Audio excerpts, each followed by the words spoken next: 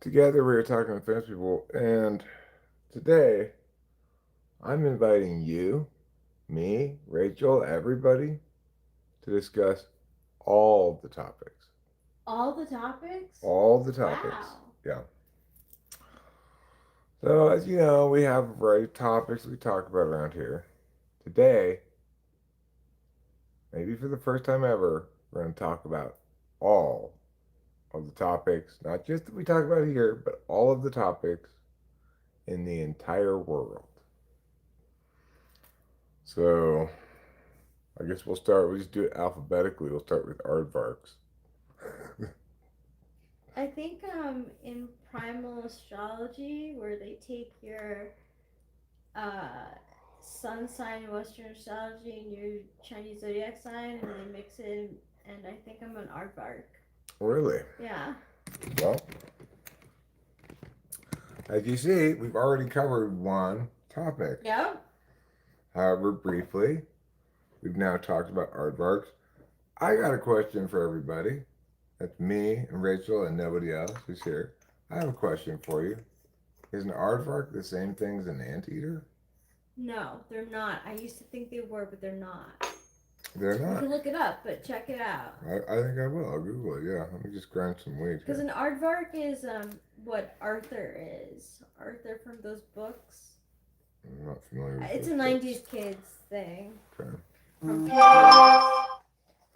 Arthur is like maybe a 9, passive aggressive kid. Um, there's a meme because he gets like frustrated, and the way they show he gets frustrated, but he makes a fist, and they make a meme out of it. But yeah, he's I think an aardvark. Well, I'm also gonna go to the letter B now. Talk about Bob Odenkirk. Did Oh you yeah. did you know? I watched that Oh, video. did you? Did you know that Bob Odenkirk wrote Chris Farley's Down by the River sketch? No freaking way. Yeah, interesting, huh? Wow, that's a legendary skit. Yeah. No, I had no idea. Bob Odenkirk wrote for SNL for through several generations of cast members, Really? and he said he felt like he did his best work with the David Spade, Chris Farley, Adam Sandler group. Mm. But he was there for, I guess, quite a while. I'm sure I read him, his stuff in that SNL book. I just don't remember it because I don't think he really like. I don't think he was on my radar.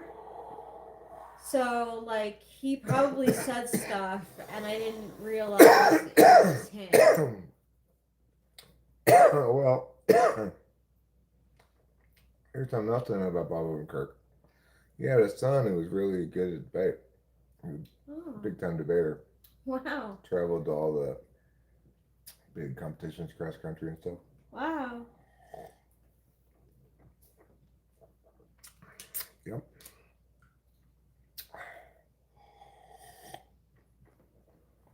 So, I would guess his son's probably graduated from college now,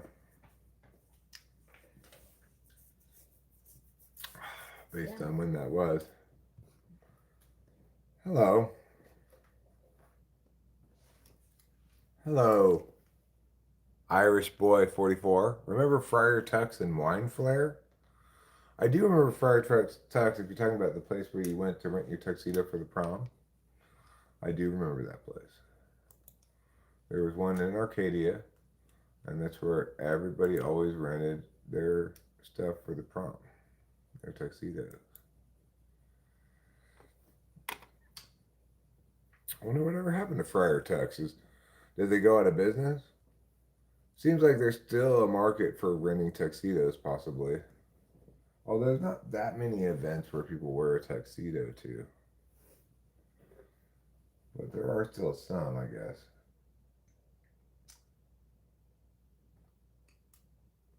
In contrast, while boys rented their tuxedos, girls buy their prom dresses.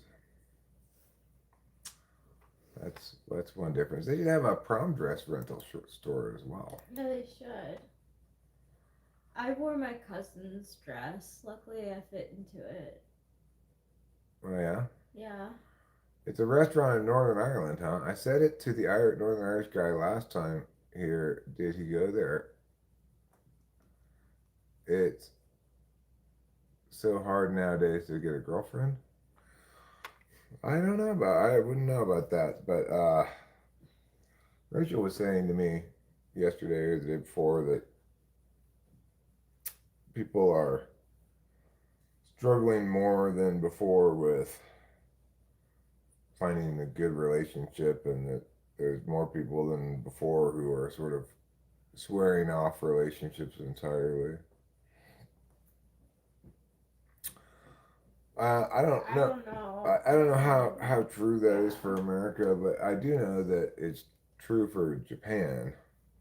That there's this whole herbivore culture where you got all these males who they're like, nah, I I'm too scared of girls, and that's all there is to it.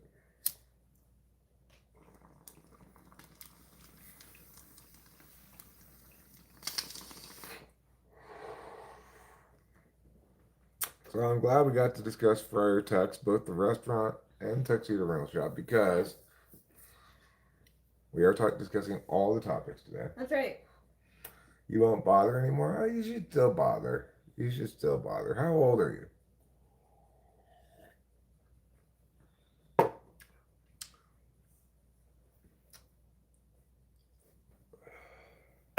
You know what they say, winners never quit and quitters never win. 24? Oh, come on. Come on. I was single at 24 and multiple years away from my first marriage. I'm now on my third marriage, and uh,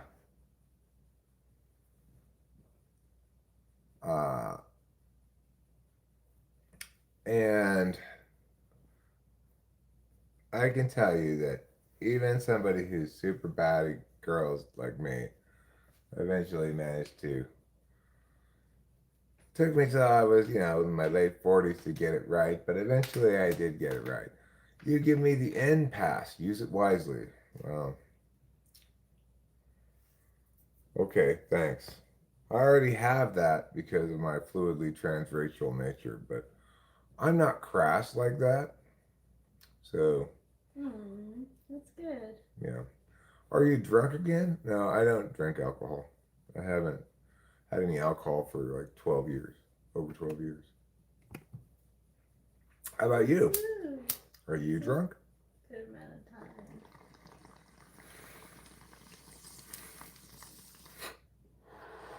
Oof. I need a haircut. Well, it's pretty short. Yeah, it is. I had to quit drinking. I couldn't handle it, I couldn't drink sustainably. So I had to stop. I've always been an intoxicant enthusiast, but alcohol just got the better of me.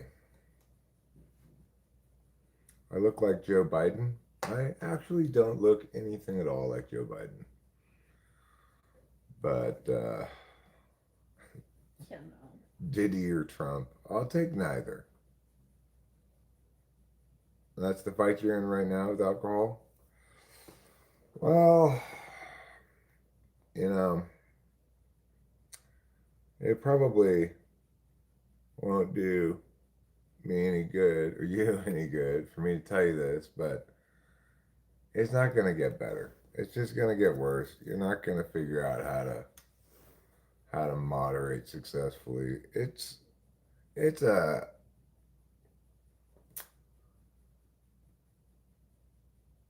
it's a sloppy drug. And it's not one that you'll ever get the hang of if you already don't have a good hang of it. It's like if you're anything like me, drinking alcohol makes you make bad decisions about drinking alcohol. You know, you have a couple beers and you say, I'm barely even whatever. I could at least have one or two more. And then before you know it, you're shit faced and making an ass of yourself. I well know the horror of that. So it's conceivable that you're somehow different than I was with it, but I don't know. When you hear people who are already saying like, oh, I gotta do something about my alcohol consumption in their early 20s, well, I would say you have a 99% chance of having two choices: abstaining completely from alcohol or struggling with it forever.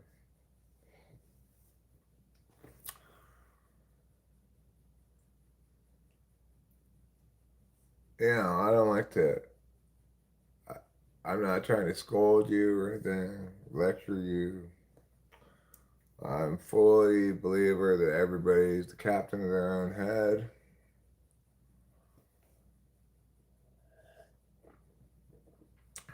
But if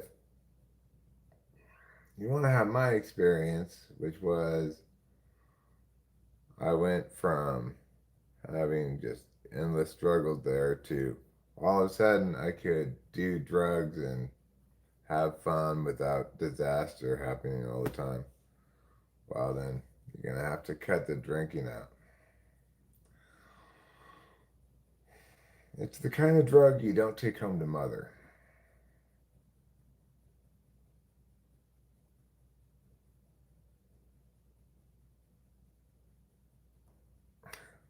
Well, I don't think I look like Vermin Supreme either. Who's Vermin Supreme? He's this horrible ENFP. Most importantly, my thinking, attitude, everything is nothing like Vermin Supreme. It's quite the opposite.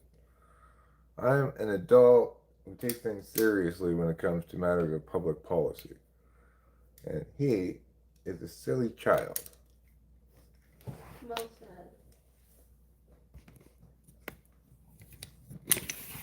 Well, yeah, you'll have to do what you decide to do.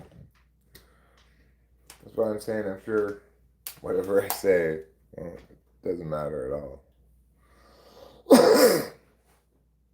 But,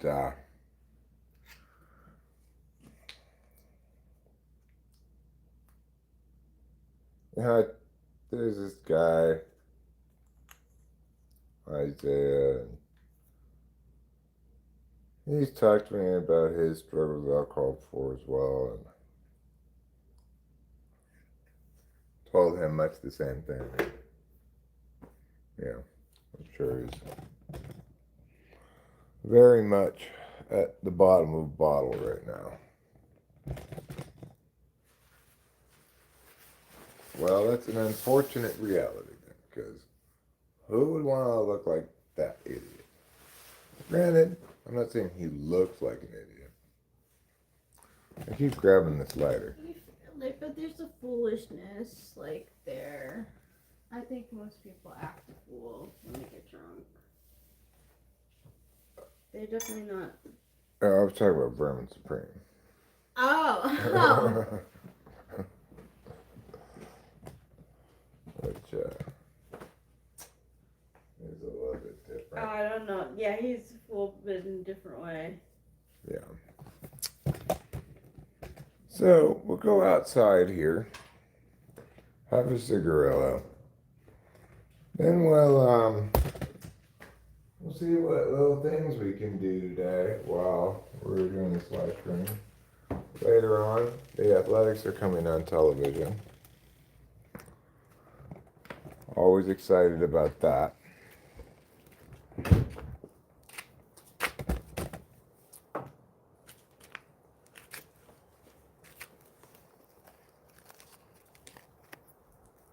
We'll go stand over there maybe too. We can look at the trees and stuff.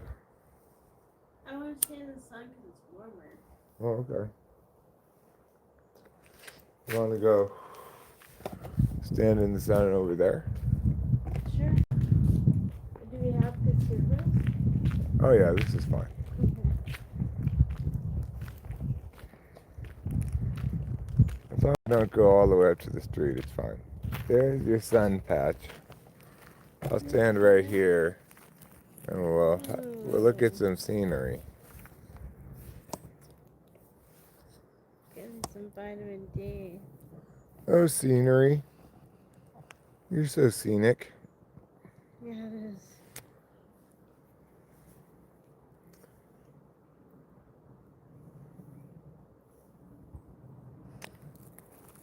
You know what they say?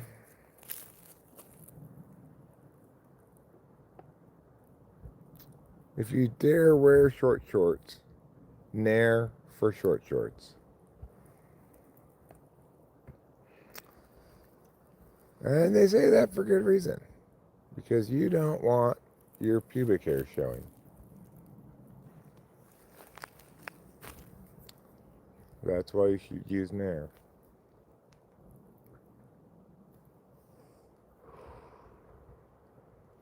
I tried Nair for my legs, but I got a allergic reaction. I don't really believe people should try nair. Mm. I believe it's made out of some kind of rat enzyme. Really? Mm-hmm. It's terrible. No wonder it smells that It's way. like an enzyme from rat spit or something. Gross. Yeah, pretty gross.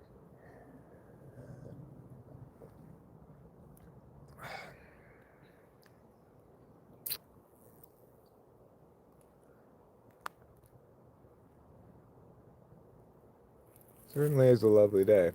It is. I do see some clouds over there. Maybe that's the coming storm. Oh yeah, I've got to look that up. Yeah, supposedly we're going to be getting rain here in the next couple of days.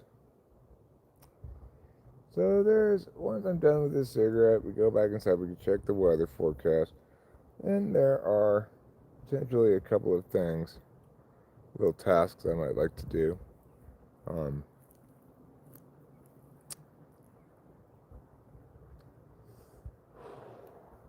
One or two outside things, maybe one or two inside things.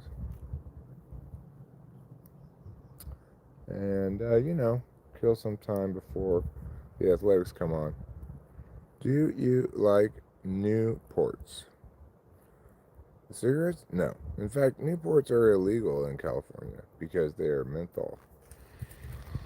California doesn't allow any menthol cigarettes, but it didn't affect me because I didn't smoke menthol anyway. I smoked regular cigarettes. So, but the good, sanctimonious people of California decided that we needed to ban menthols because, after all, black people smoke them. How is it going back to the Okay. Basically, that's why voters voted to ban them. There were these commercials that talked about how menthol cigarettes targeted communities of color with their advertising. It was the most patronizing garbage I've ever heard, but it worked on my state's idiotic voters.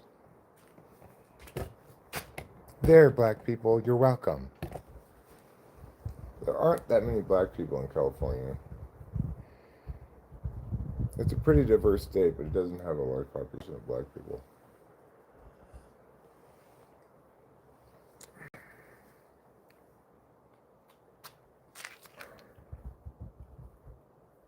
Banning menthol makes 0 sense. No, it does make sense, Casey Jones. You see, big tobacco, they target helpless communities of color who are taken in by their brainwashing ads and smoke menthols. We regular people have to help them by banning menthols. Don't you see? And by communities of color, what I mean is black people. Okay? So, you're welcome. Happy Black History Month.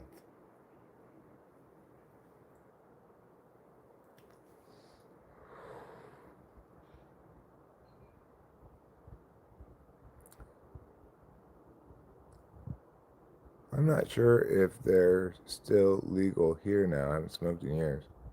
Newports are the coolest. Well, is it Newports or Salem's? Which one is alive with pleasure? Because those are the coolest. After all, they're alive with pleasure. And I can hardly think of a better tagline than that for anything. I mean, I don't care what you're advertising. If your tagline is alive with pleasure, well, that sounds pretty good. I don't know what it is, but I want to be alive with pleasure.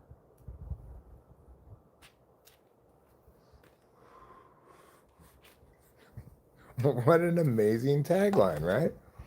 Whoever wrote that is a genius. Alive with pleasure. Now, sure, I'm also fond of Paul Mall's very different tagline, where particular people congregate. I think that one's good too, and it's very different. It's good for very different reasons. But both of them are absolutely fantastic taglines for your product. Alive with pleasure and where particular people congregate.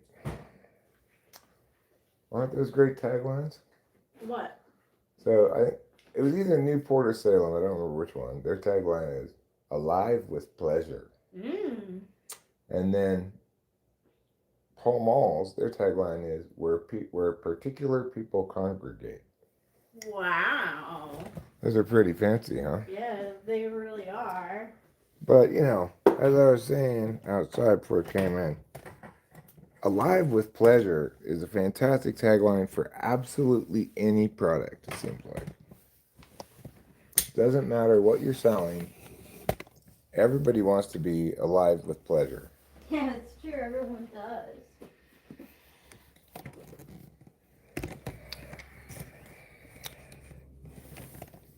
Oh, sounds like somebody's delivering something.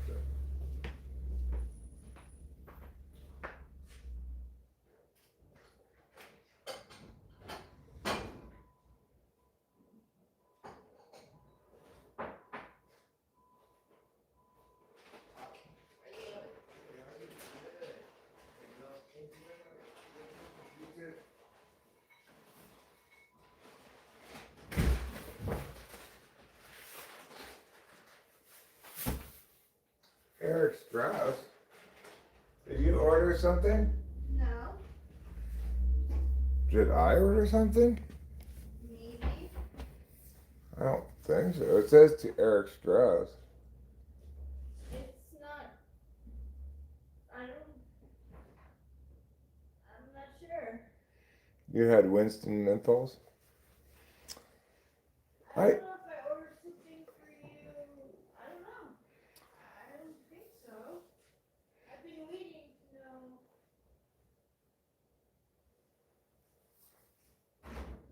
I used to bounce around between cigarette brands until I got to Marlboro Reds, and then I've never looked back. I've smoked nothing but Marlboro Reds since.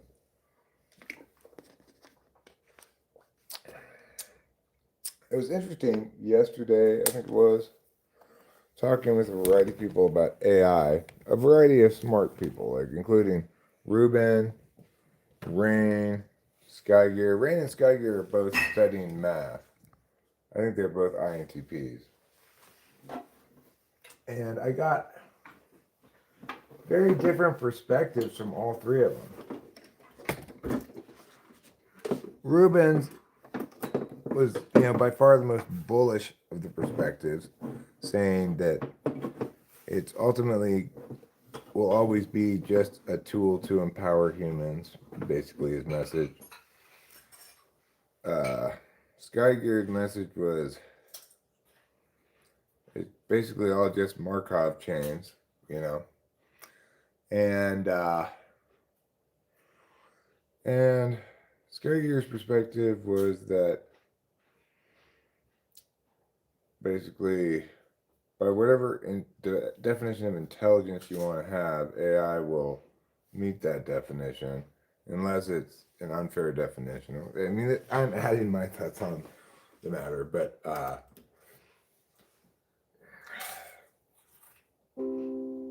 I would say that it's not ever going to be intelligence because, like, no matter how convincingly an AI might imitate certain aspects of being a human, like, what do you like better, lasagna or ravioli?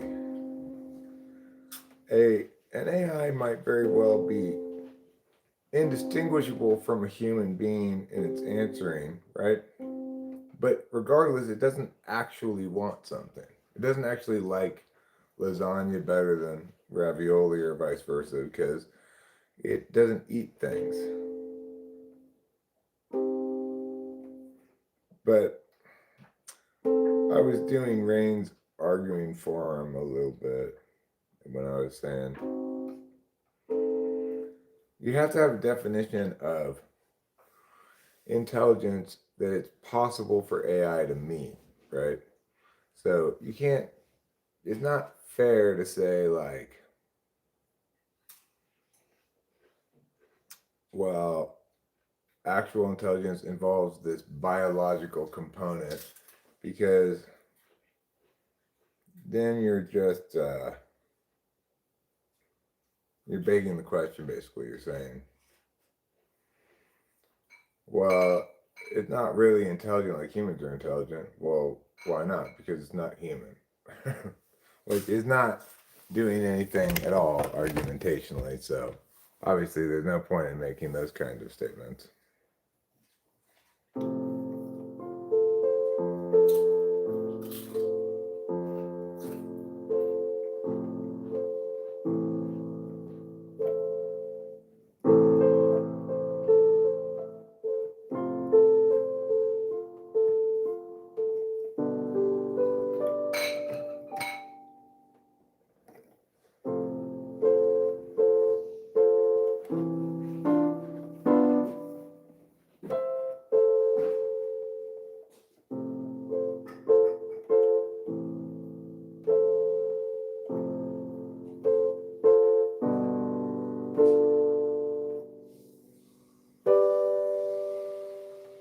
You know, since I've been playing the keyboard more with the drums and stuff and the autoplay, I've actually gotten a little worse at doing at just playing the piano.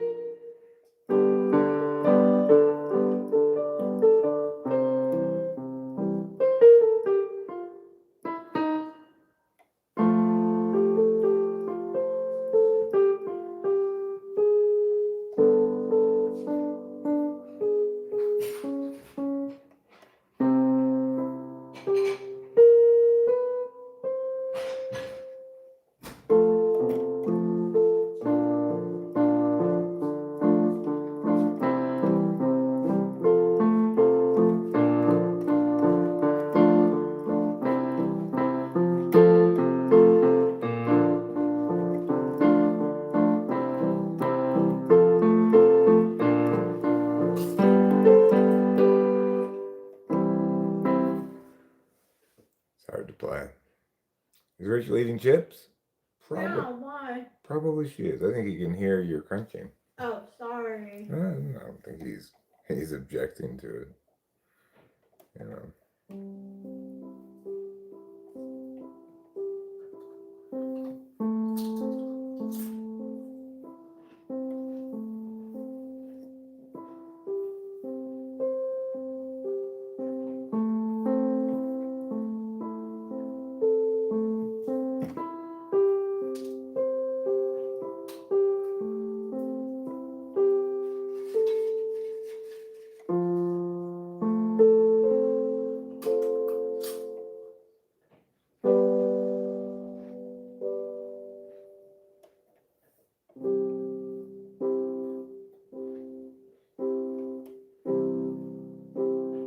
The piano is such a nice instrument.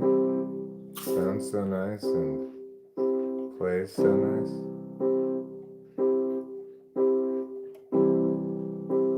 It's like, why didn't I spend my whole life playing the piano?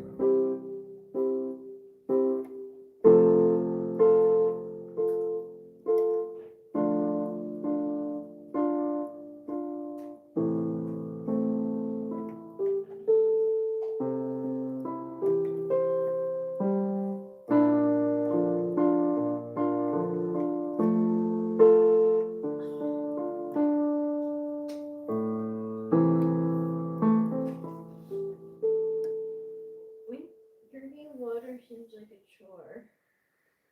Hi, Steve Billings. Hi, Ruben R. How about the drums going slowly so it doesn't make you worse and then bumping up little by little? Well, I mean, when I'm playing with the drums, I'm usually using the auto play thing, or I'm just playing the bass line because I'm probably trying to do vocals over it and I can't do complicated things and sing at the same time. You know,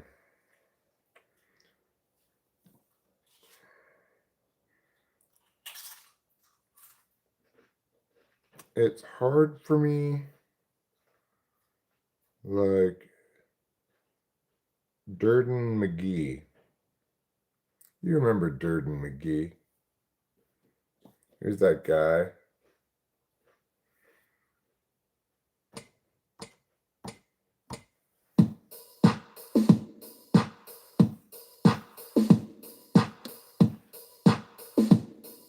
Do you remember Durden McGee? Do you remember Durden McGee? He was the guy that you used to see. Do you remember Durden McGee? He was a cool guy. Do you remember Durden McGee? He was the guy that you used to see. Do you remember Durden McGee? I do.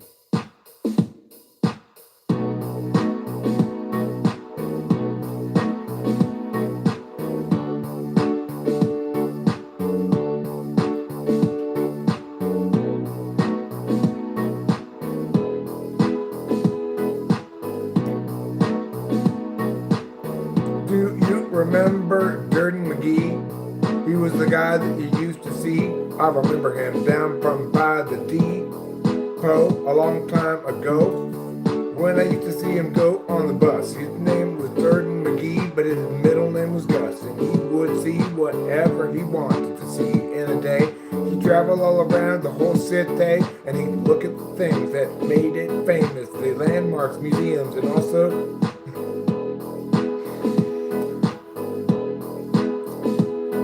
well, I was gonna say anus, cause it rhymed with famous, but I thought that's not really something that you look at a lot in a city, so I stopped. And that's what happened there, in case you wanted to know, and that's why I told you so, and I'll tell you again, his name was Durden McGee.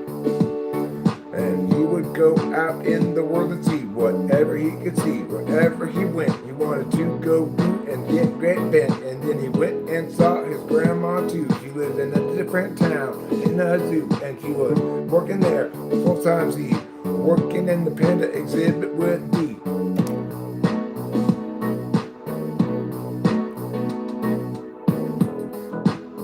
This is the story of Durden McGee. He was the best guy that you ever will see. He visited his grandma in the zoo. She worked there at the panda exhibit with you. And Durden McGee, he brought her some flowers because she was his grandma.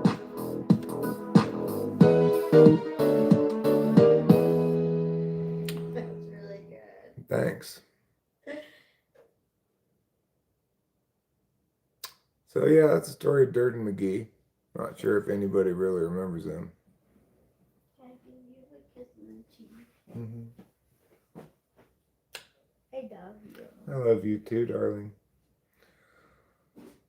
So, yeah, the middle name was Gus. That's right.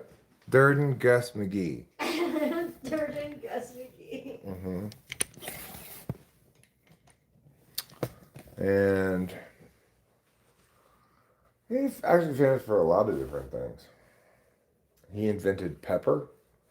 He invented pepper, huh? Yeah. Prior to his arrival on the spices scene, there was only salt. Everyone just said, "Can you put salt and nothing on it?"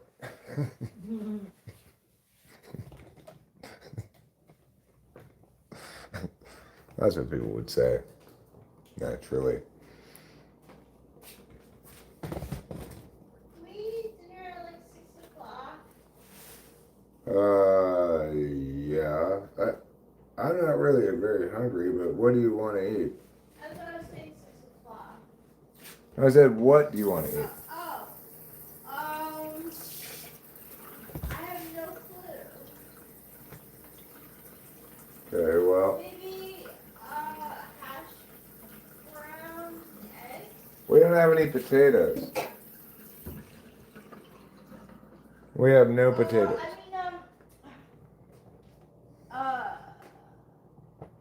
Corned beef hash and potatoes. Oh, corned beef and eggs. Corned beef hash and eggs? Yeah, we could do that. That'd be easy as well. All right, well, I'll get started on that, in time for 6 o'clock. Yeah, I was thinking 6 o'clock because I'm not hungry for it right now either. But I was thinking even 6:30 is fine. Wonder what this is all about. I have a feeling it might be from Winston's mom. I don't know. If it says your name, it's probably for your birthday. Oh, that's possible. I forgot about that. I do have a birthday. Mouth food. Yeah, I've been waiting for you to come out with something for me to get you. I told you, a spade. A what? I mean, a trowel. A trowel or a spade, whatever you want to call it. What is it again? Oh, yeah, that's right. We gotta go get that. Alright, well, let's see what this is. I'm going to open this box and reveal its contents.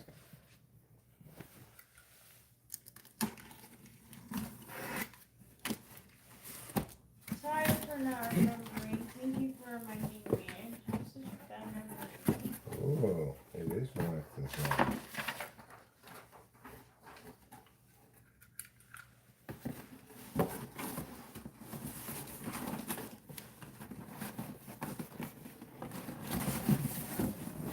Let's see what we got here.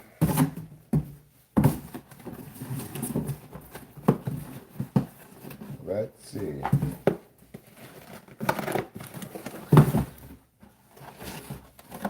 Oh. This is way too big. This is not fitting in my head at all. What size is it? I don't know. I will tell Winston's mom and see what she says to do about that. This is Yeah, there might be ways you can fix that. That's math. I mean, you might be able to return and get a different size. I think, I didn't. It's not like I wore it. I briefly touched my head. You can tape that up again and we'll ship it out. Because it's a nice hat. It's a nice summer hat. You can wear that, like, the baseball hat. Doesn't want to go on there. It went on there originally, but It is too big, but that would look pretty cool. No, it's like floppy. It's gonna fall off. what do you mean? It's supposed to go on here, right? Urban R is saying if it's too big. Oh, it goes like that. Oh. I had it upside down. You got it. So then. Okay. Then this box goes on top of that. And Either way. Like that, yeah. like this.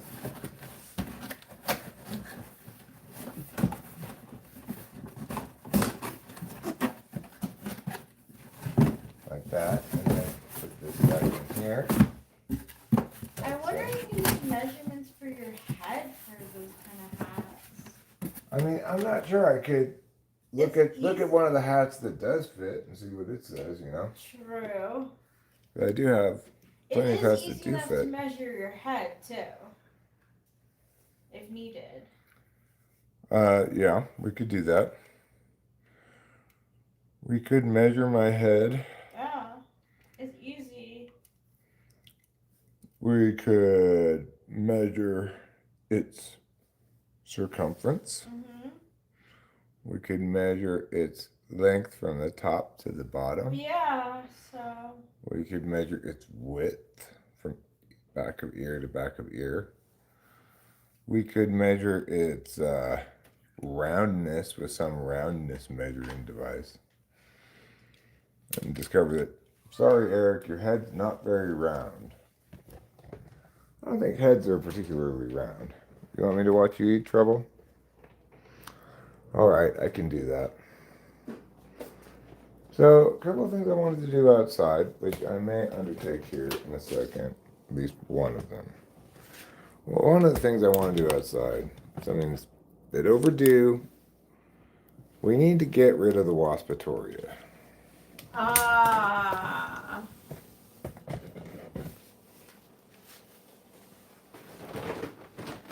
A lot of wasps have decided that they want to make their waspatoria underneath the eaves of the garage. Well,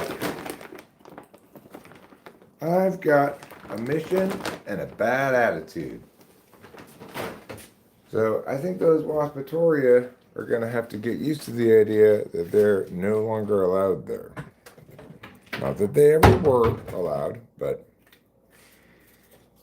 yours is way more round. That's one of the first things I noticed about you, Ruben. It's like, wow, what a beautifully round head. Mm.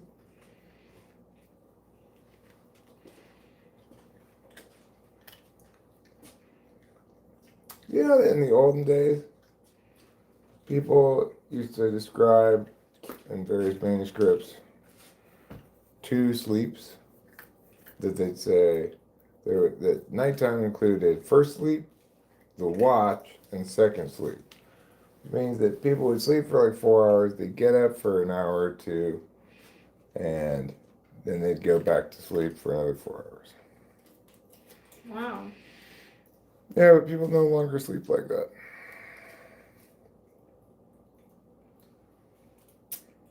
Should we bring that back?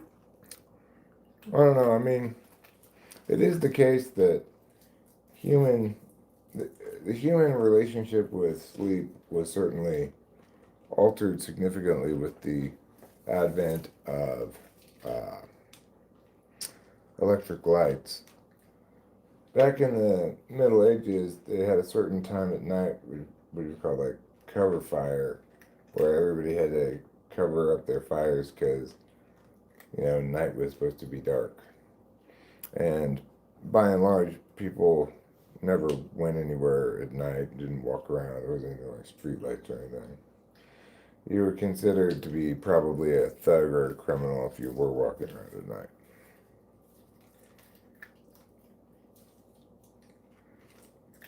Apparently, you can break it up yet again into 4 chunks of 2 hours, and a lot more the watches. Yeah, well,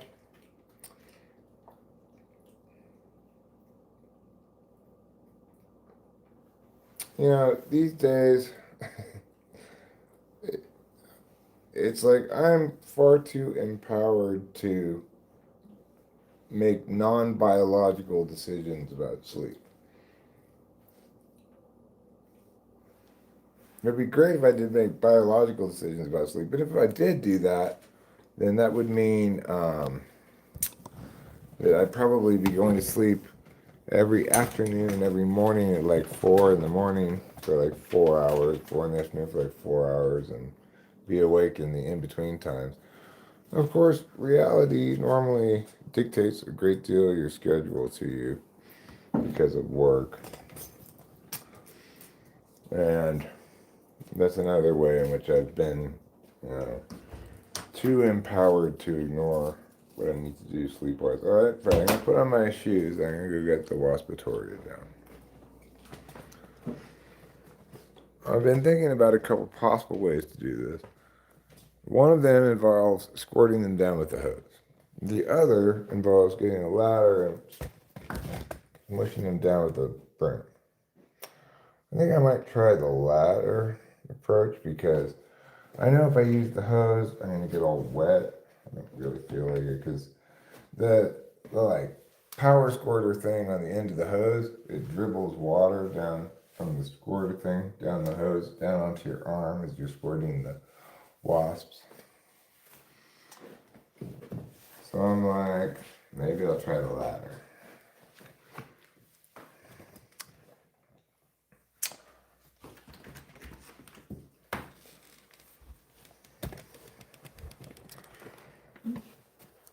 Why did it have to be chilly? Because that's what the atmosphere has decided to do.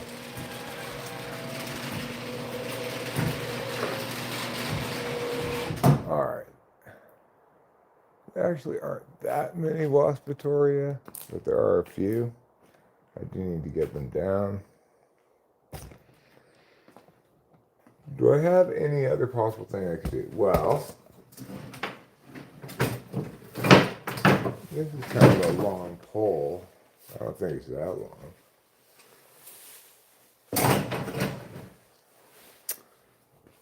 Alright, let me get a ladder. Let me get a ladder.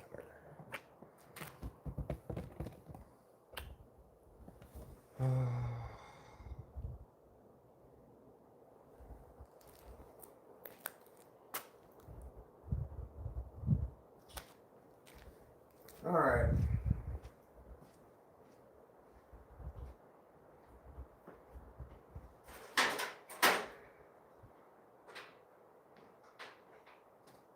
Let's see if we can do it with this ladder. Let's start with this ladder and go from there.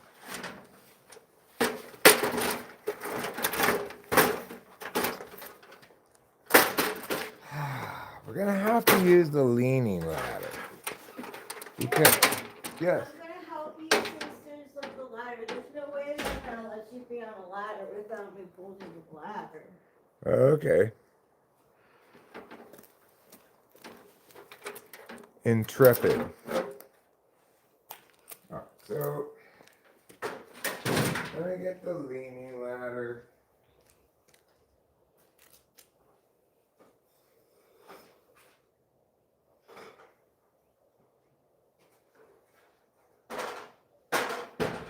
The leaning ladder of Pisa.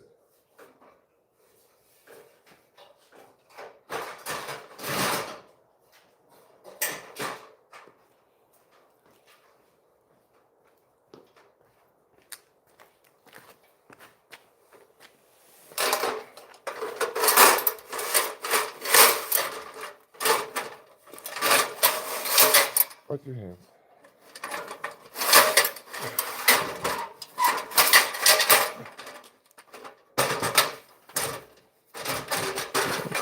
Back a little bit further. Whoop. There we go. That's good.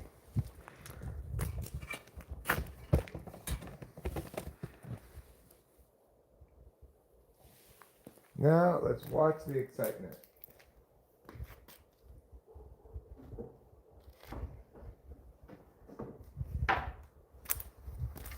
Let's try getting down with this stick.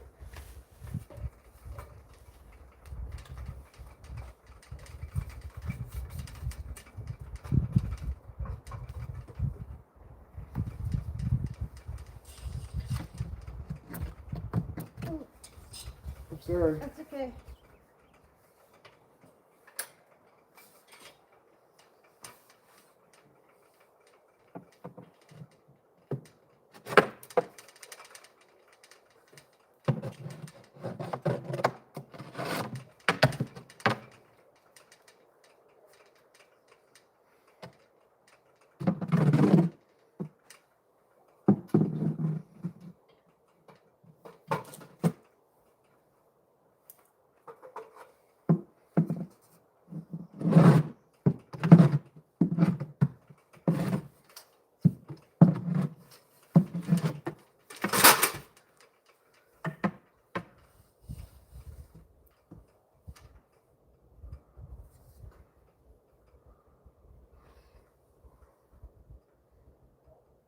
well, I think I got all the ones over there. And Okay. the other one, I don't even think I need glasses. This one over here, I think I can just get with a stick.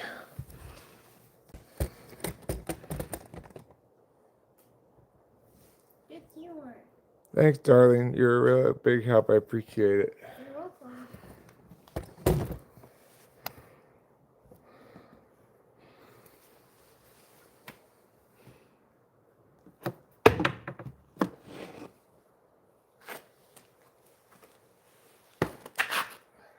Good job. Sorry, Mr. Ross, but no can do. Yeah. Just like the Hall & Oates song says. Yeah. Uh, No can do. there's one more Uh-oh. on this side. Okay, so you're gonna have to go the ladder again. I'm going to try to zoom in on it.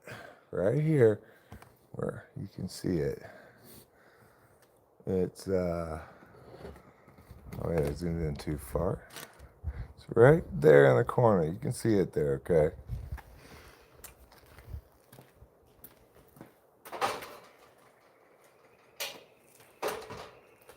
Oh, I made a little mirror in the wall.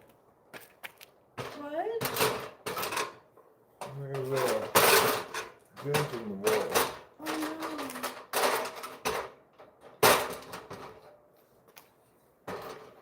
Oh. See it right there? Yeah. Oh.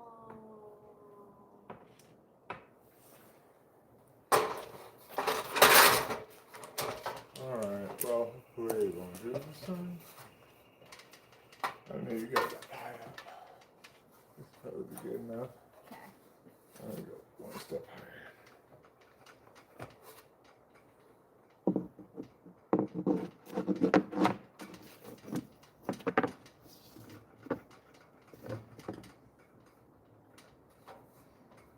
Great, I got it. Yay! Yay, indeed. Good job, Eric. Thanks. You're welcome. Thank you for your good job holding the ladder. You're welcome. I got it. Oh, I'm not going to fall, Rose. Thank you for your concern, though. My lovely wife Rachel was holding the ladder. Otherwise, you know, Rachel's a little bit smarter about stuff like that than me. That's why we're a good team.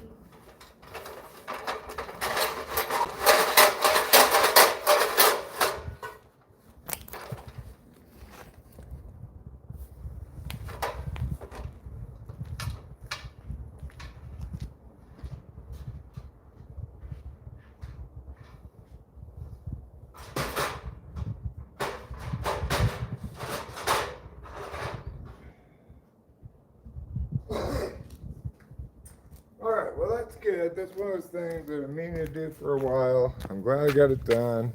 That's great.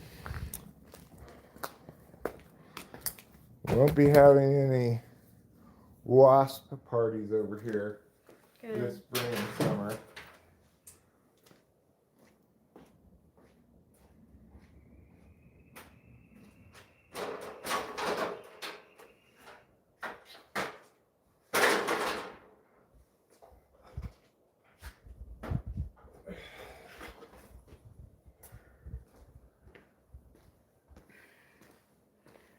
Alright, we did thing number one. And that means we get a prize. What prize is that? I'm guessing maybe an Olympic gold medal, maybe the Nobel Prize. I'm not sure, but I'm sure we get some kind of prize. Can I have some bread with butter? Sure. How should I warm up the bread? I mean, I would suggest you'd be better off to warm up the butter. Okay. I'll let it stay out for a little bit then. You could just put it in the microwave for like 30 seconds. it'll melt.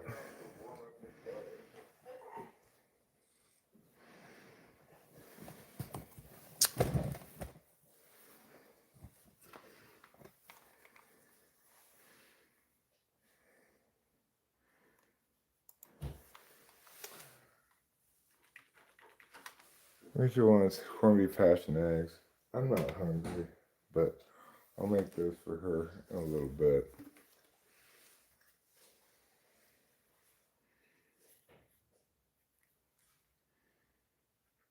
It's nice having the remote control.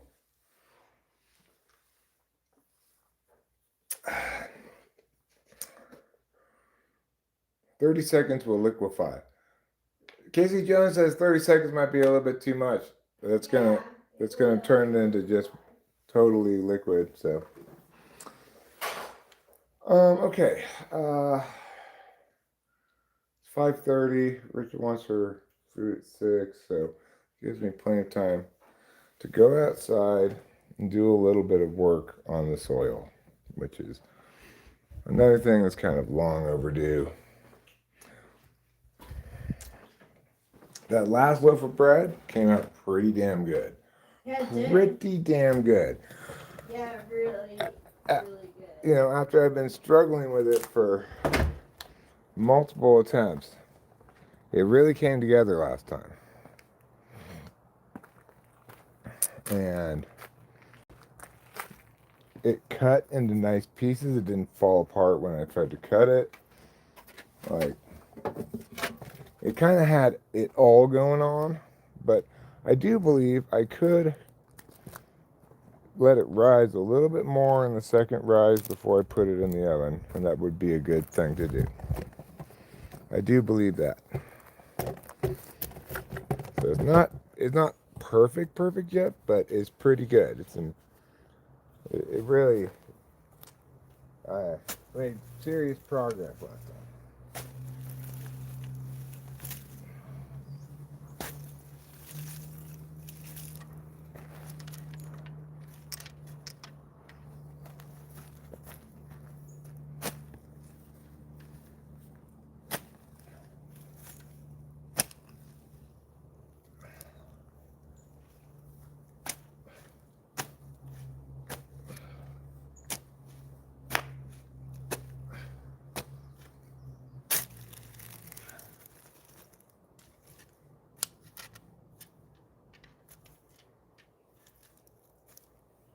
Good. Well, turn the compost a bit.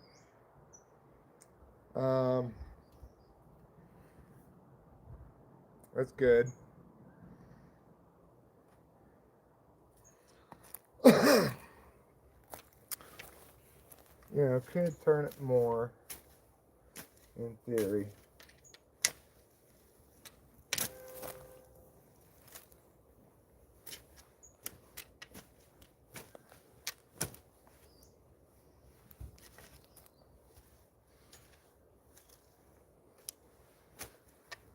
There. All right. Now we've got this part over here, which I need to dig a bit, but I also need to add some steer manure to condition the soil. So first I'm going to dig it up a bit, turn it around.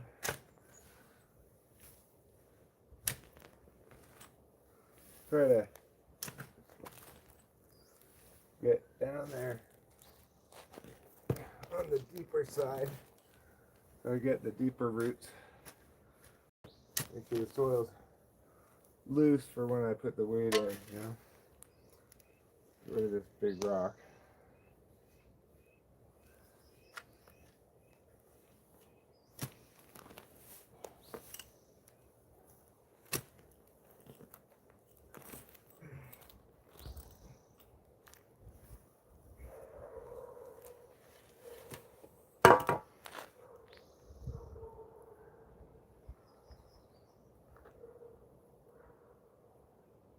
Obviously, last year's roots are not the ideal growing medium.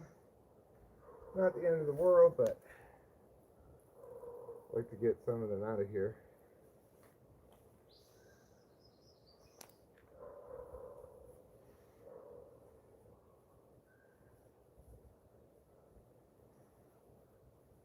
Okay.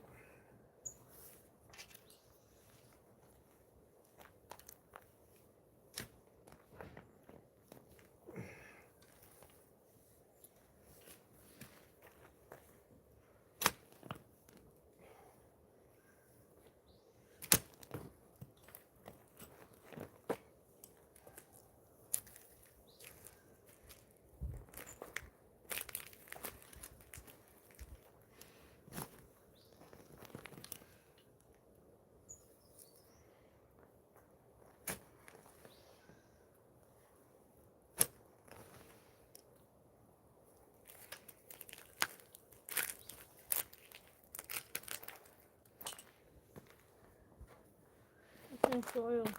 Hmm? It's nice soil. Yeah, well, it's last year's soil, so got a lot of roots in it, but Mm.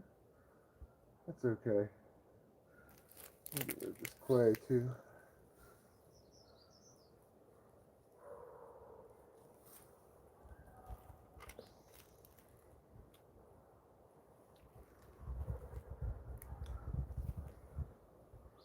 Anyway, I'm breaking up the dirt, taking the roots out, but because I'll enhance the soil with steer manure on it, but I can also add fertilizer and stuff. But what I need is to have loose dirt for it to grow in,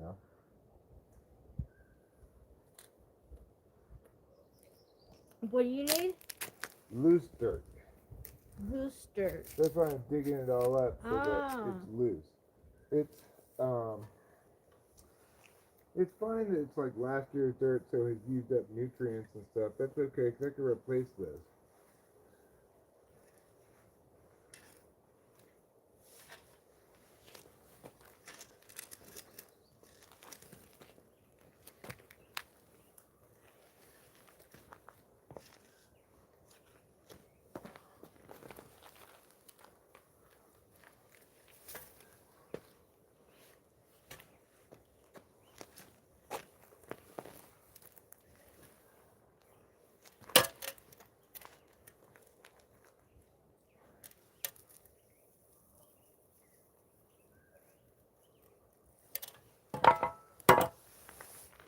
Just break up these clumps, get the roots out, and that'll loosen the dirt up.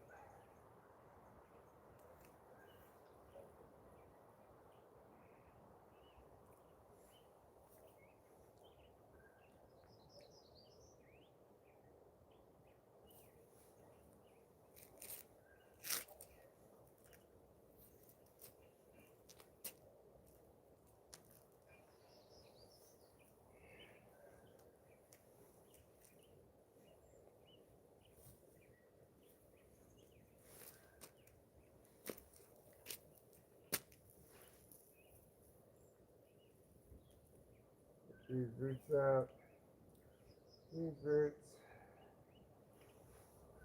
these roots. Get all these roots out of here. Okay.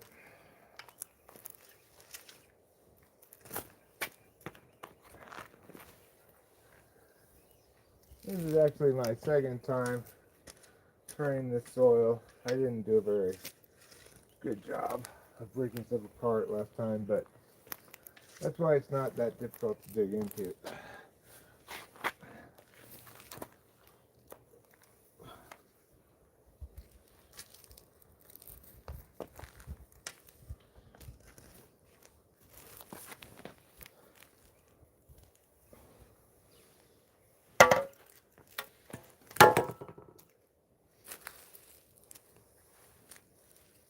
You can see how big this ball of roots is.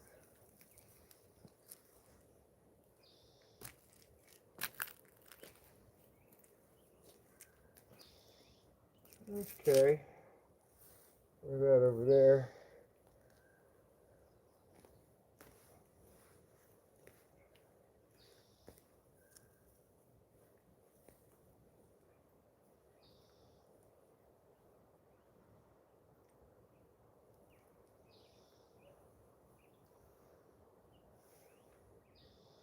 Is it okay that I'm codependent on you?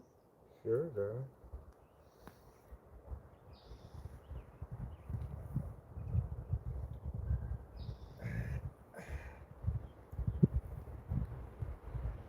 Okay.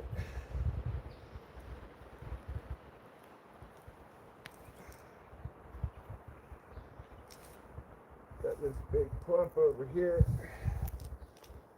Needs to be broken up.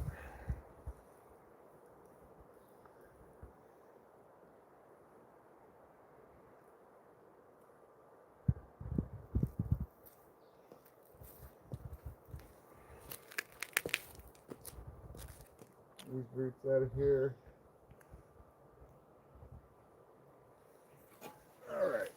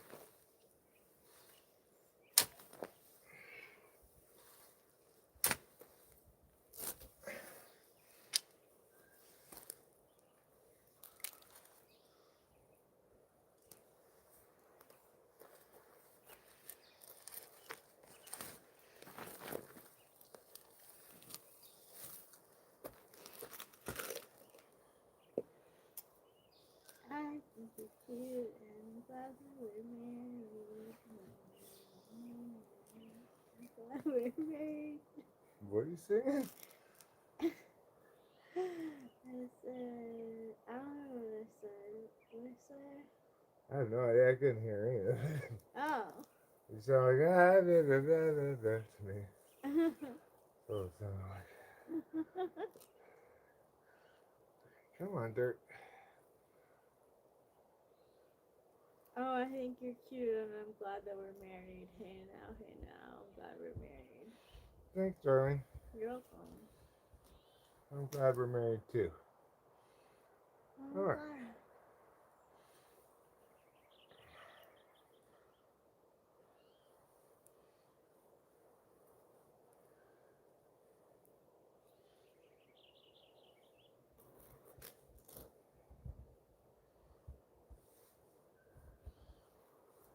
All right. Well, we're off to a pretty good start here. Yeah, I'm not gonna grow as many plants this year, so I'm not going to need as much area to plant in technically, but I think I'll just space them further apart.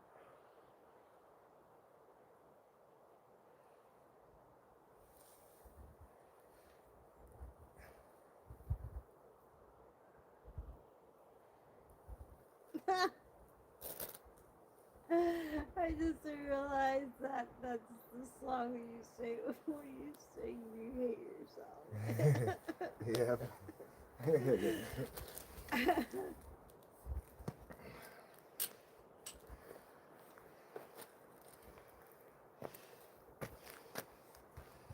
All right, I'll get a little bit more of this.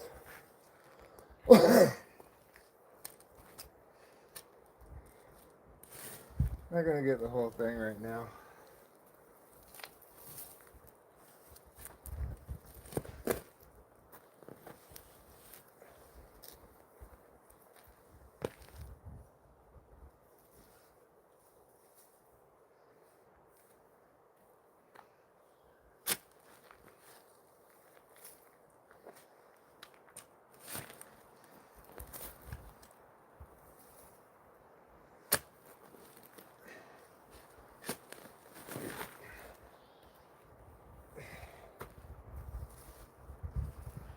Huh. I guess I didn't really dig this part up before. Must have been a spot like between plants where I didn't dig a hole.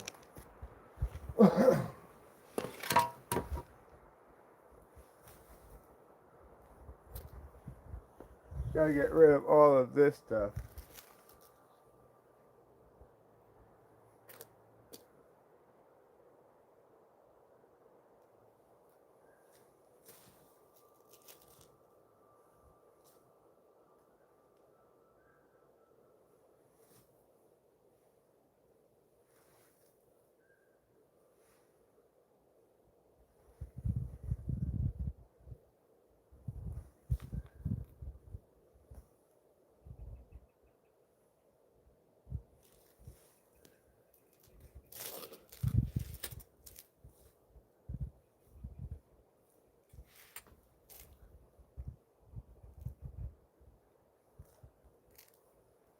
Alright.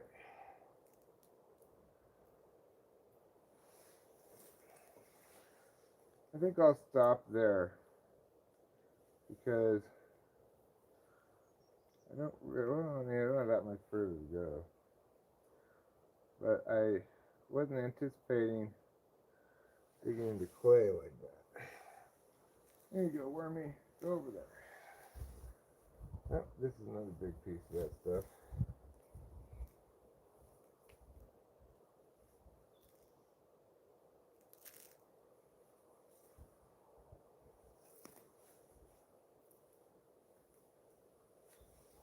Okay, well, maybe I'll get a little bit.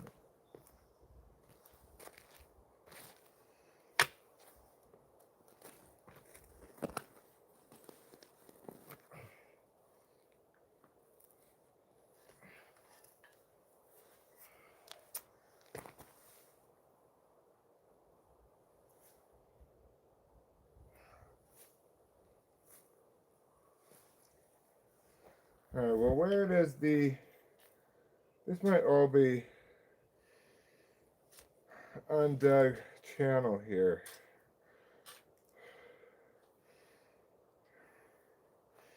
I think maybe I should just go straight to there.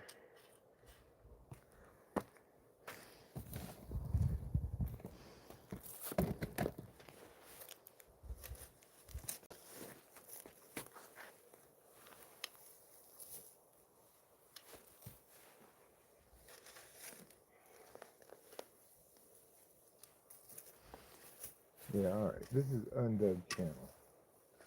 So we'll just push that into there, dig up a bit of that, like so.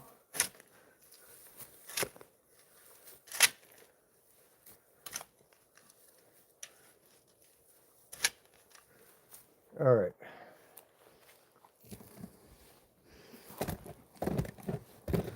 And we'll come here and get this.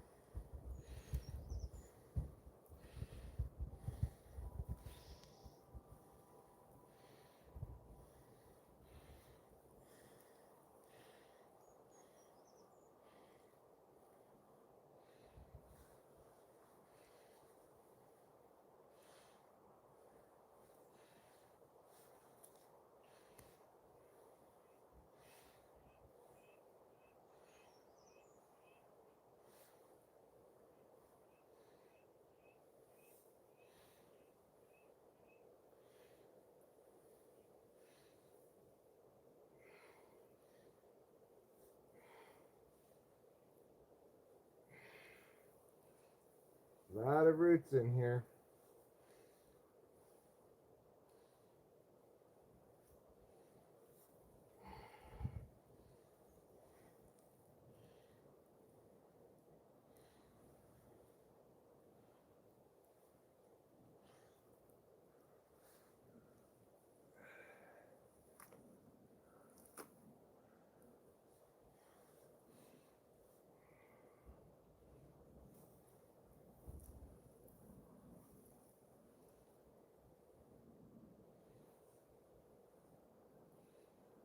Okay, we're almost done.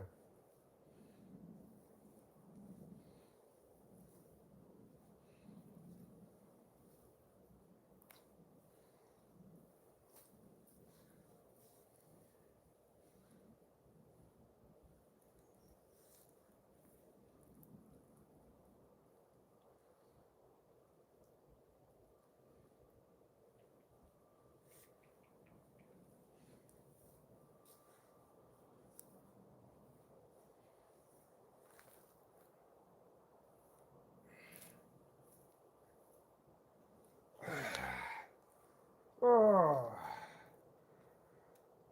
Woo.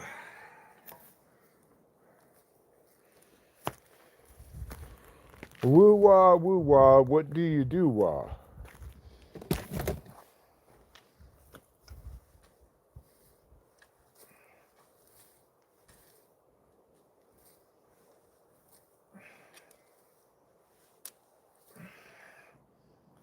Alright.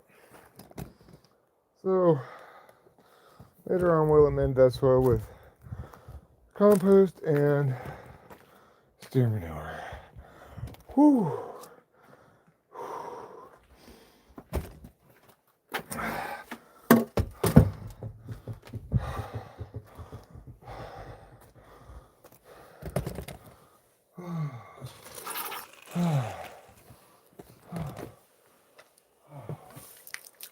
Ooh.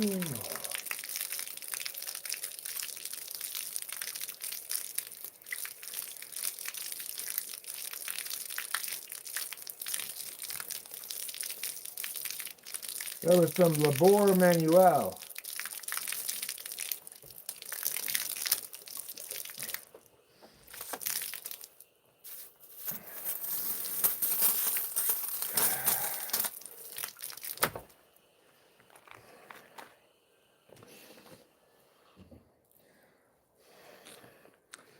Okay.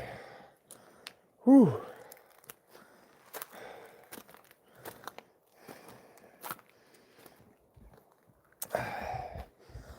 It's been a minute since I've done any exercise.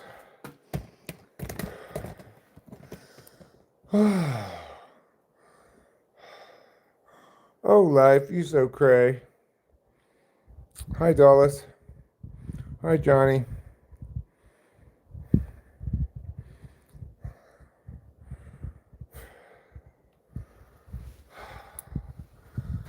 Well, digging.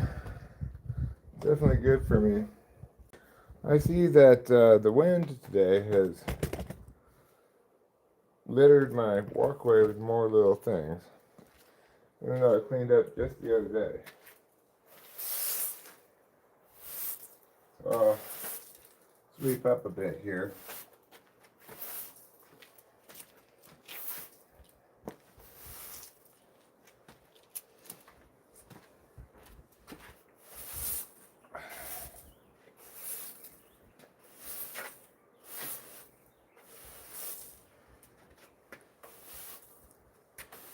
Supposedly it's gonna rain. So there's more wind and stuff. This may just be, spitting in the ocean, but I'll aim for tracking less shit inside the house anyway.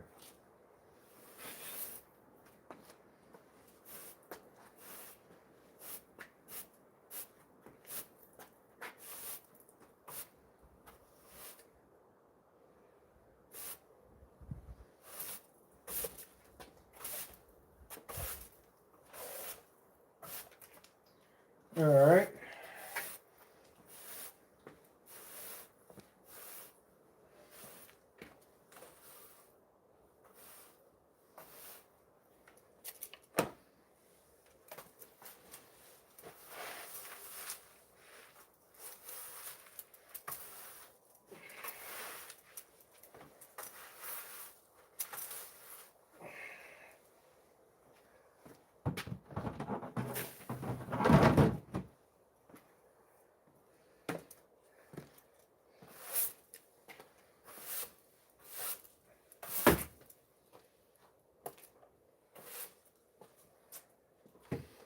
Alright, well that's better.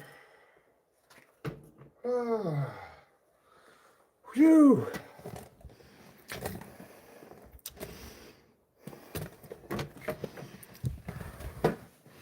We're getting things done. Like, what's his name? Oh no. His name was Durden McGee.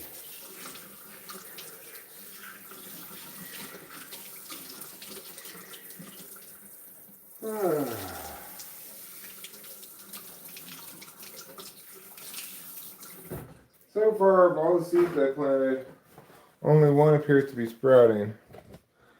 I may have let it dry out too much at some point, I'm not sure. Don't see anything in there. There is something in that one. It's coming up. Don't see anything there. Oh wait, this one does look like it's coming up. Alright, so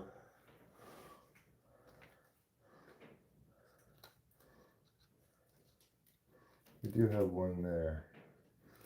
Let me just kind of try to lay this to give it a little bit of, keep the moisture in there. This one, I also don't see anything yet.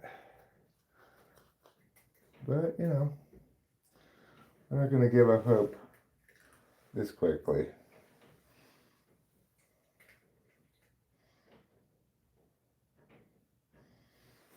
Alright, so at least we got 2 sprouts now. That's better than it was a second ago, you know, like last time I looked earlier. I was only sure of 1 sprout. So, that's progress. Do you want to know what your personal day is? Sure. Okay. Number 11. A day for insights into the higher purposes of life. Be a source of inspiration and illumination for others today, sharing your ideals and dreams.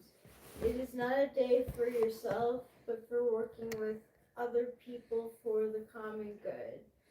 The 11 personal day is a master number which can revert back to a 2 personal day.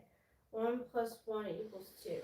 Be sure to also take this into consideration. Okay. How many eggs do you want? 1. Okay. Turn this off. And we'll make Rachel. Oh, Winston's mom, is that you?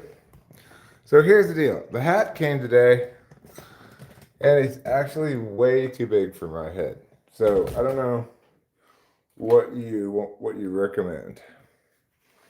I just tried it on for 1 second and then put it back in the box, close it all back up. But it's like, I don't know, substantially too big for my head.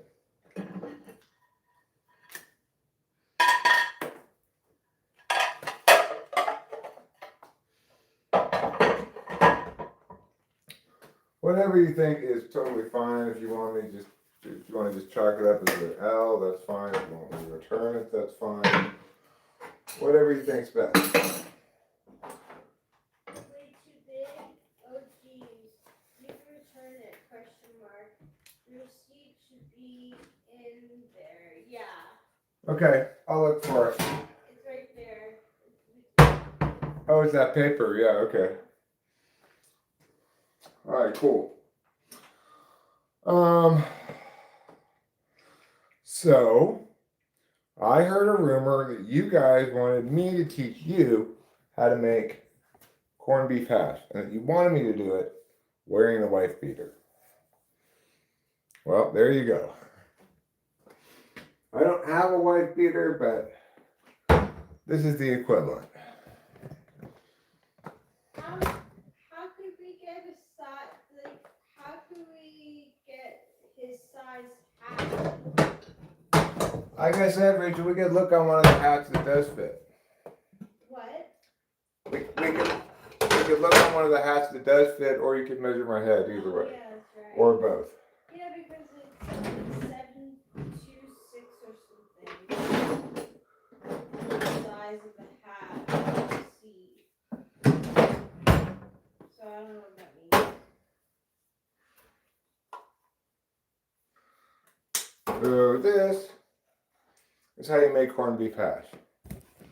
First, you get a can of corned beef hash. Then, you open it using a can opener.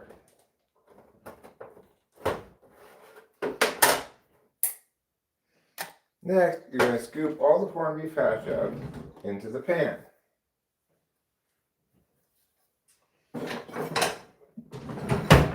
You in the back. Yes, Dulles, yes? Oh, how do you get it out of the can? Well, I'm going to use this thing here, which is a spreader.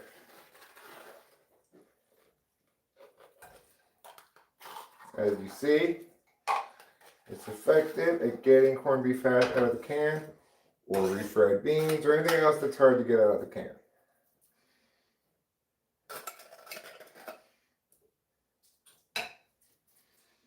Okay.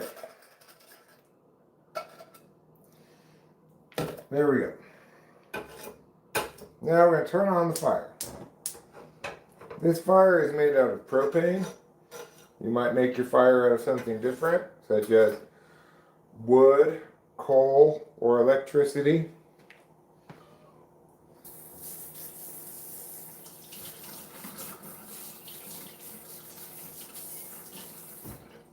I'm going to wash off the spreader, put it back in the drawer. Next, I'm going to get a stirrer. Now, that's this wooden spoon right here. Made out of wood. This is a good thing to use to stir stuff. We're going to spread this out evenly across the pan. Like Wesley McMahon. There we go. I'm just going to let that cook for a bit.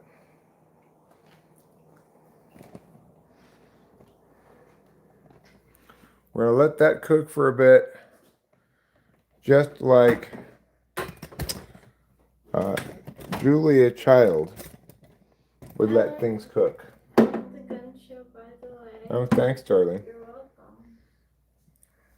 Everyone should feel very lucky. Even though, technically, you shouldn't have a gun show inside the house. Yeah, agreed. But you know, I live on the edge.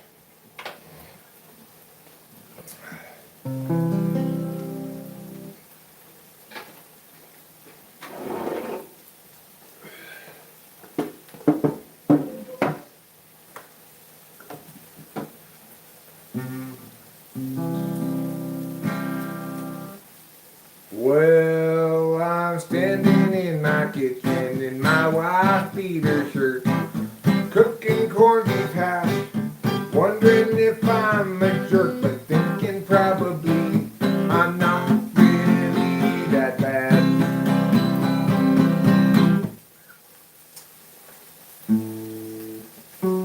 Corned beef hash takes kind of a long time to cook, so I thought I'd bring the guitar in here. You kind of got to stand by it the whole time, too. Stir it up.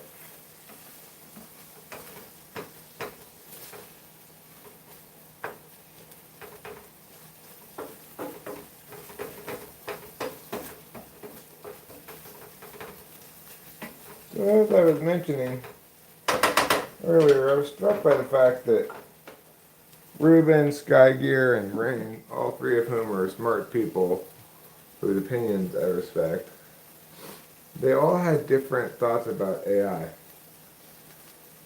They all took a totally different, each took a totally different perspective on it, you know. Like, Skygear was, it's just Markov chains. Rain was, it will be actually intelligent. Ruben's like, it'll always be a tool. It's interesting. I don't use a pick, so. Chipmunks have an obsession with potting soil, huh? Don't put your hands in the potting soil.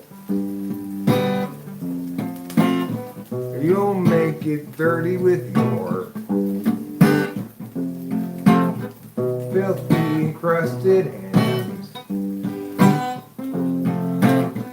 You're just like salting the land and making it impossible for anybody to grow anything.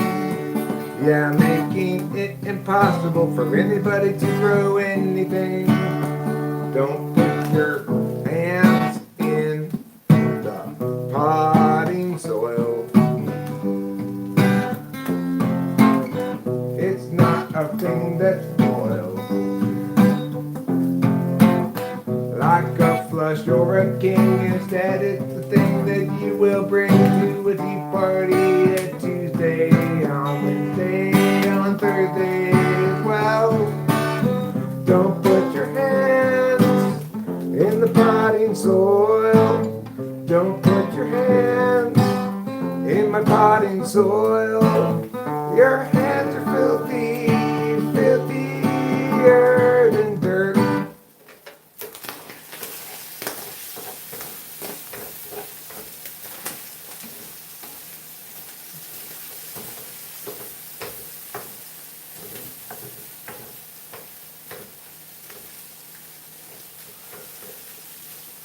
Alright, we're making a little progress with the corned beef hash.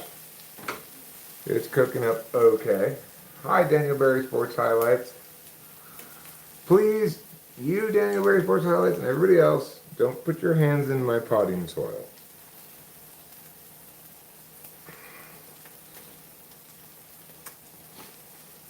Yes, that's a euphemism for my butthole. Around here, we like to be polite and just call it our potting soil. I'm gonna blow my nose. Even though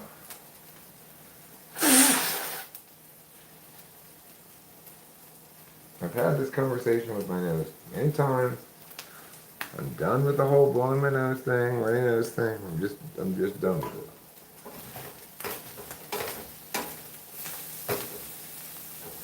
I've had enough.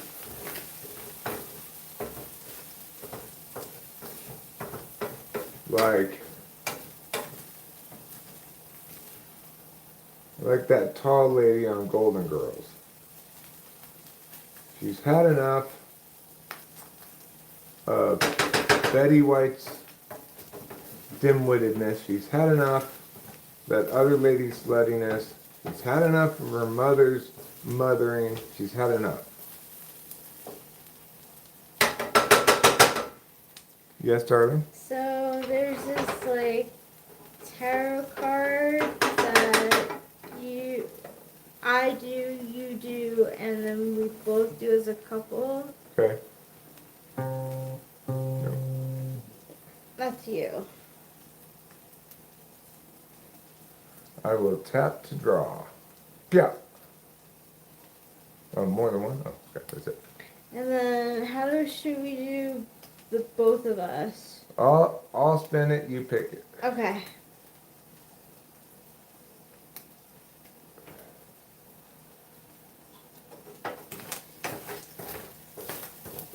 Oh, that's cute. You got one of the soulmate cards. Oh, yeah? Mhm. What's the one I picked? I saw a bunch of rods. It's like, oh, like the battle's finally almost done a run, but I can't give up right now. What's the number?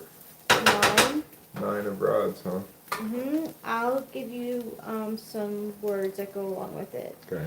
Defending yourself, persevering, showing stamina. Okay. Sounds good. I made it. Dear God, you never made it. I hate it.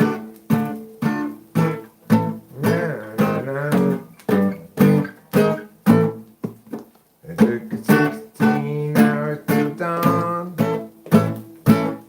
Good God, it never takes this long.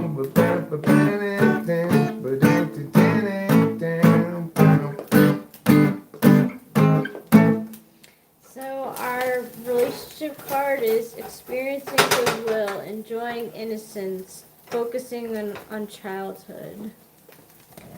Yeah, well, we are a couple of adult children for sure. I watched an interesting video about weird Beach Boys albums today. Really? Yeah, they had a weird career. Yeah, the Beach Boys kept making albums forever. All through the 70s, maybe even into the 80s. Oh, really? Yeah. And the thing is, Brian Wilson, yeah, it's hard to say exactly what happened to him, if he went insane or if he just like went too hog wild with drugs or whatever, but he had some interesting like thoughts on music and stuff, and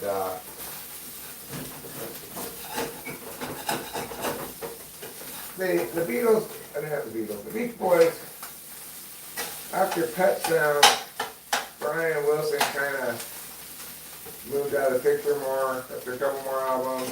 It was all like the other guy, and there was a division within the band, like Brian Wilson wanted to compete with the Beatles and be artistically accomplished, critics darling or whatever. Whereas Mike York, who was, I guess, one of the main singers, he was responsible for like all the early lyrics and stuff, so that most of the Beach Boys songs that you know and the famous. They have a shocking amount of famous hits. I was surprised to see how many they had. Yeah, they do. But people mostly remember them for their early stuff. They're unlike the Beatles in that regard. It's like the Beatles, I think people generally think the early stuff's not as good, right? Like the Mop Top era stuff. Whereas with the Beach Boys, they never successfully matured into fully realized bands the way the Beatles did because Brian Wilson just went too cuckoo. But anyway, on this one album of theirs, like they have this song called Johnny Carson, which is just a song about Johnny Carson. It's just like, Johnny Carson, you're sitting there behind the mic, look at you, or something like that. They've got this crazy song on one of their albums called Ding Dang. It's actually like a lot. Yeah. It's like 1 minute long. Haven't we heard it? I don't know if we've heard it or not, but I didn't recognize it when I heard it today in the Tourist Cabinet of Curiosities video where they were talking about It's that. only a minute long. Yeah, it's only 1 minute long. And Brian Wilson to this day says it's one of, if not his favorite Beach Boys song. And it's quite crazy. I mean, I don't know what to say about it. It's kind of fantastic. Oh. Really? Yeah. Maybe I'll put it on in the background here and you can listen to it. Okay, now I need to get some egg. 1 egg. I need to get 1 egg.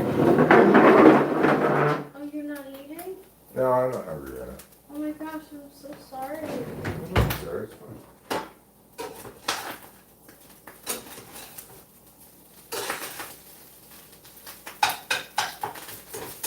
Party path will be done pretty soon. And when it is, I'll just toss the egg in there. When the party patch is done, I'll take it out, I'll turn down the heat a little bit because you know, the egg will cook too fast otherwise. You get that kind of like bubbly, rubbery kind of egg yolk thing happens. So you don't want to start the egg on too hot of a skillet. I never knew that. Yeah.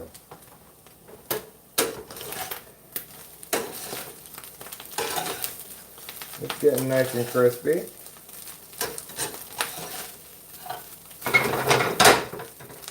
But it's still got a little ways to go. This is the brand of corned beef hash we normally get. Last time we tried a different brand. We tried Hormel.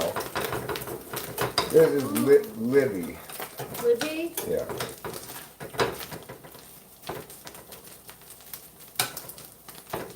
As you see, it's frying up nicely and getting some good color, but we want it to not be so mushy.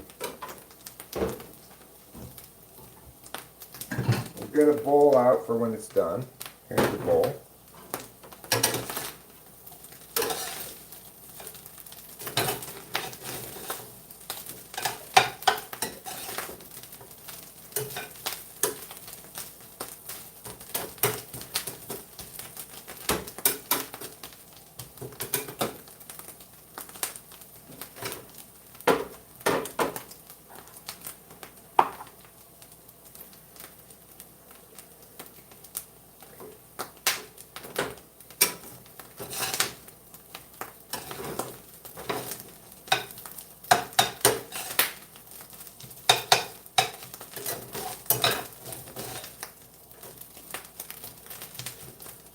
Well, technically it is fully cooked, corned beef hash in the can. You do not want to try to eat this stuff straight out of the can. Definitely needs to be nice and crisped up or else it's kind of gross.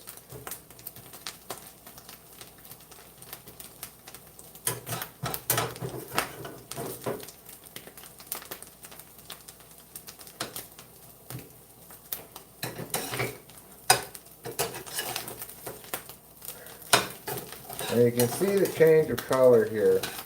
It's indicative of the fact that it's almost done.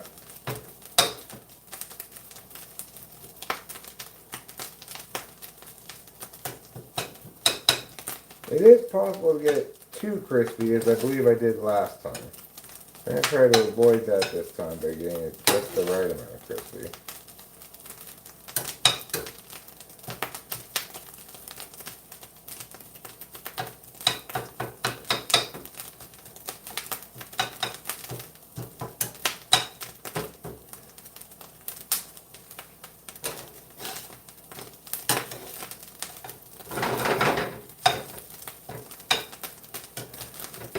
Push it down.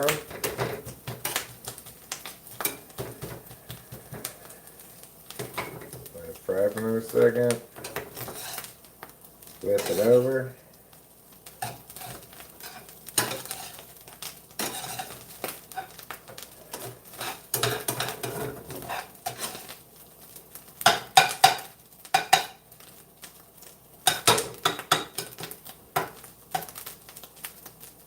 Spread it around a bit. That seems about good. That seems just about right. Still pretty soft, but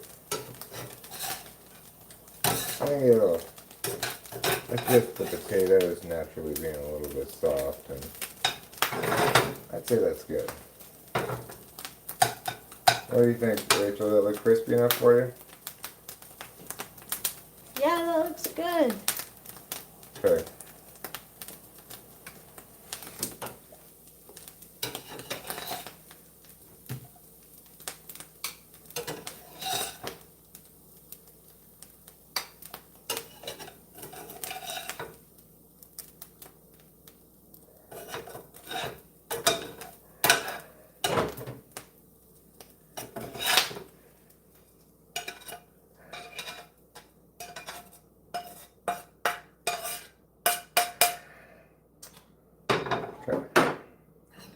Now for the egg, I'm going to get a wee bit of butter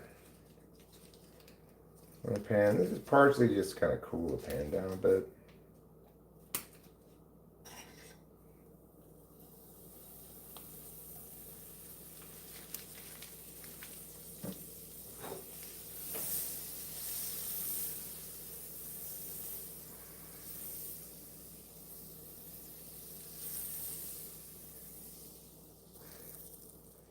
Alright, now we're going to get one egg.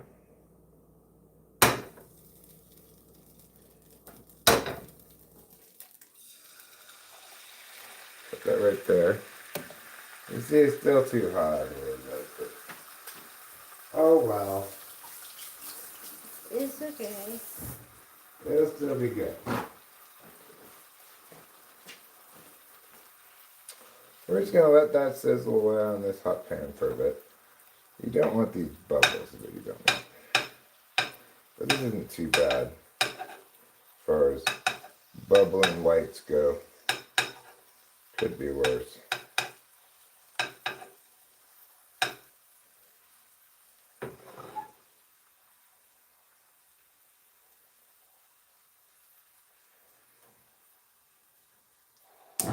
Now I'll turn the fire back on.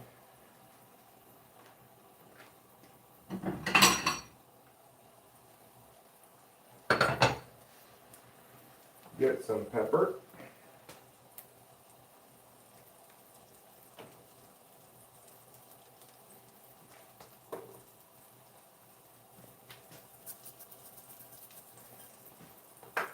Some salt. I'm reading about our relationship card, and it talks about how like this card is associated in the past. And I was thinking how fun it would be to tell people that you're my childhood sweetheart. Yeah, well, we'd have some problems with the age difference in that case. Oh yeah, that's true. We don't want that. No.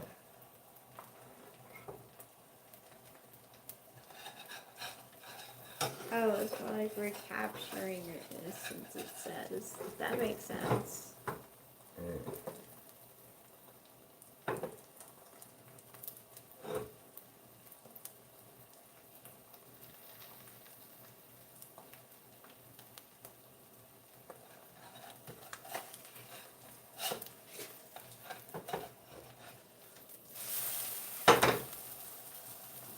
Alright. That was a good flip. Looks like the yolk stayed intact. We can get it nice and over hard. Rachel likes it. Thanks. Sure.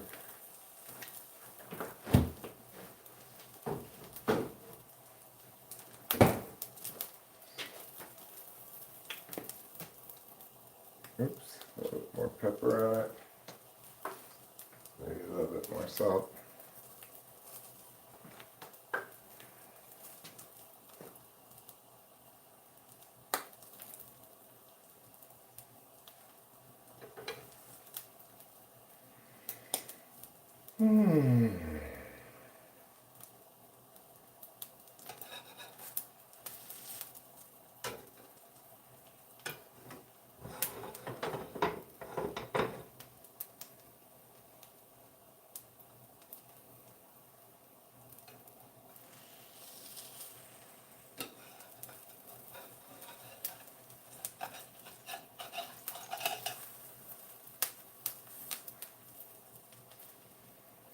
Let this cook on the stove for a minute more and then we'll flip it one more time.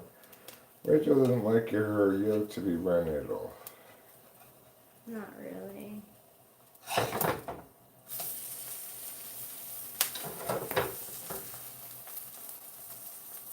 So we'll just give this just a minute. I'll pick up this side so this white doesn't get any more cooked.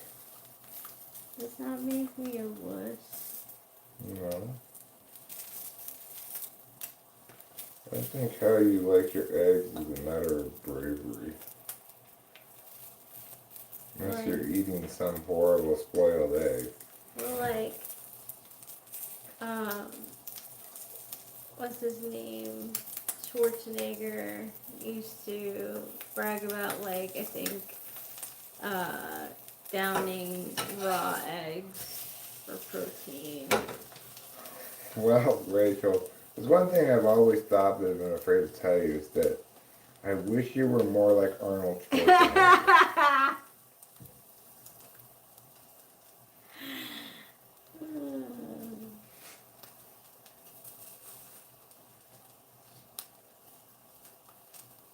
I am not. I can't even do his accent.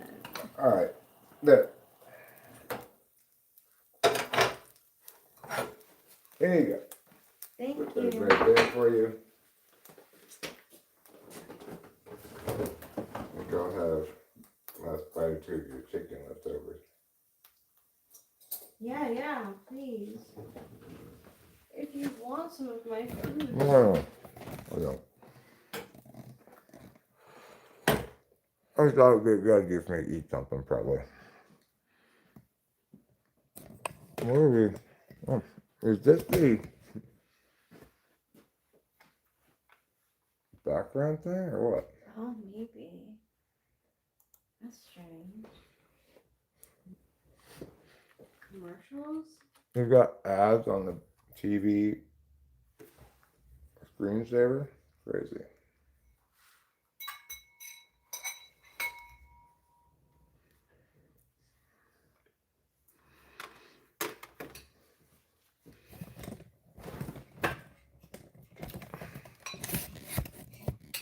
Hi, Victor.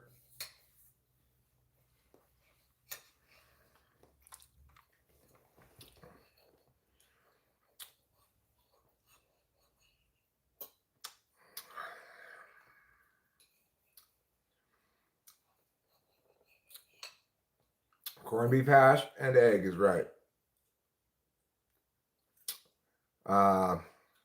Unnecessary seems like the correct word. I watched a body cam video today and the perps camping out were in a parking lot.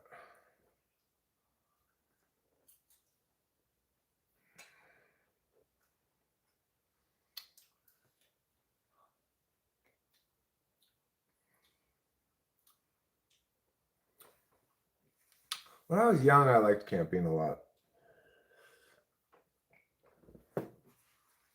I went with my friends. When I was younger than that, I went with my dad. You know, my mom and my dad and I went camping sometime. But I liked it most when I was in my late teens and 20s. Nowadays, I'm much too addicted to the comforts of having a bed and, stuff like that. You grew up on that meal, it's a good meal,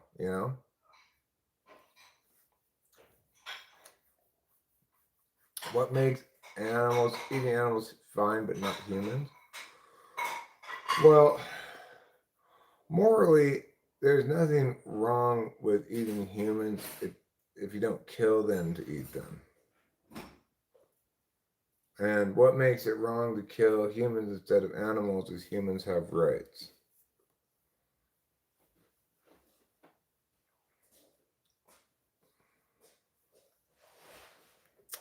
And that's the answer to your question. We might have a societal taboo against eating people, even if they died of natural causes. Or let's say, some tribe is hunting one day and falls off the cliff and dies. Well, there'd be nothing morally wrong about them eating him, but we don't think that's a good thing to do anyway. Probably because it just seems gross, no, people aren't for eating, that kind of thing. Same with dogs and cats, right? Nothing inherently wrong with eating dogs and cats, but it's just not something we do. Especially not cats, right? Because all kinds of cats, from lions to house cats, they are not good to eat. You can get heavy metal poisoning if you eat too much cat. Really? Yeah. So, moral of the story is don't eat cats. That's good, yeah. This is delicious, thank you. You're welcome. Fit for human consumption. Yeah.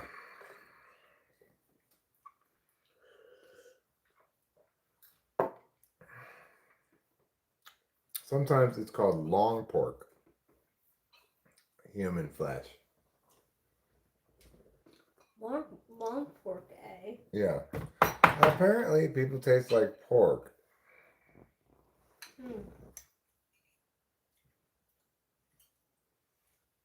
So, if you're a fan of bacon, maybe keep an open mind, I guess. Assuming the person died of natural causes.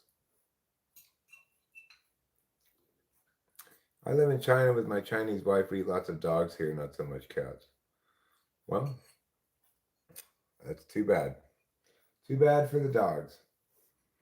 And I would suggest probably also not great to eat dogs. They're the animals that we've domesticated for eating. Those animals are like perfect for eating. Other animals are never going to be as good for eating as the animals that we've domesticated and raised for that purpose. Cows, pigs, chicken. If you're really in a pinch, I suppose you could eat sheeps, but I don't know why you'd want to.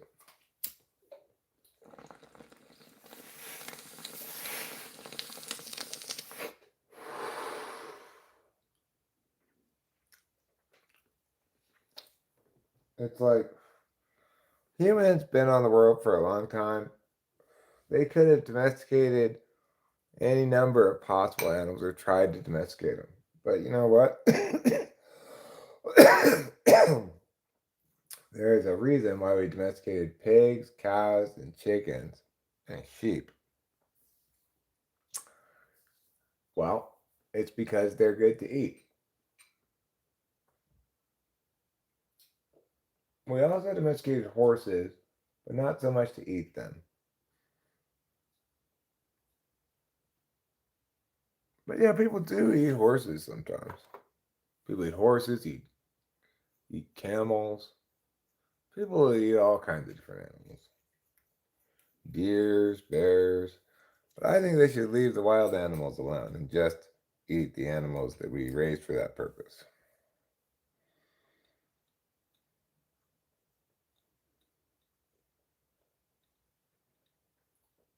I feel you. Also, turkeys. Turkeys are fine to eat. Should only eat turkeys though on Thanksgiving and Christmas because maybe Easter, because by and large chicken is better. Chicken tastes better, and if you're gonna have turkey at all, you kind of have to have this whole big like make a whole turkey thing, or you could get turkey lunch meat. That's fine, but for some reason, for lunch meat, turkey's better than chicken. Isn't that kind of weird? Yeah, it is. For every other conceivable purpose, chicken is better than turkey. But for lunch meat, people don't get smoked chicken lunch meat, they get smoked turkey.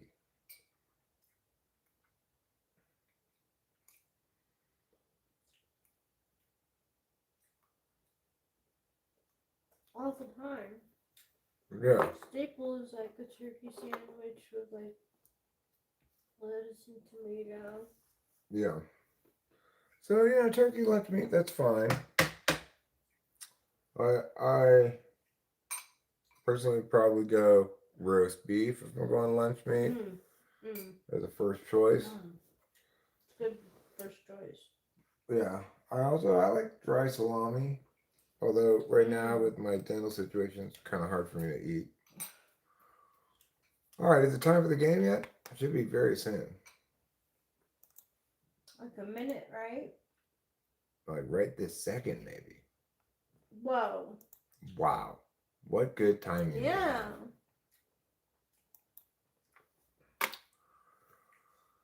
All right.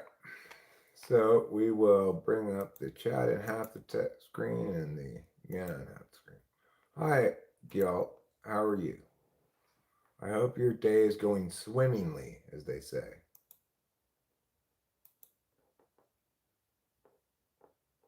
Like a real bun in the oven.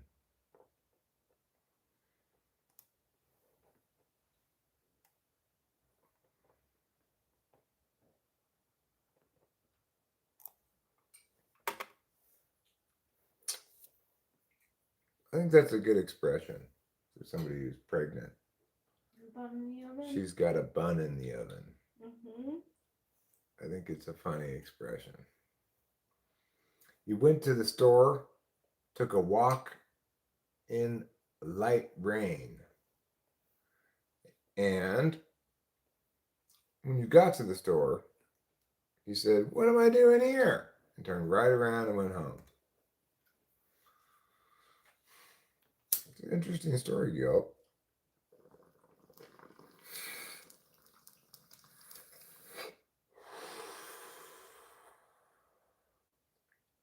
The Seattle Mariners, huh?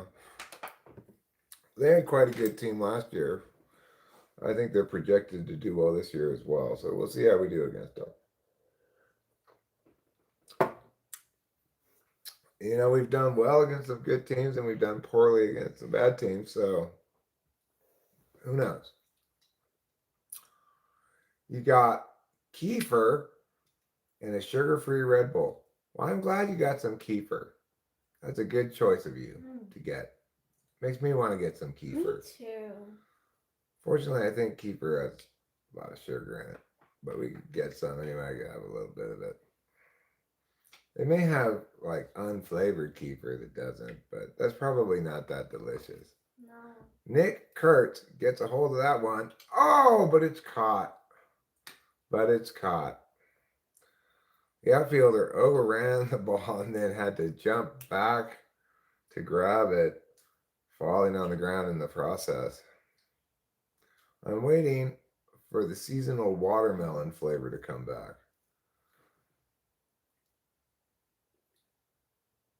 Sugar-free is New World Order to kill us. Well, zombie, you know, I hate to tell you, I used to kind of, I mean, I kind of always acknowledge the legitimacy of concerns about sugar, but I also kind of was like, diabetes, schmiabetes. But I ate too much sugar, and I can tell you now I've got like pre-diabetes or something. Kefir is good for the Sutherland. Can we get kefir even? For sure. I hope they Sure, sell we it. can. Thanks. Do they sell it at Pioneer? Maybe the box. I'm not sure. I'm not sure if they do. But I don't think we've really looked for it there before. Maybe we have, but I don't remember.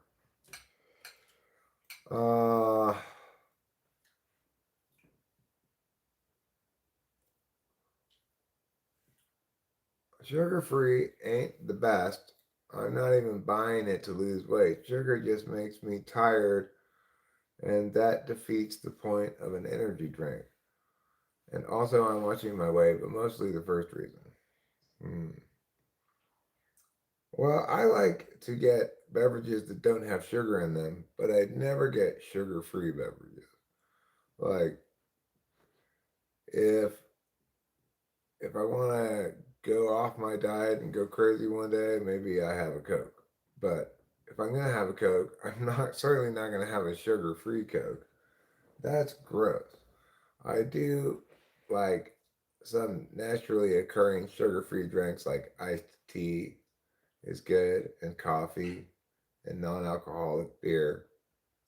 I feel so bad that like I can't have iced tea with a kidney stone. I mean, your mom said that, but let's at least Google it. Yeah.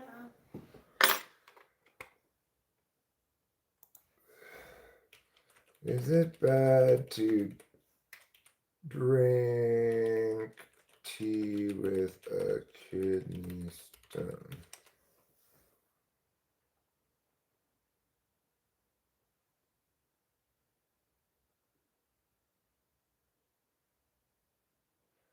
Oh, well, it doesn't say anything about it making them worse. It says that you could be higher risk of forming them if you drink a lot of tea. Oh. So,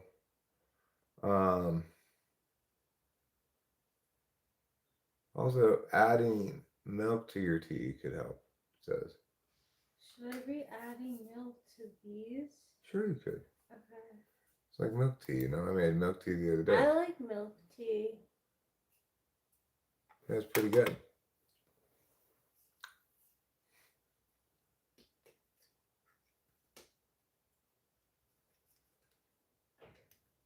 Yesterday I indulged in a piece of bread and butter and jelly. That was my sugar for the day. But most days I try to not have any sugar, like processed sugar. I mean, obviously there's some things that might have a little bit of sugar in them that I eat, but I try not to eat things that I know have like sugar in them.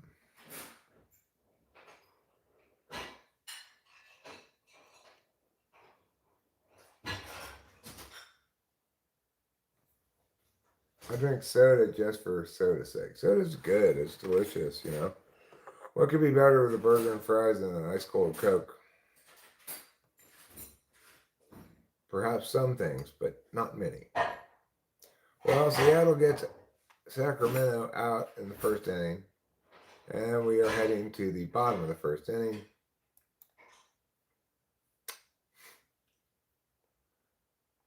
Where the Mariners will have their turn on offense.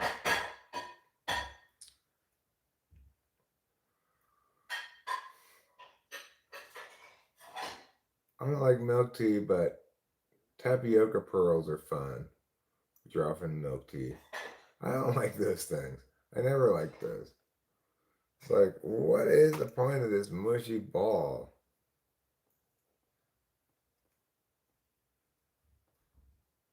It doesn't taste that great. It's not bad tasting, but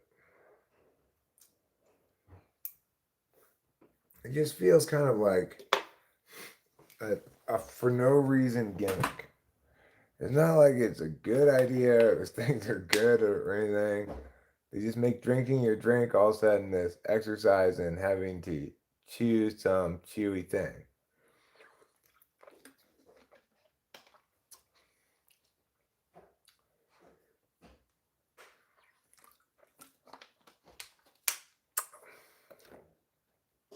Those drinks are what's responsible for those wide straws so you can suck up the little balls. Otherwise, I don't think those wide straws would even exist. So I guess it gets credit for the invention of wide straws, which are, of course, the best kind of straws. So I was realizing one thing that I need to do is re-record this bass line from Yeah. It goes like this. It's not, when I listen to it in the good speakers, it's not a good bass tone. I need to pick up better bass tone.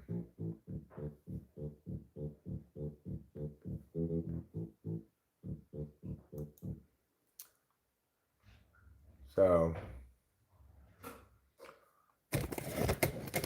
seems like it should be easy enough to play. But, forward.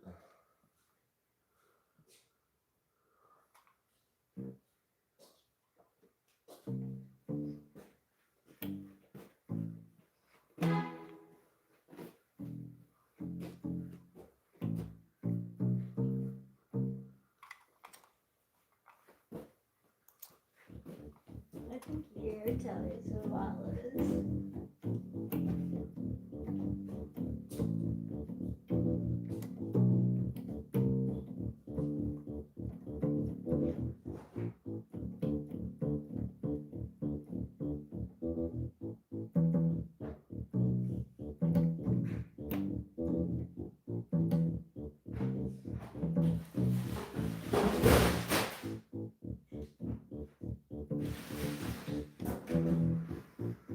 Bam, bam, bam, bam. Bam, bam, bam, bam.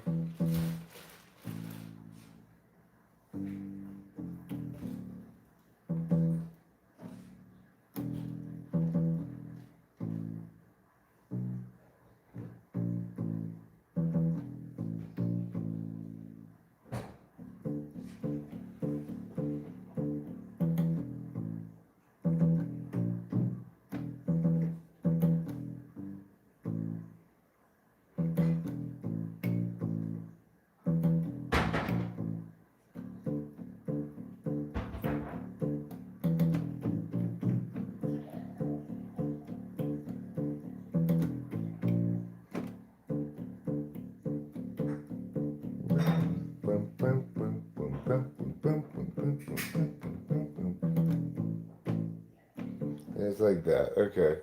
So that's easy enough to do. I could record that anytime. I'm not sure what exactly is wrong with this bass tone, but I need a different one. It's not acoustic. It doesn't have to be acoustic. It could be something else. Not probably not that. That might be a good bass tone.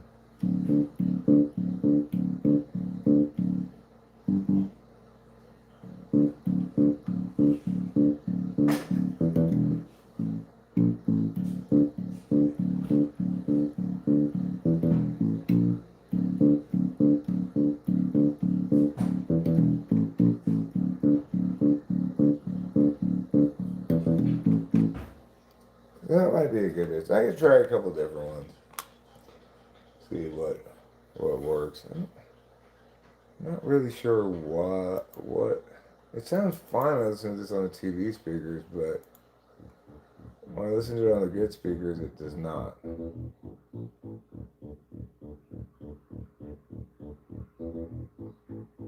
I'm not sure what's going on with that.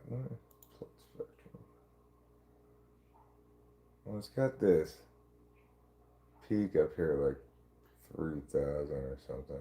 That's probably what the problem is. But you know what? Why EQ it when I can just pick a different bass sound? It's not difficult to play, so I could do that.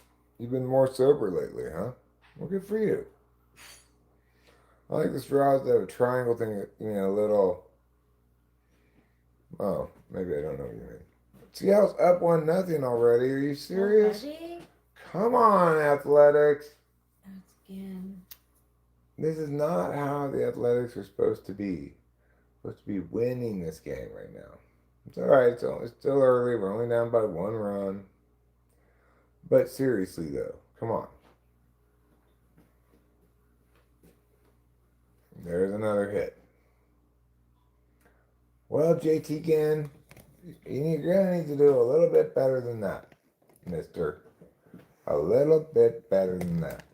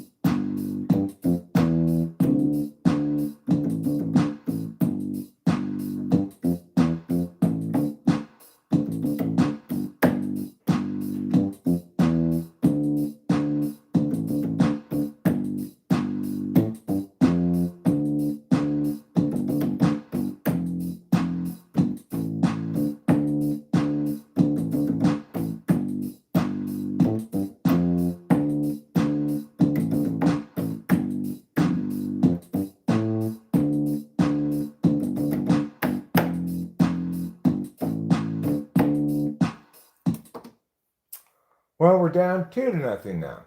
How terrible. What a terrible occasion.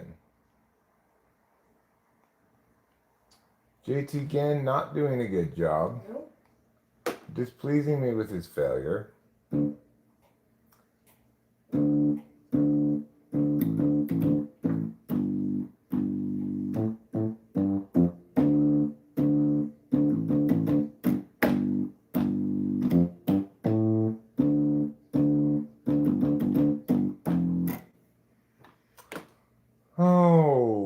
quiet for a minute? I gotta make a phone call. Sure, whoa, whoa. I will be quiet for a minute. Everybody, quiet down. Let's just quietly discuss all of the topics as is promised by the live stream. Okay? Very quietly, naturally, accompanied by a little song. 'Cause everybody does a very good job of keeping quiet when they learn by song. Nobody does a very good job of being quiet lest they sing along well. Being quiet isn't something for the faint of heart. Indeed, being quiet is a very special art. There you go. I successfully was quiet for you by singing a quiet song and helping everybody else to be quiet by having them sing along.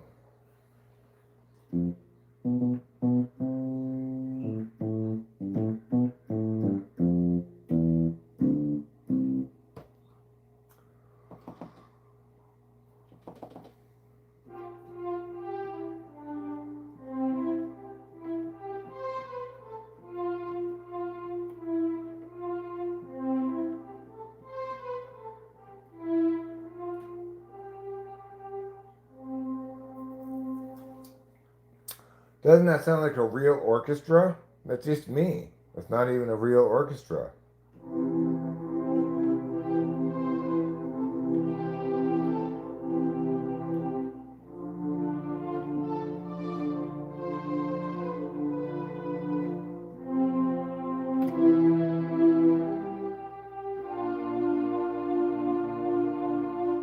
I know what you're saying. But Eric, that has to be a real orchestra. Yeah. It sounds exactly like one. Well, that's because I'm such an excellent piano player. That's why.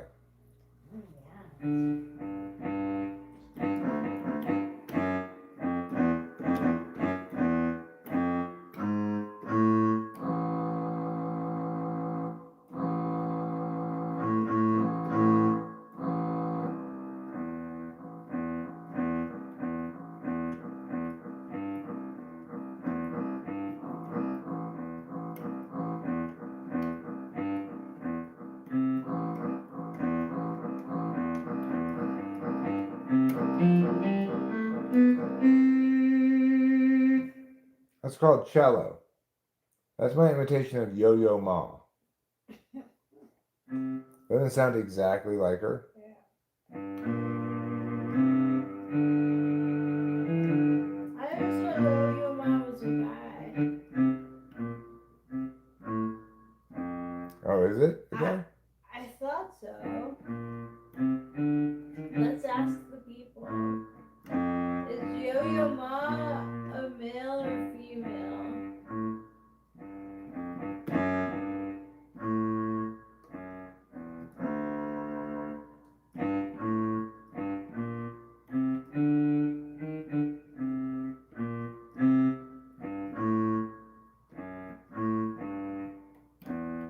That's hard to play. What a hard melody. Na na na na na na na na na na na na na na.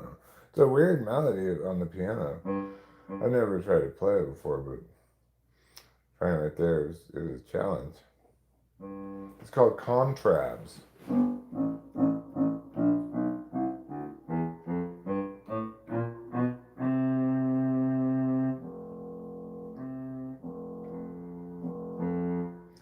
When she told me I had a six-pack, I said, "I'm sorry, you're mistaking that for my contrabs." A little bit different.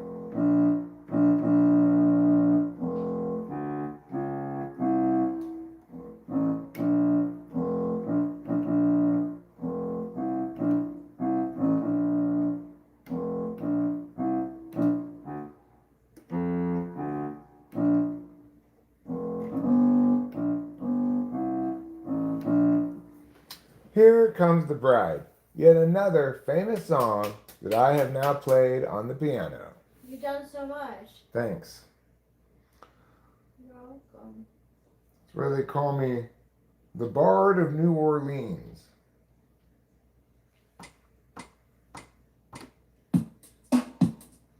Yeah, I'm the Bard of New Orleans. I am the Bard of New Orleans. I live in New Orleans. They call it the Big Easy. Yeah, I am the Bard of New Orleans. I play the contrabs every time you see me. I'm always playing the contrabs. Why? Because I like to. That's why.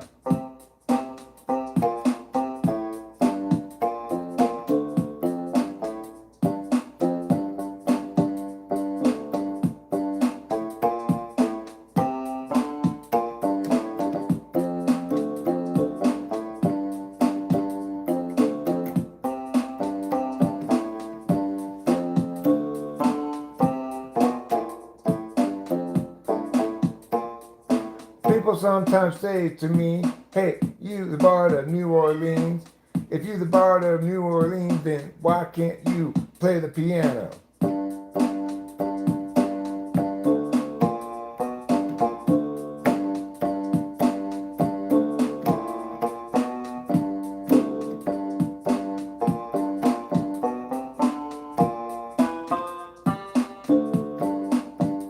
I said, I can totally play the piano. You just got to wait and see. Now you can see that I can totally play the piano totally fine. I could play the piano perhaps better than some piano mime who's a mime who also plays piano, or plays it really well, who sells out all the concert halls in Paris, France. He is so swell, but even though he's so good at the piano, he's not as good as me, and that is something about which we all should clearly, easily agree, because you can tell right now that I spent years playing the piano.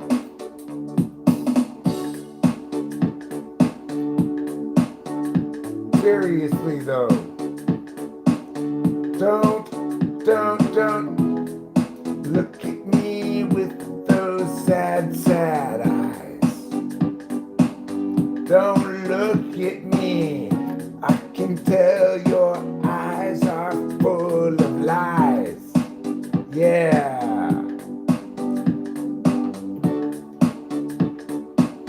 And I know this because I am responsible for all of the city's business when I sing my songs here in New Orleans. That's why they call me the Bard of New Orleans. It would be weird if they were to call me the Bard of someplace else since I'm here in New Orleans. Everybody should be seen watching me play every day. Here we go. I am the Bard of New Orleans. I'm the Bard of New Orleans. I brought my lute down to Easy Street and played as good as it seems. And everybody said, wow, Bard of New Orleans, you can really play the piano. I wasn't really sure until I finally did, and now I surely do know that I am the Bard of New Orleans. I'm the greatest bard that you ever seen, and everybody wants to go and see me play. All right.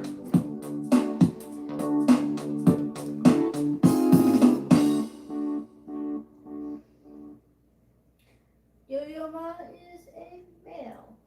Yo-Yo is a male. What do you know? I thought it was a chick, I guess. Not really sure what I thought. But maybe I did think it was a chick.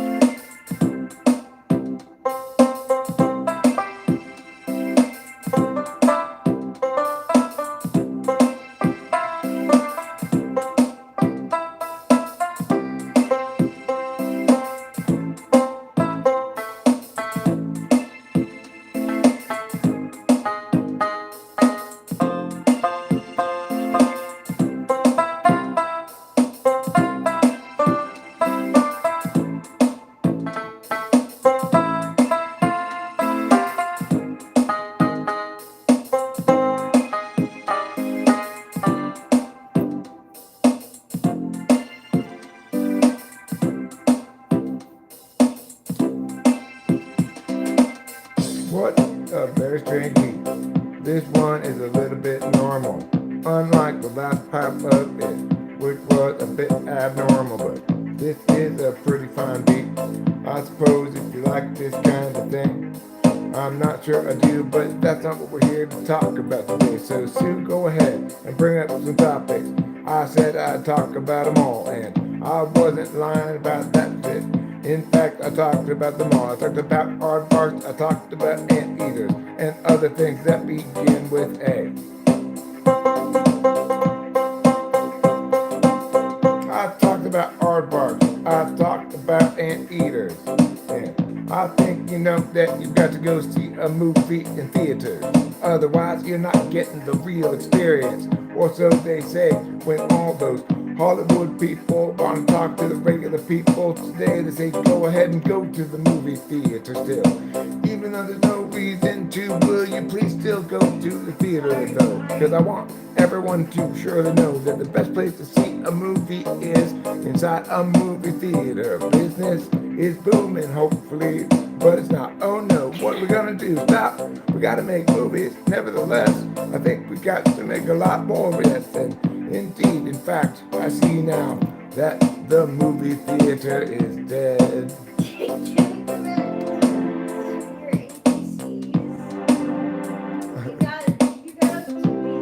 Oh, we got it to B, right. Birds, right? Birds? What did we talk about B with?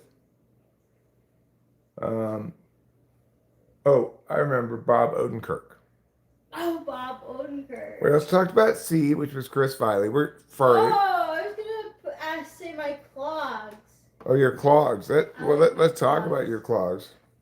What make them clogs as opposed to some other kind of shoes?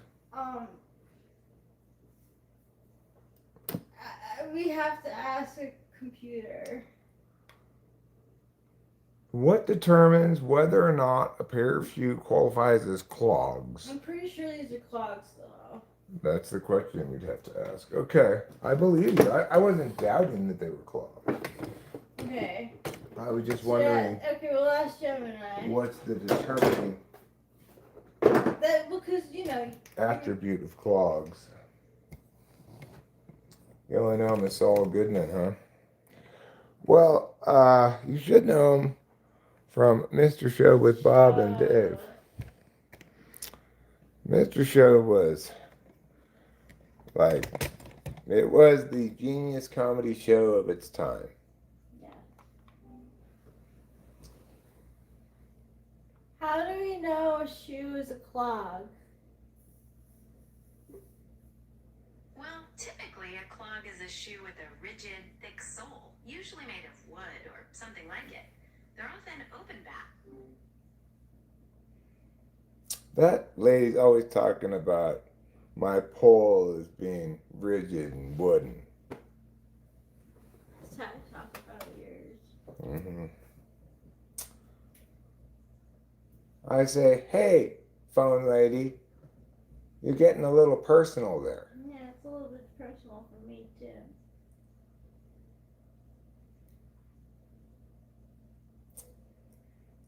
So, okay. Time for a cigarette. The Athletics are losing. We're losing 2-0, but it's early. But we probably should not expect the pitching to lock in and limit runs to 2. Nevertheless, we can hope, and we can encourage. We can encourage the Athletics with our words of encouragement. We can send them good vibes. Apparently, vibes are really important. Bretsky sometimes talks about that in his gambling videos. You know, you've got to have good vibes or a certain kind of vibe. Sometimes when good vibes aren't working, he'll purposely try to have bad vibes to counter jinx himself. Whenever I come back from smoking a cigarette, our cat acts like I'm made of catnip. Well, are you smoking cigarettes that are made of catnip? Good catch. Thank you.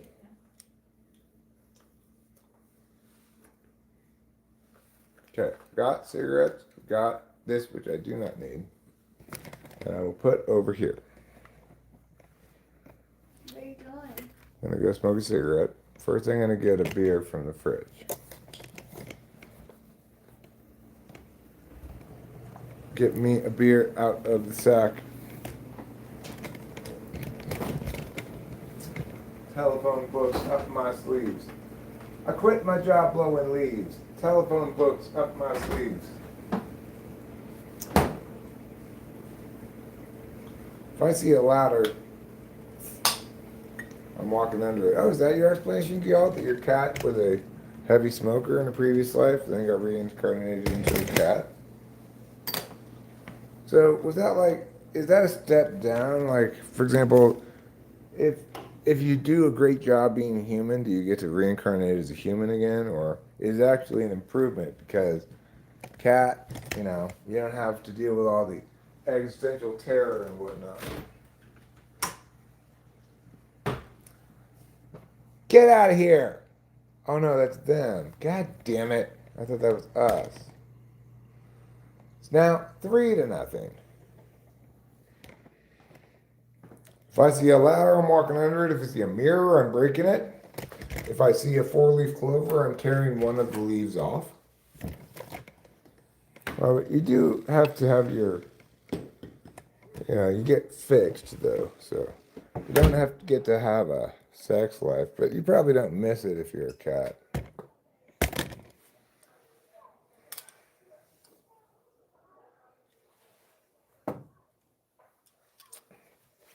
Certainly Trouble and Capillo have good lives. But they've had their challenges too. Capillo lived in a house before, Kimberly's house, where she also got bullied by another cat. It's me, old man Eric. Old as Methuselah. If someone says Bloody Mary, you're saying it 2 more times. Same with Beetlejuice.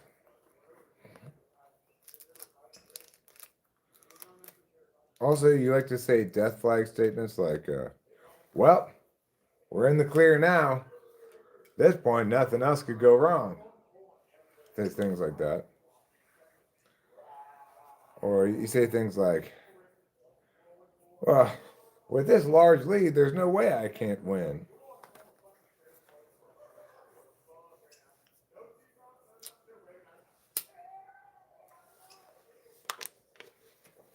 Say things like, just one more day to retirement. Just gotta have a nice normal day with no risks or dangers. And I'll be out sailing with my wife off to Tahiti in our boat named My Retirement.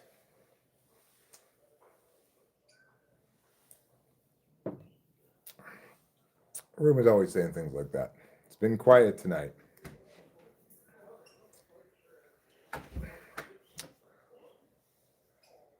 Right.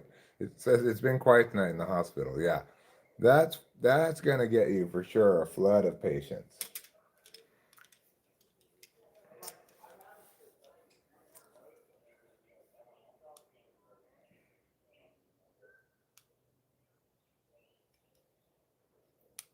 Or you might say things like, man, I don't quit. I'm definitely making 21 days on Naked and Afraid at the start of the whole thing. Seems to be a death flag. I've noticed that in all of the recent episodes that I've seen where one of the partners taps, it's always the dude who taps. Which reminds me of that thing that I heard before about chicks and dudes. Namely that the dudes have a higher pain threshold. Like, it takes more pain for them to feel like that's painful and I don't like it. But they have a lower pain tolerance.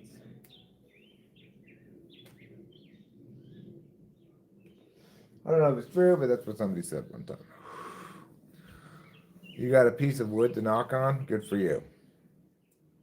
Came up with a good dad joke? Just keep a piece of wood on you at all times to knock on and you're good. Like, oh, the Cowboys have this football game locked up. Right. My mom, always used to when we were watching sports, particularly the Dodgers, she was a big Dodger fan. As soon as something bad happened, she started saying, "Well, that's it. We've lost. It's over. We're gonna lose this game, and it's over. Just forget it. It's already over." She'd always say that stuff. I think to like prepare herself emotionally for them losing, and then sometimes they would lose, and she said, "See, I told you." And then she like whoever the pitcher was like, "That damn Smittens, he cannot pitch his way out of a paper bag. That damn Niedenfuer." Niedenfuer.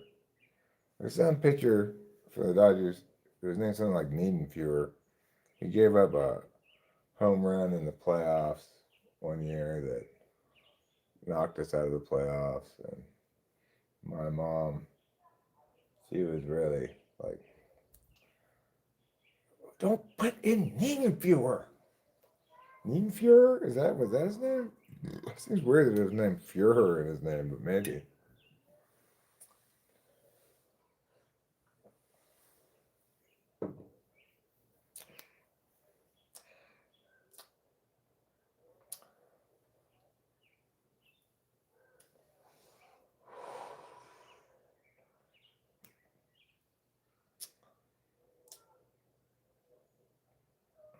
Come on, Athletics. We don't want to lose to the stinky Mariners.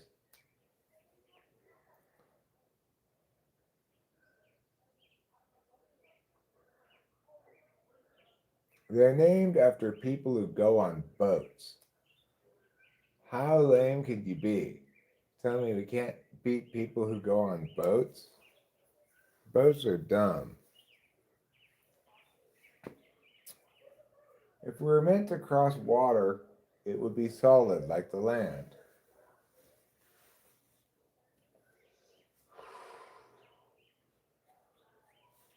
It's fine to cross it in an airplane, though, or ideally a hot air balloon.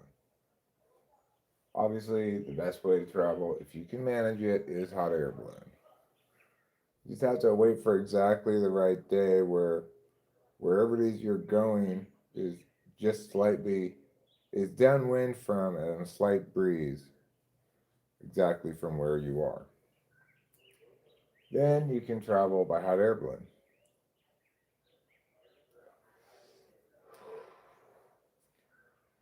I wonder what the first people who made hot air balloons thought. Did they realize before they got up into the air that they weren't going to be able to steer it at all? Pictures them floating up into the sky and going, "Wait, how do we steer this?" Oh my God, I didn't think of that. I didn't either. Well, now we're just blowing out to sea. Well, I guess we could try to land in the ocean. Let's go higher and see what happens. Maybe it'll blow us back to the land. That's how the first hot air balloon trip went.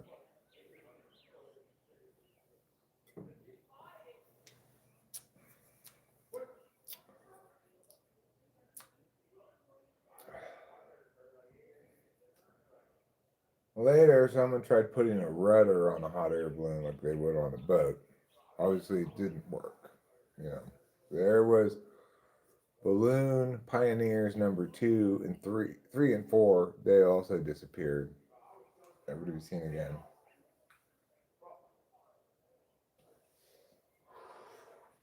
Later, someone thought of the idea of what if we somehow could let the air out of the balloon? Then we'd be able to go down as well as up. So everybody agreed that was a good idea. And from that point forward, there's been that hole on the top of the balloon, prior to which there was no hole up there. And then someone's like, "Well, what about sandbags? That way we could have some ballast to let go of." And they're like, "No, no, no sandbags. That might hit somebody on the ground and hurt them." And that's why hot air balloons to this day still don't use sandbags. Anyway, before too long, someone thought, hey, I got an idea. Why don't we attach a hot air balloon to the top of an airplane? Then we could steer the hot air balloon with the airplane. Everyone agreed that that was a great idea. But eventually, people just started just using the airplane. And that's where airplanes came from.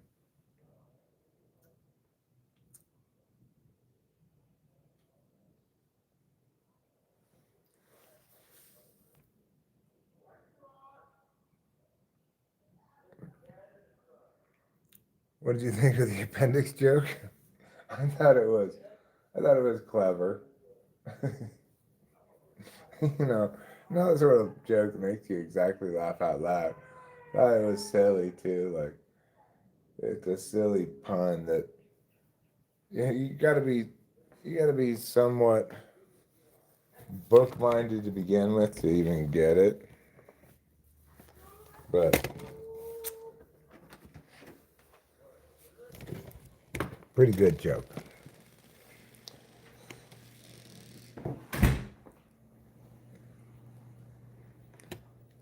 And I feel as though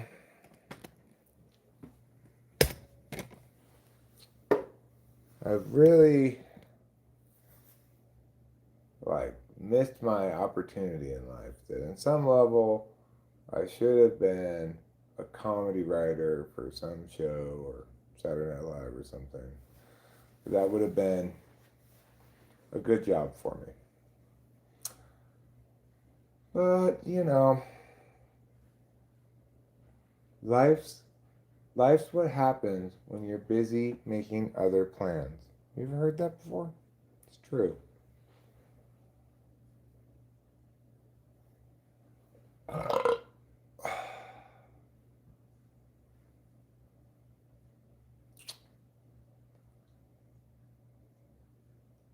Besides, you're sober now. What? Besides, you're sober now, so like you're a better writer for Oh yeah. now than you would be for if you were younger. Drunk, yeah. Yeah. You're right about that for sure.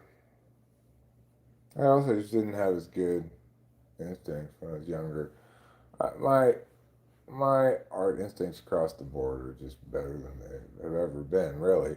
But you know, I guess both they're still not good enough, and or I don't do a good enough job of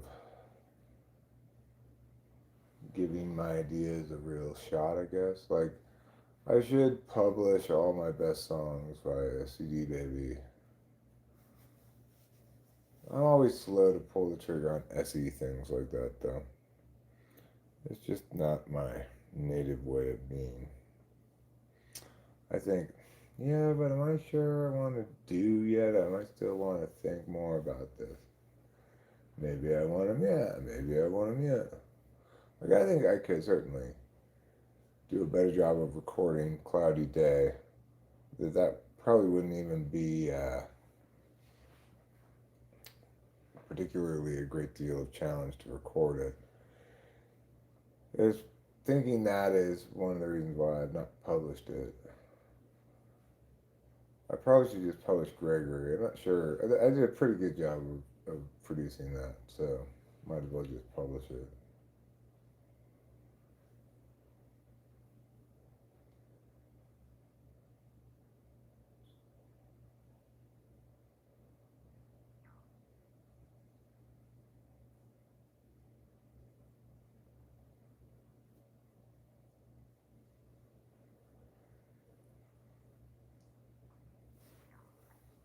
I used to think, well, you make enough stuff, you toss in seeds, and some of them will bloom in ways that are meaningful and of something, like something will blow up or what have you. But I don't really see things that way anymore. I I recognize that getting and sustaining attention on YouTube requires a certain kind of consistency and a certain kind of approach more than it requires, more than, and that's much more the way things go than any kind of like bolt of lightning thing.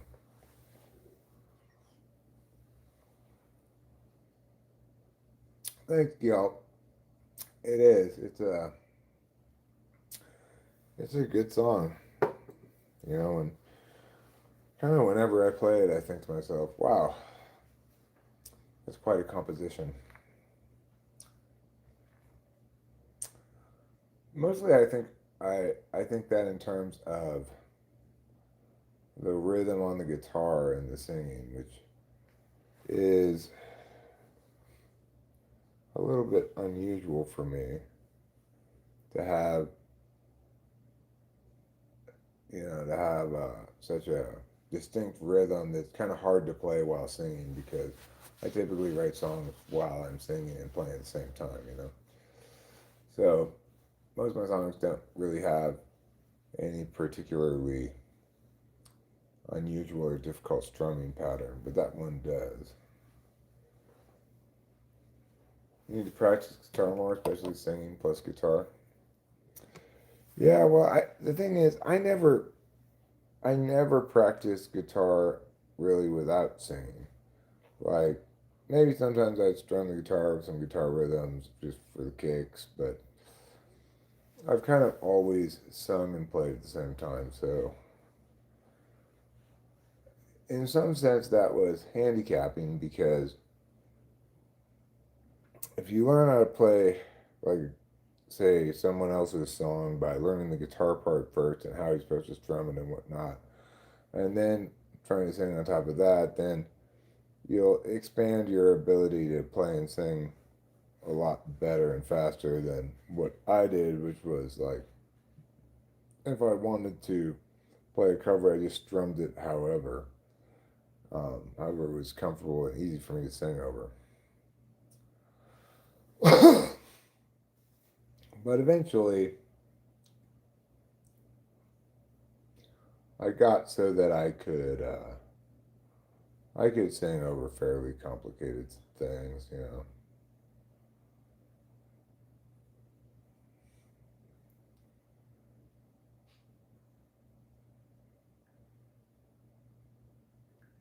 It's what I needed when my parents got me piano lessons as a kid. What I needed that piano teacher to do was say, "Here are some chords. Now you just sing whatever over them.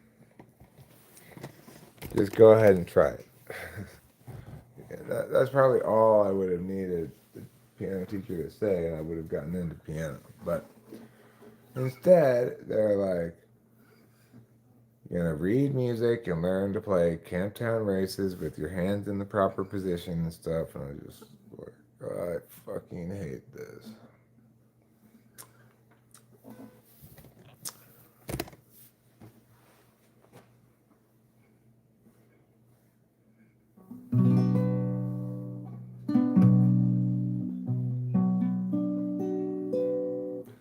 Tell you what I had fun playing the other day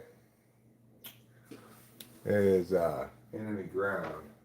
I think that's a really good song too, although it's a it's it's a challenge to play because it's got a lot of chord changes and I have to look at them and I have to look at the guitar, so it's challenging.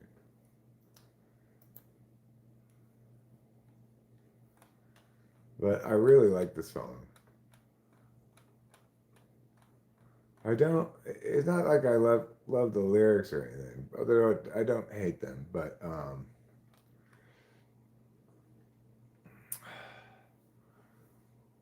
I just think that the verse is just kind of ordinary. It's whatever. But once I get past the verse, I just think this song is just fantastic.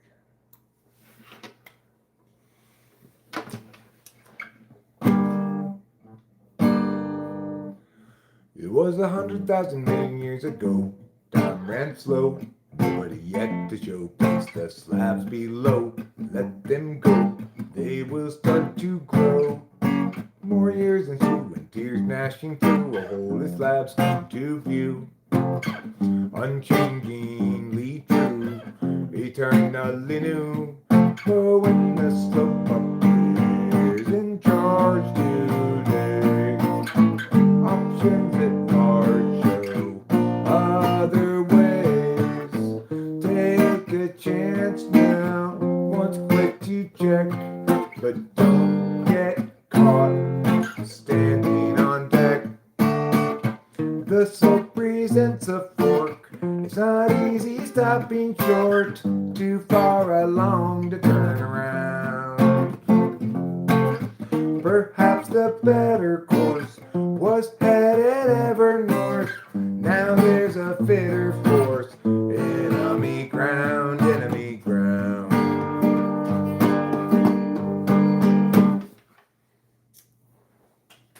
Thanks, darling.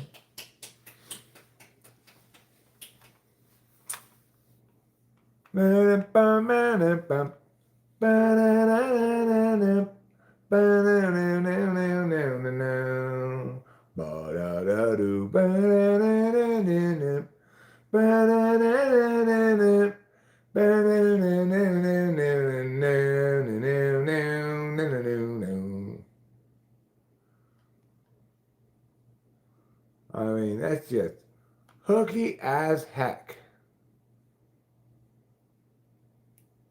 if you ask me. I mean, maybe I'm a little biased, but I don't tend to afford myself much extra leeway when it comes to music. You're living on a time frame I will never know.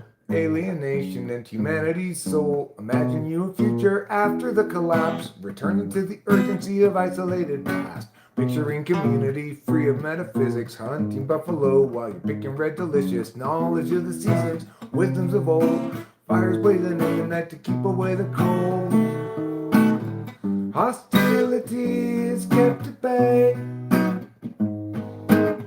by what you think is in the way of life as children of the land, with an agave weatherman. Imagining a history that never could have been. You lecture at the college, advancement is a sin. Lamenting disconnection in every corporate act, asserting all your feelings and ignoring all the facts. Hostility by what you think is in the way of life as children of the land, with an agave weatherman. You find maternity just so banal. Wish you had lived any time but now, and your experience won't run afoul of exceptions you might allow. You visualize nobility sipping on some port, or tribes of peaceful savages in beautiful comport. The view of history's people ever thusly did cavort, as life was solitary, nasty, brutish, poor, and short. Hostility is kept at bay, hostility is kept at bay by what you think is in the way, what you think is in the way of life as children of the land, with an agave weatherman, with an agave weatherman. Thanks, darling. You know, that song, kind of thing I think about that song. Amelia,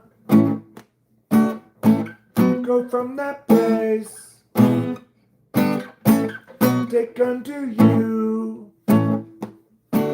the details of your case. Amelia,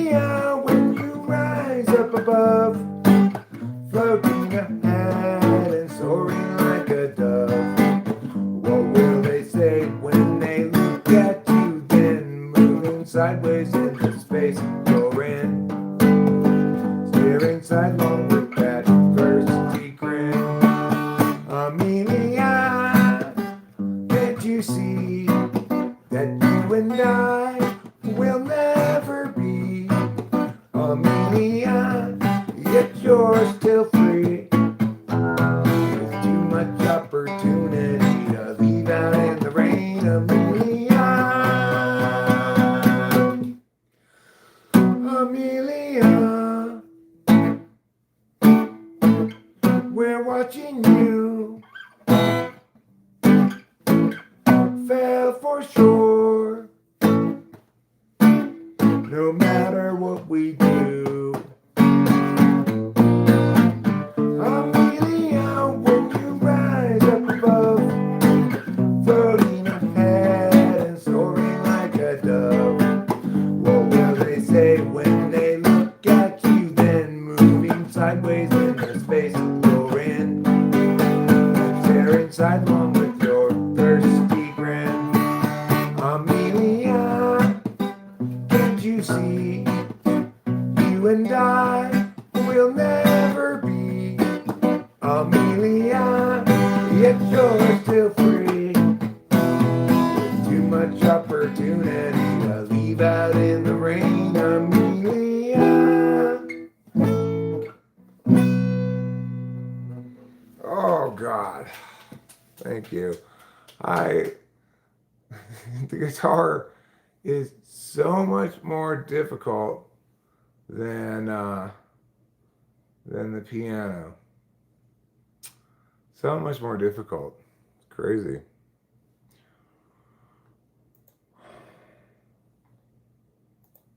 My hand gets tired. It's a real challenge.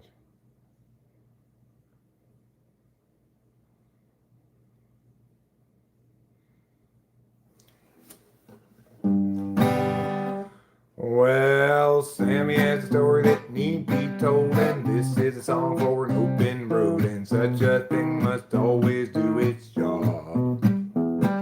She married up Jeb, turned 19, 4 years in and 3 kids weaned, weary now and questioning the past. Agency outpaces discretion, locking in our courses. Conferred is really just depression, making sure those underneath them always run. Doug at 20 thought bourbon fun, likewise Doug at 21, and so forth, well up into middle age. Once had seemed to set him free, became his whole identity. Now Doug's about another drunken rage. Agency outpaces discretion, locking in our courses.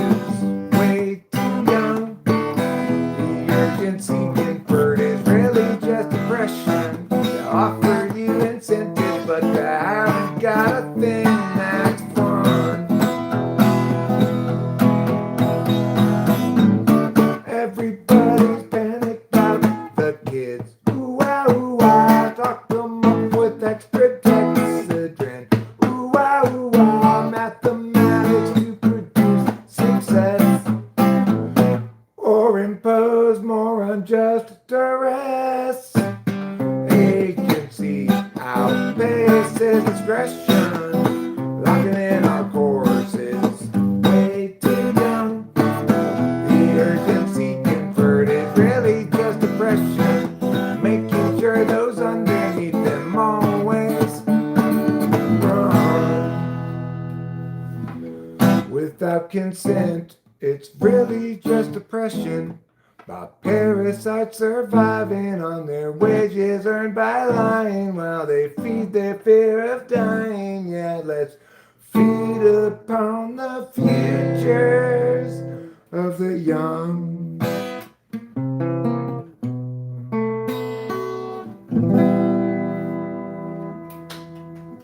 Thanks. That's all the guitar my hand can play, and I can't play it no more. Thanks a lot, Ruben. I appreciate it so much.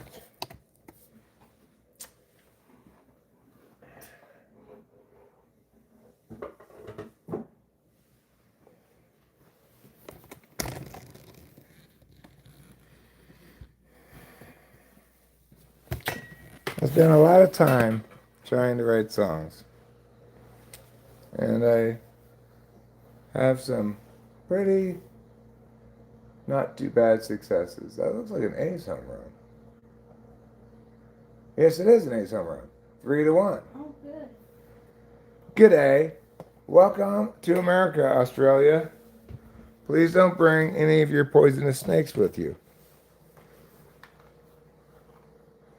Am I being unfair when I say that? Should I welcome the diversity of other places, including their poisonous snakes? Am I being not woke enough? I think I might be failing to be woke enough. In other words, I might be too asleep.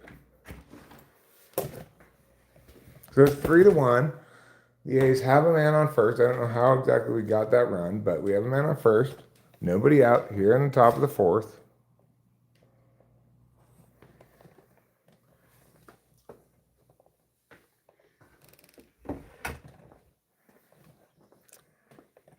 Jacob Wilson at the plate. Yeah, I don't want to be a butt kisser, so I had to demonstrate how good I think your songs are. Well, thanks.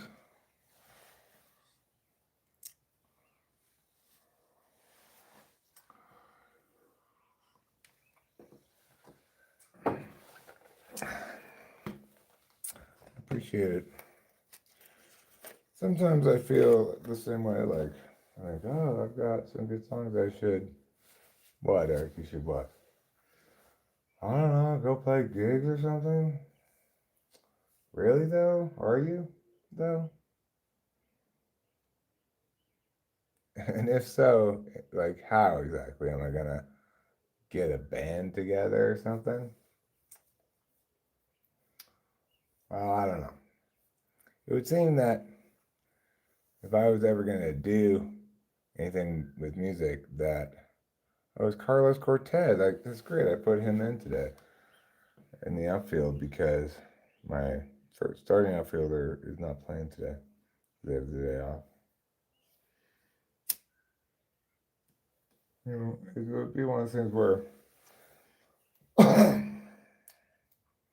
to be empowered to go around and play gigs, the music would have to already be very successful on the internet. Like, you have to have something happen like Honey Pie happened to Johnny or something, where you got a big hit. Then you could get, some people to play with you, and you could get gigs that would pay you money, presumably. That's how things go.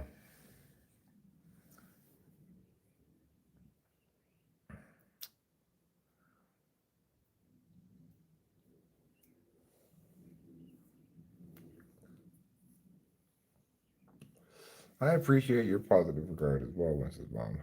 I don't mean to understate it, I've always appreciated feedback of whatever kind, really, on my music more than I appreciate it anyplace else.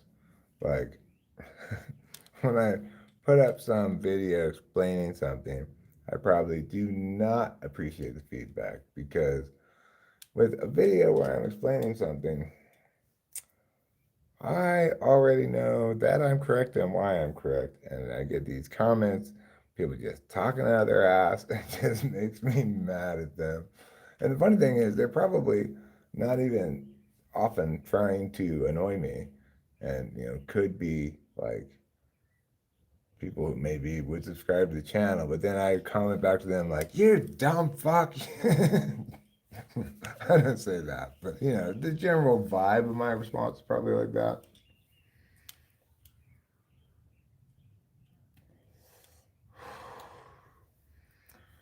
But yeah, I've always appreciated feedback on my music, and I always look to uh, like say percentage of views to likes and stuff as informative someone as to how good something is.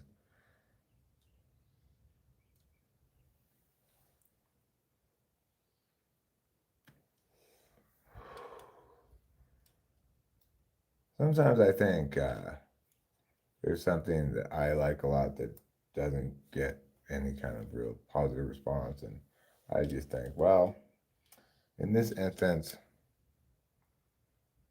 I think it's good despite having listened to it a lot of times. So either people are wrong or I'm too close to it to tell or something.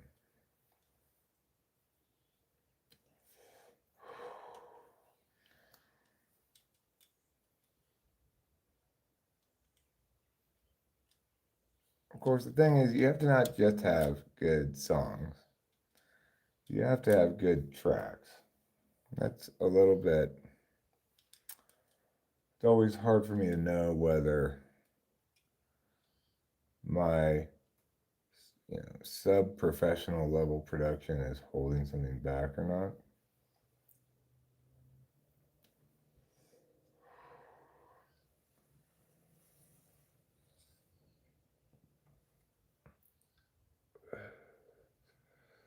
Sometimes people just aren't in the right body chemistry mindset to hear it. True.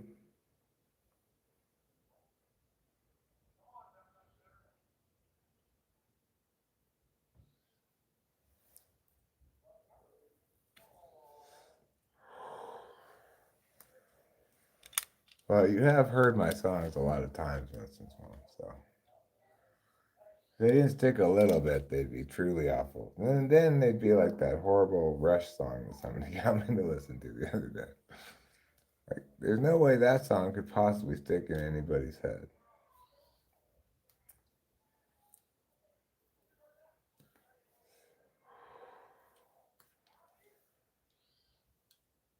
I do not understand what people who listen to that kind of music are queuing in on at all. What is it that they like about that? Or Tool. What do people like about Tool? A lot of people seem to like Tool, but by any sane standard, Tool is absolutely terrible. And there's no conceivable reason why anyone should ever listen to it at all.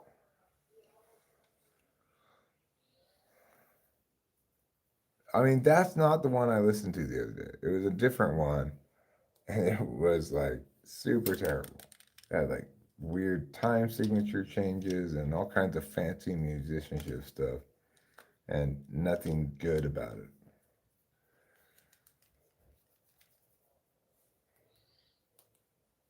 Tom Sawyer was better than the song that the guy got. Limelight, that's what it's called. Limelight, I think.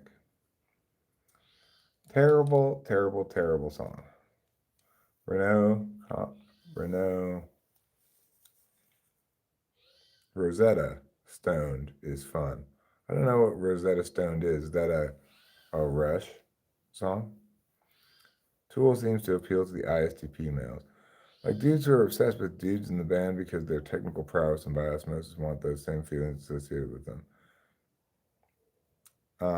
Tool seems to appeal to the ISTP males. I think the ISTPs listen to metal more than other types. Gen X Zennial was into Tool. He's probably an ISFP, actually. You say this, there is someone in front of my eyes. There is someone in front of my eyes. And that someone is me. So I'm looking right at myself here in the camera. What a handsome gentleman I am. Look at that. I look so distinguished. That's a euphemism for old. There's someone in front of my eyes. I'm looking at them with my eyes right now.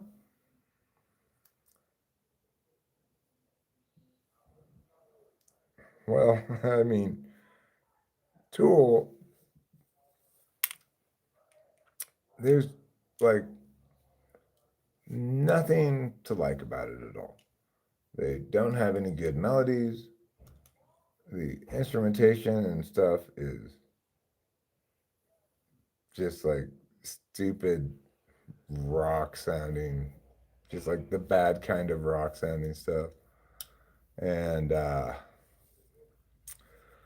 um, and then the arrangements are like some medieval torturer arranged those songs. They last like 8 minutes. I'm a great singer. I'm not a great singer, but I can sing okay. Some things they're like right in my range. I can sing pretty well. I always found that my voice did a pretty good job with the song Crazy by Willie Nelson, but most people think of it being by Patsy Cline. I'm crazy. I'm crazy for feeling so lonely. I'm crazy. I'm crazy for feeling so blue. I knew you'd love me as long as you wanted. Then someday you'd leave me for somebody new. Worry, why did I let myself worry? Started it too high. Should have started it lower. But I like that song. I've always enjoyed singing it. It has a nice, another song that kind of sings nice like that is, why do birds suddenly appear every time you are near? Just like me, they long to be close to you. That's another song that sings nice. Also, Rainbow Connection sings nice. Why are there so many songs about rainbows? And what's on the other side? Rainbows are visions, but only illusions, and rainbows have nothing to hide. I've seen it too many times to ignore it. It's something that I have to be. Someday we'll find it, the rainbow connection, the lovers, the dreamers, and me. All of us under its spell. You know that it's probably magic. Modulate up a step and then do the same thing. That's a fun song. It sings nice. It's got one of those kind of tricky melodies. Once you get the hang of it, it's like, that sings real nice.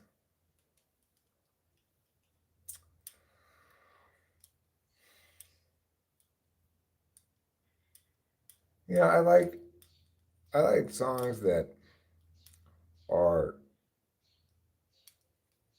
like some songs that I like are like complicated jazz songs that don't sound complicated when you sing them. Like Rainbow Connection doesn't sound very complicated. It's very complicated. Same with Misty. Misty has this nice melody. Um, it sounds really like intuitive. Look at me. I'm as helpless as a kitten up a tree. Or it might be the sound of your hello. The music I hear, I get misty the moment you're near. But it's actually very complicated.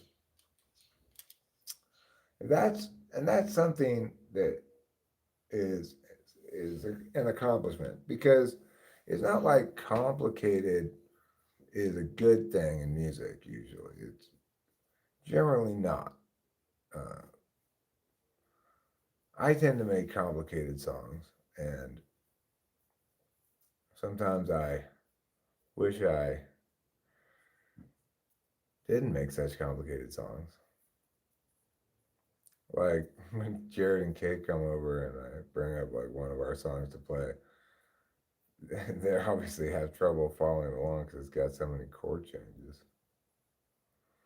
I don't know. I try to write them where I'm guided by the melody, and that's just what the chords do, you know?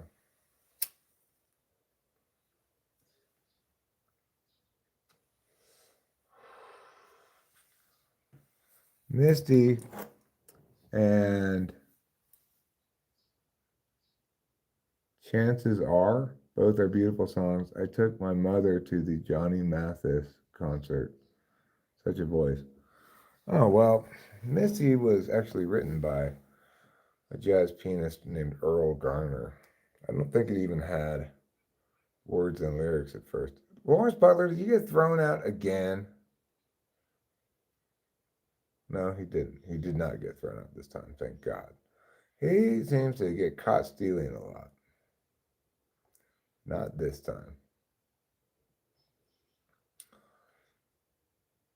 Like, if you're going to get caught stealing so much, Lawrence Butler, maybe you just don't even try to steal. You thought about that? Lawrence Butler, not only does he get caught stealing, he also, the asylum is gone for now. Oh, God. He just got picked off second. Oh, my God. Oh, my God. I was just about to talk about what a dumb player he is. Not only does he get picked off like that, but he also, you cannot trust him to challenge anything by ABS. He'll challenge a ball that's clearly right down the middle of the strike and waste one of our challenges. Lawrence Butler, you are a dumb player. I'm sorry. You get that shit happens to you all the time. You get caught stealing. This one gets picked off of second. It was terminated. You mean like YouTube? You got in trouble with YouTube or something? Sorry to hear that. I mean, if all you did with the channel was go around and harass people to go to Steve Billings, then I guess I could kind of say, all right, what would Tiffany say with Lawrence Butler? Let's find out.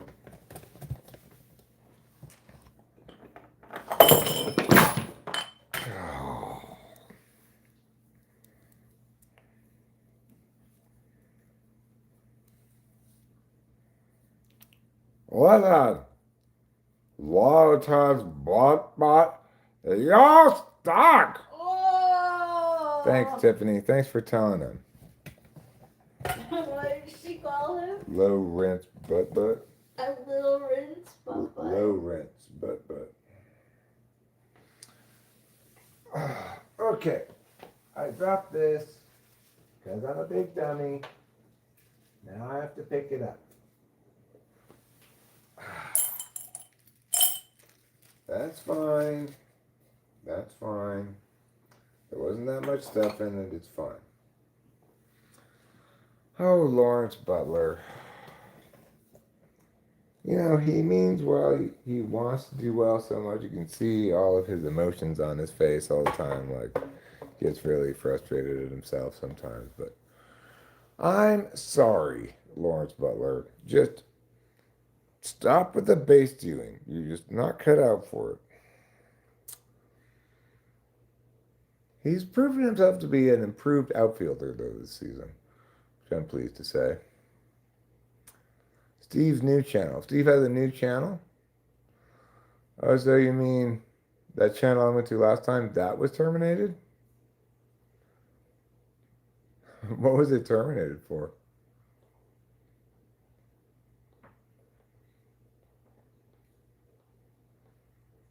I guess it must be bringing your dog to the baseball park day. Yes, so. Those are some big fucking dogs that guy brought to the baseball park. I know.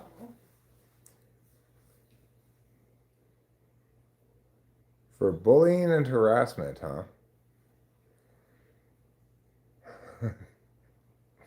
Well,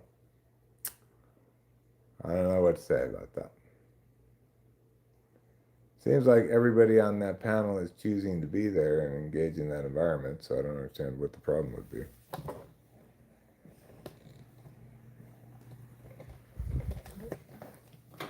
Just people talking nasty to each other, I guess. Somebody must have complained.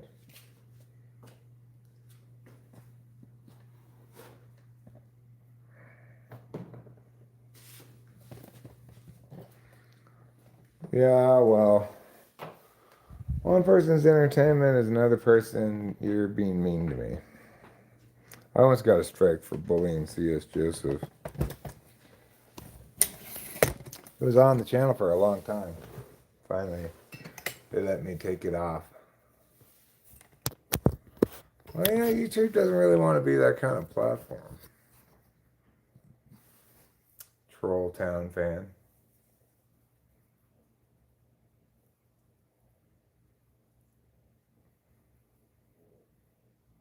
YouTube's trying to uphold some certain kinds of community standards, and it's kind of like, in my mind,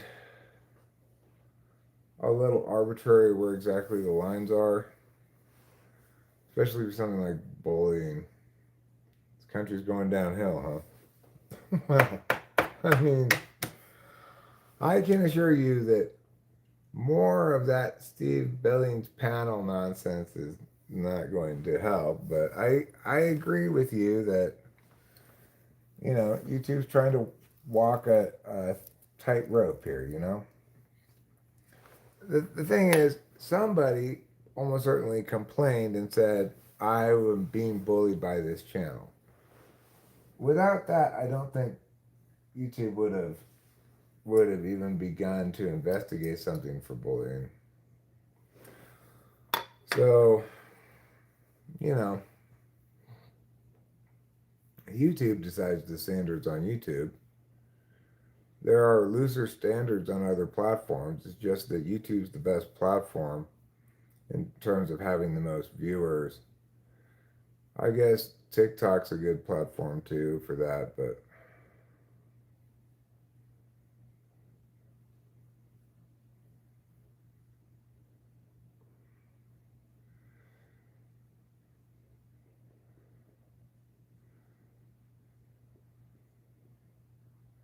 yeah, the standards need to be clear and evenly enforced for me to trust more. Twitch is the worst for it. Well, I also understand YouTube's challenge, and what they're trying to do.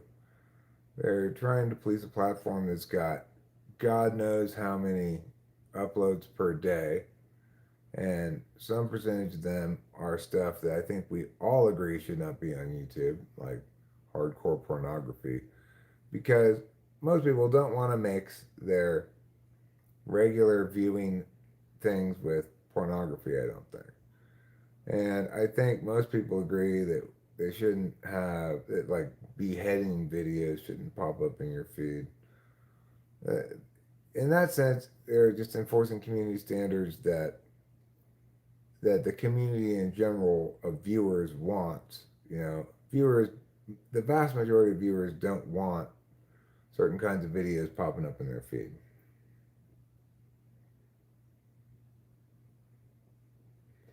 The standards are probably decided by some immoral hypocrite. So the thing is, it's not inherently a bad thing for them to enforce community standards, but I think people have gotten a little bit more annoyed at it in the sense they started like really, I guess, being super white bread.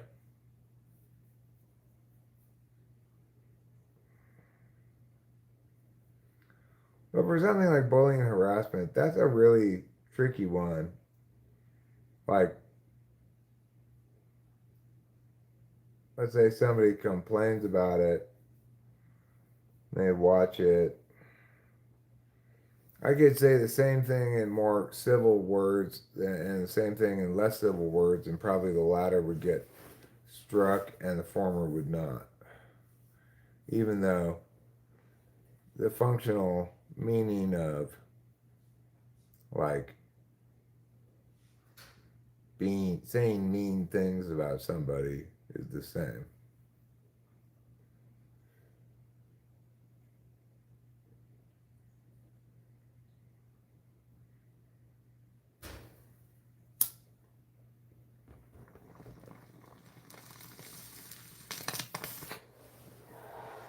Caprio, I already pet you a bunch today. All right, fine.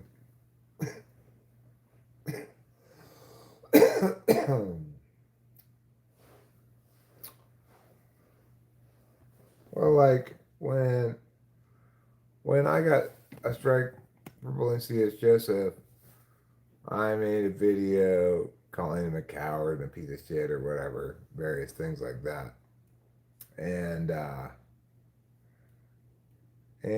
that's what got me a strike. I think that was ridiculous, in part because C.S. Joseph was like a bigger channel than me, and I had good reason to be tearing into him. But nevertheless, I learned my lesson, and I don't engage in that kind of uncivil discourse again.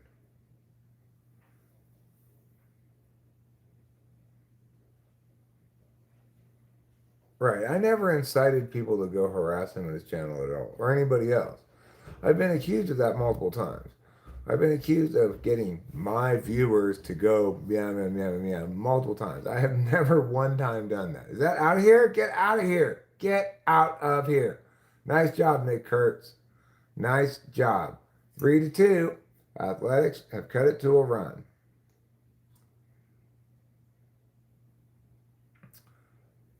Yeah, people. I think that certain kind of like weak TI people, maybe, or I'm not really sure, but there's certain people who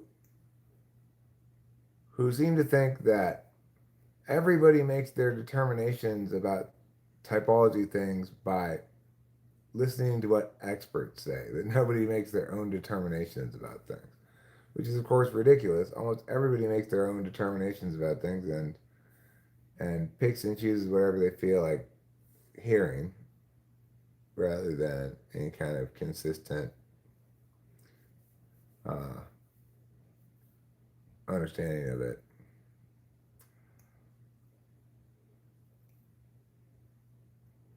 But like I got that a lot from Melissa Talks, for example. She was saying how I sent people to her channel, and also Jack from Socionics, that we sent people to her channel to tell her she wasn't an ENTP.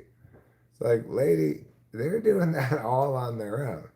And the reason so many people are doing that is because you are not an ENTP.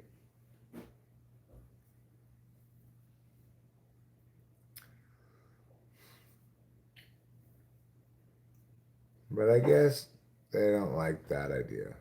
It's like those ladies that make those toxic videos about how girls out there, you better get straight with yourself. You better blah blah blah blah because you cannot trust men.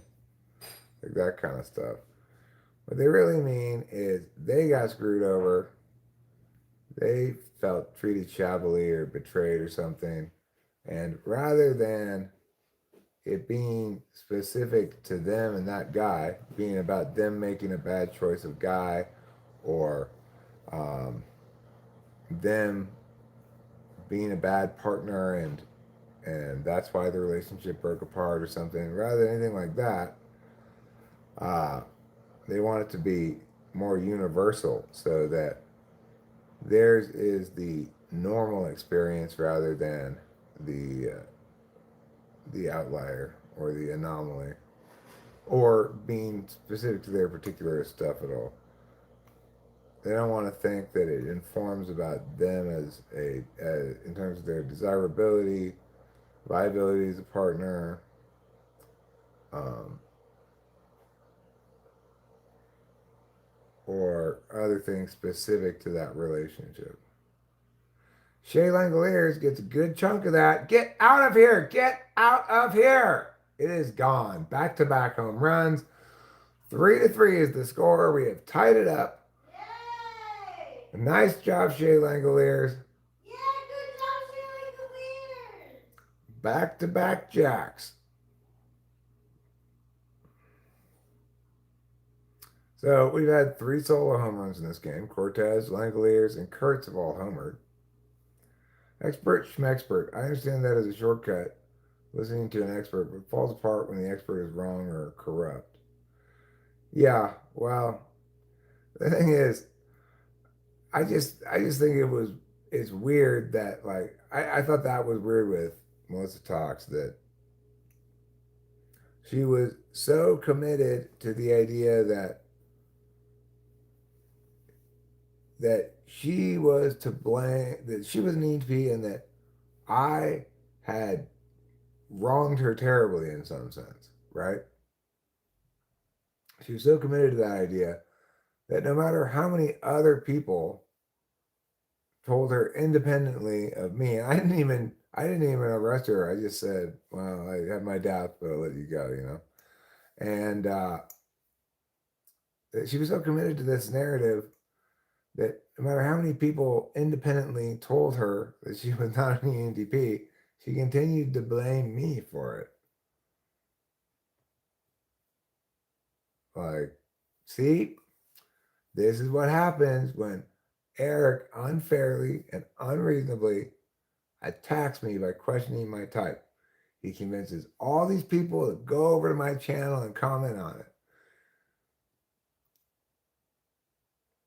He's getting his viewers to go harass me on my channel. Like, I don't know who these fucking people are, lady. Certainly I didn't tell people to go to your channel and harass you. I've never done that.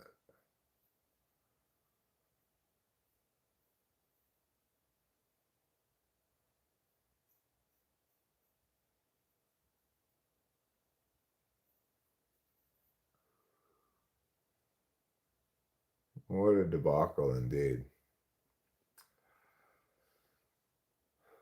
Maybe tonight, maybe tonight I'll make the next Type Police video. I have it all lined up in the old OBS app.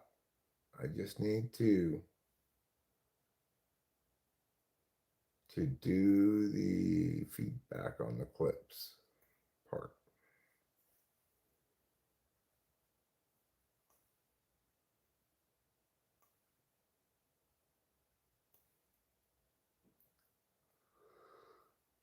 I could put on my little outfit. I could get set up. I could just hammer that out. I could even do it while live streaming. But I want to watch some more of this baseball game first. It's still 0 out in the 6th inning. 3-3 game now. And we've got Carlos Cortez at the plate. He's 2 for 2, including a home run. And as I mentioned earlier, now he's 3 for 3. Today I started him in the outfield because my starting outfielder doesn't play today. And he is rewarding me handsomely with this 3 for 3 performance. I'm guessing 6 total bases because I'm assuming the other 2 hits besides his home run were singles. I don't remember his first hit though. Anyway, you know what, Carlos Cortez? I want you to know that we Athletics are happy to have you on the team. And we think you're doing a solid job. Sure, maybe you're not, the greatest batsman in the history of baseball, but you are doing a solid job. And today you're really proving that you can sometimes be better than solid. You can be really good. And today's one of those days. That's why I want to declare today Carlos Cortez Day. Let's give him a round of applause. You deserve it, Carlos Cortez. It's sauce time. I may make some food here before too long. I didn't eat when Rachel ate because I wasn't hungry. I did have the last bit of her leftover chicken. Recently, I went to the Hitching Post last night, which is a restaurant in Awani. It's got really good food. It's like we were gonna go to Oakhurst to Denny's. I said, you know what? You want to go to the Hitching Post?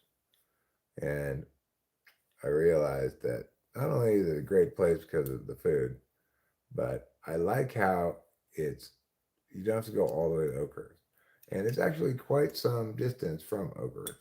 So going to Awani and back is substantially less like taxing a drive because you also don't have to go into Oakhurst and deal with stoplights and stuff and traffic. There's a little bit of traffic in Oakhurst.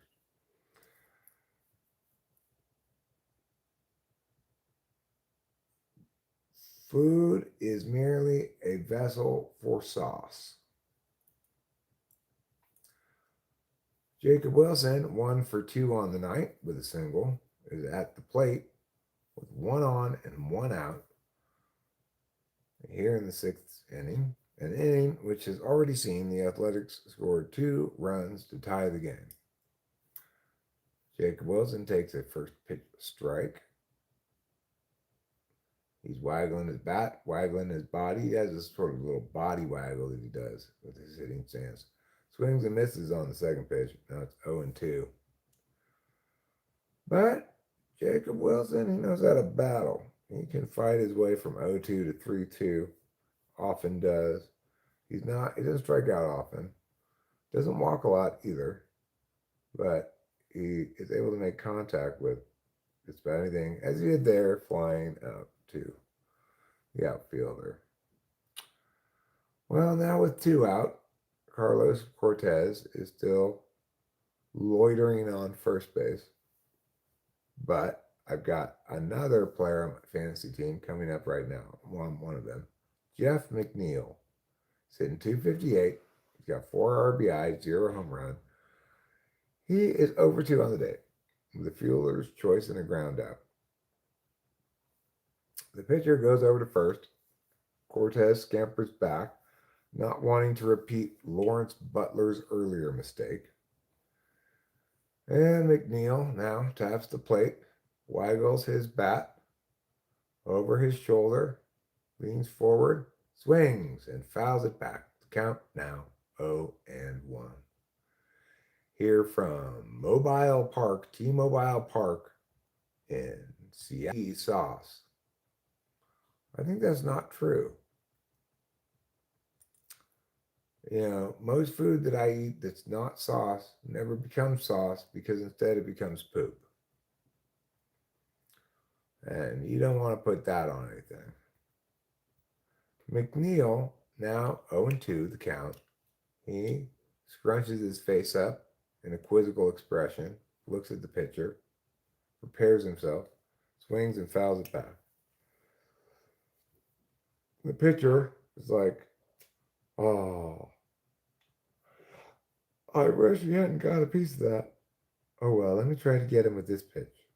And now he delivers the ball. McNeil swings, gets another piece of it, fouls it away. Still 0-2 the count. He is making Mr. What's that name say? Penner? Purrer? Furrer?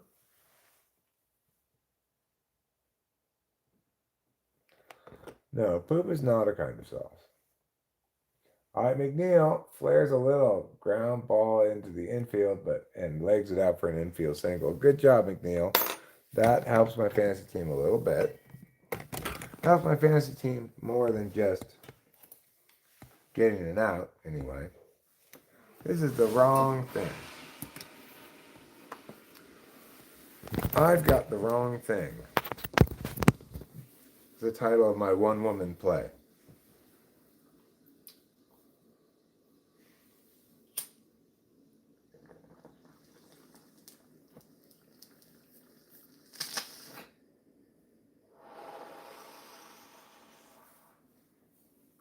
Yeah.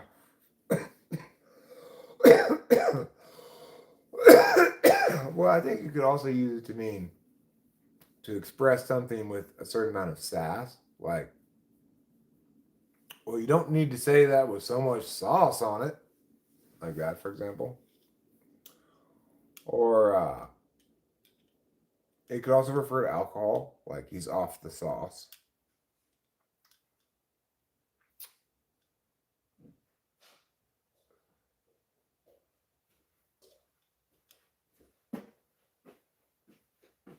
I mean, for a kiss. I love you. I love you too.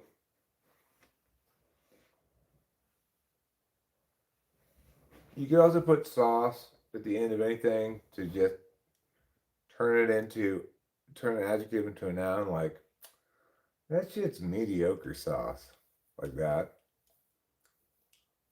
Or that song's slapping sauce. Never heard anybody say that, but cool sauce for sure. You can also say, cool your sauce. Cool, cool your sauce.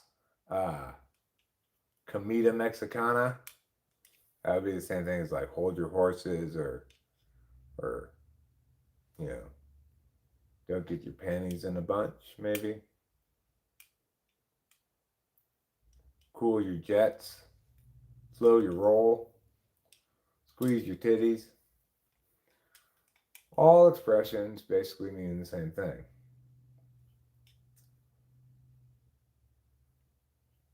I have an ESFJ cousin that used to always say cool beans.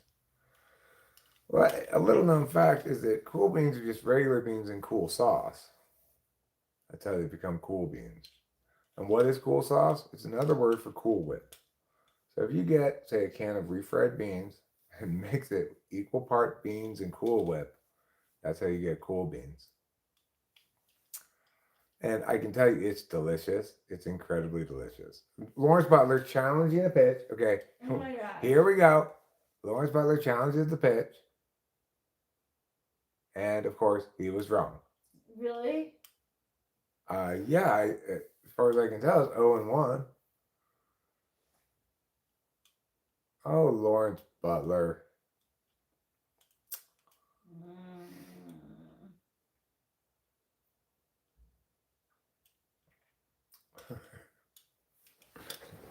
Seems like a recipe that like would be published by the Cool Whip Corporation, you know. So you're having taco night, but you don't know what to do for dessert. Well, try our twist on classic Mexican dessert with Cool Beans. Simply mix equal part refried beans and Cool Whip. Add a dash of paprika and enjoy. Why is this so gross? Oh my god, did I forget to add the paprika?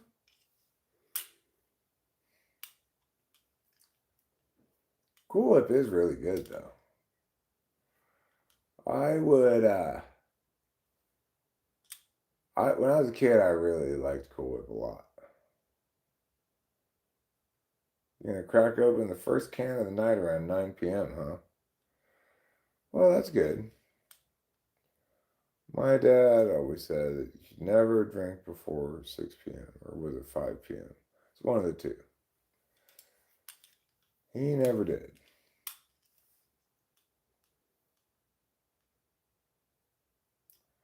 I had bad SI with Cool Whip once, so I didn't have it for many years.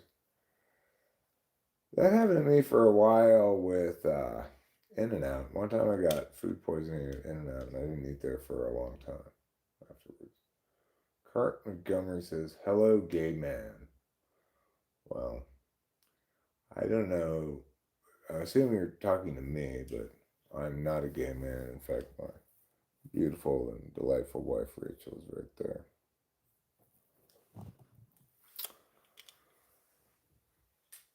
Yeah, maybe we do a lot of gay couple stuff, like picking berries, going out to dinner,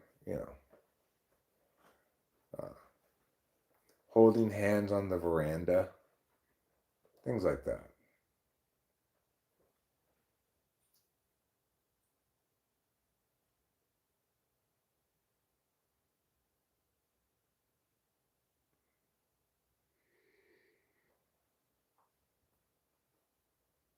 If it's creamy, it's not bad. Otherwise, might as well drink skim milk like a dog does. What dogs drink skim milk? There are no dogs that drink skim milk. At least, no, the IRLs I mostly hang out with. Let me read the first part. Unfortunately, not many of my friends are online or available to hang out in person, so it's probably going to be a night of live streams and online friends on Discord. Okay, well, I am a reasonably happy man, yes. Uh, you know, I have my ups and downs in terms of happiness. Uh, I stress about things, decent amount. And that somewhat impedes on my happiness. But overall, I would say I'm happy, yes.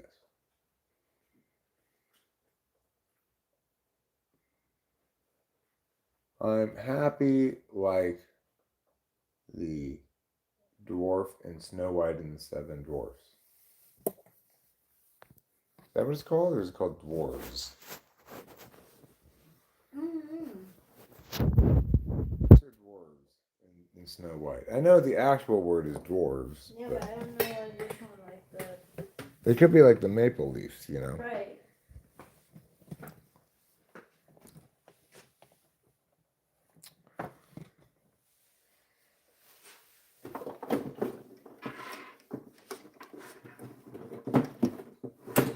I'm gay like festive colors, not like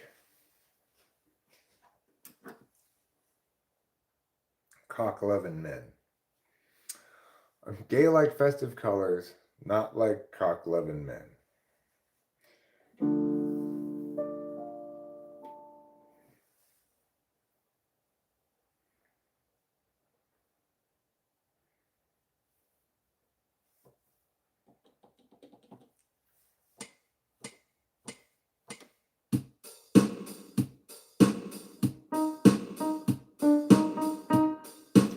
What's your problem? I'm just festive. I said, what's your problem? You know that I'm just festive. I said, what's your problem? I'm just being super festive.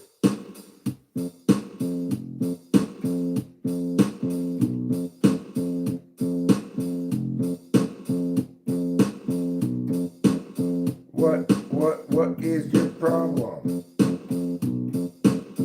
I'm just being festive.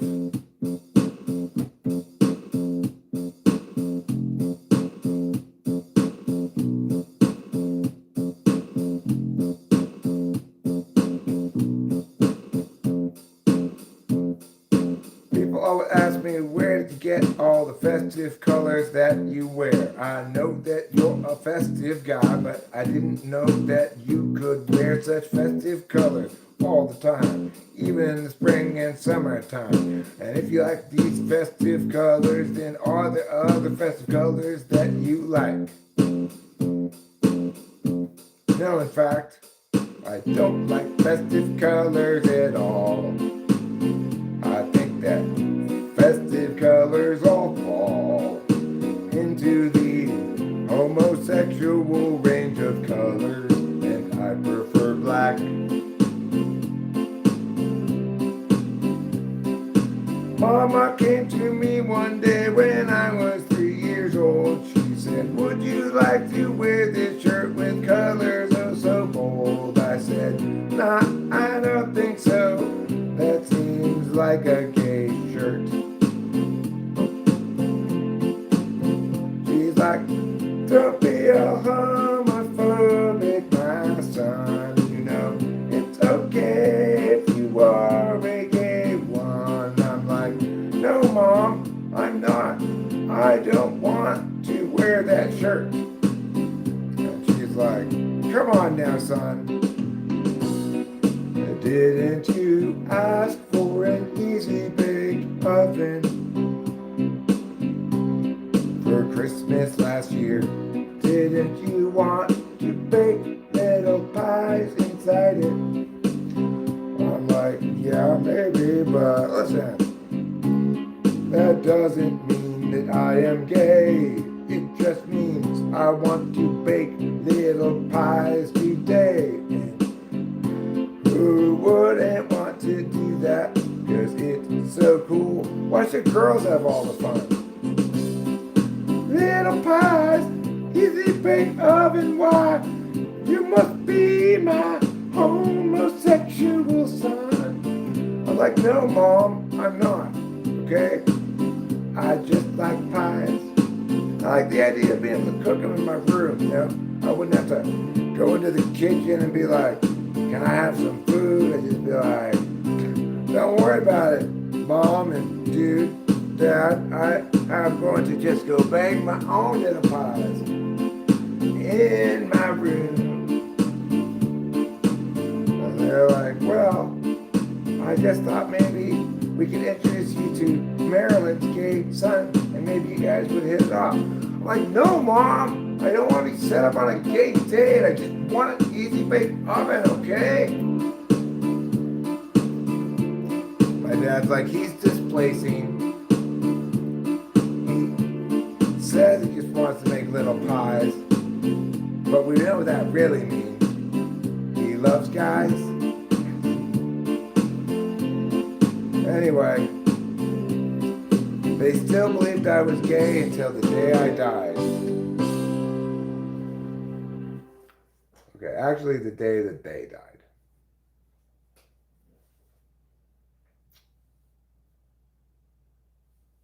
Jesus heals all, brother. It's a journey.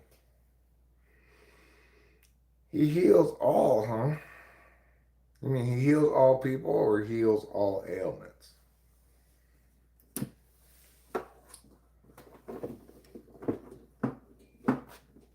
Like, does he heal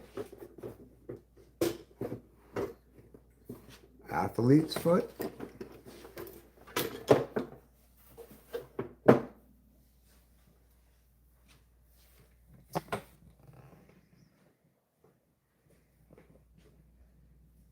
Does he heal my old eyes? They're not diseased or anything, or damaged really. They're just old and they don't see as well as they used to. And my thought on that is like, hey, fuck this noise. I don't like having to put on glasses.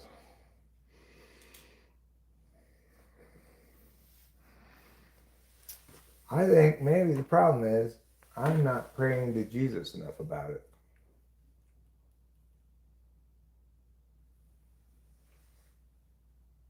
Jesus, cure my psychosis so I can get high without hearing voices. Cure me of this awful curse known as sobriety. Well, Jesus won't help you with that, but I think the alcohol you're going to crack open probably will. All right, so Zach Geloff, 0 for 2. He came in the game yesterday, I believe, as a pinch runner. He may have started the game today. He was 0 for 2, so he probably did here in the 7th inning. Not great with the bat. Adequate defensive replacement / pinch runner, that's fine, but it'd be good when we get Brent Rooker back from the disabled list. Because he's our DH, and he can also play outfield some, so, it would give Kate more. It gives Kate more versatility to mess around with the lineup a bit. And I think Kate may be already messing around with the lineup too much. Like Zach Geloff strikes out. Do we really need to have him in the lineup? He's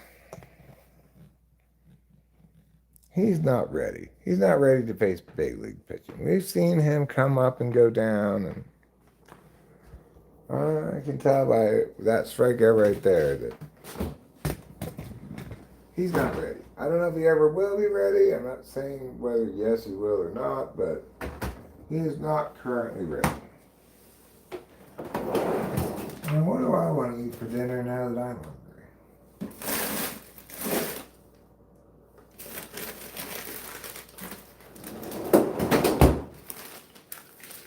I wish I had some hamburger helper.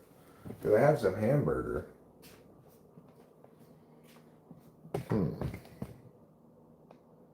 What could I make with hamburger?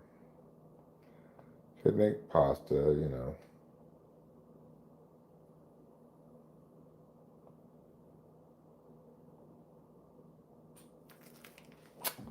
I don't know. I'm not ready to cook yet. I will be soon. I could make a frozen dinner. I don't really want one, but I could make one of those. In theory. 2 12-ounce cans is like 4.2% alcohol by volume. You're doing drinking math. That always helps. Kurt's 11th straight game with a walk. Bringing up Langoliers. Last time Kurt's was a homer. This time he walks. This time, Shea Langoliers is going to do what? We don't know. Last time, he also homered.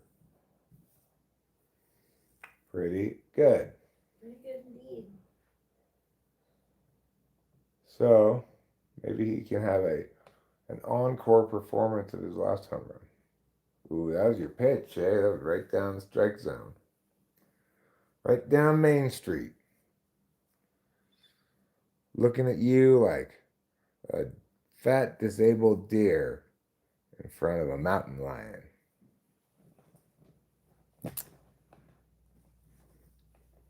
All right, I think I'll get another beer.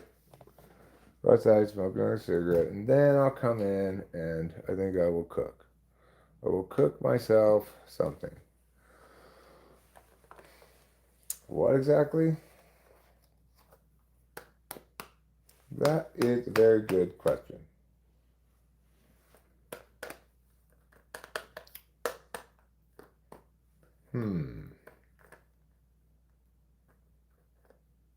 Oh, Shea Langoliers, you popped out.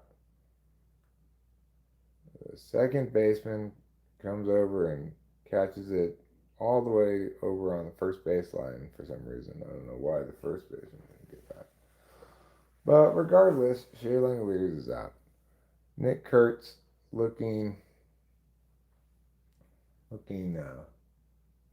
mournful on first base at his inability to advance. It's going to bring up a little someone named Carlos Cortez, who is 3 for 3 already in the game. Kurtz barely gets back in time. We do not need to get another person picked off, okay? Just don't try to steal quite so much. Just chill out a little bit on that.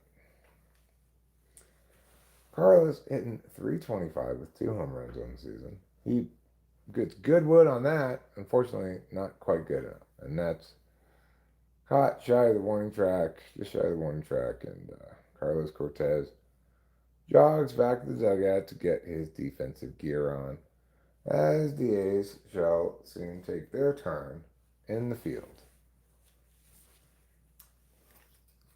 10.5 alcohol per volume is pretty high for a cider.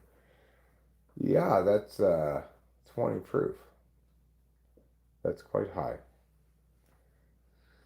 And I think wine is like 17% or something, which would be 34 proof.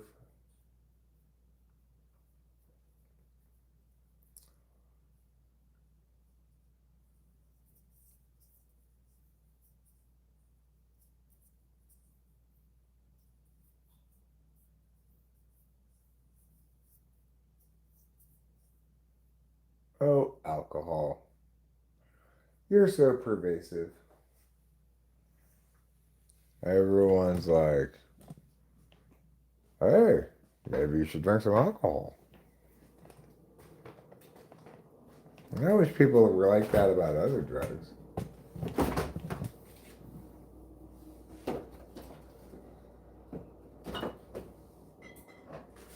I wish you go over to people's houses and They got beer in the fridge. Hey, you want a beer? But they also have like cocaine in the fridge, meth and ecstasy, mushrooms, acid, all that kind of stuff in the fridge too. So, they just start with the first drug, which is alcohol. That would be like drug number one. And then they just proceed down a long list of possible drugs that you might want to take. I think that'd be fair. That'd be more fair than the current way things are.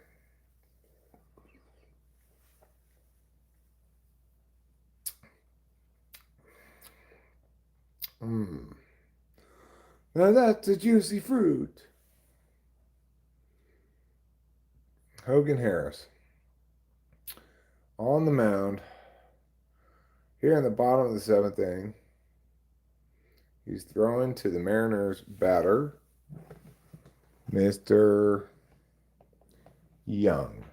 Mr. Young. I had a dream about a fictional drug called chicken weed. Kept it in the fridge and it looked like a mound of wet straw. I want some of this chicken weed. Where do I get it?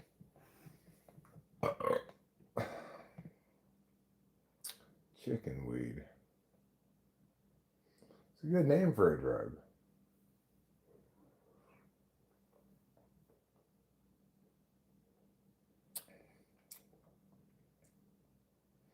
Curtsy makes the catch in foul ground, which will allow the Athletics to record the first out of the bottom of the seventh inning.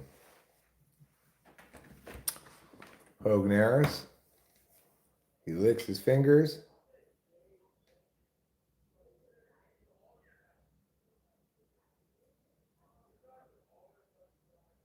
Uh-oh. Neighbors being loud out there. Well, we'll just go outside anyway. Oh, I left this beer out here. How dumb of me. Now I have two open beers.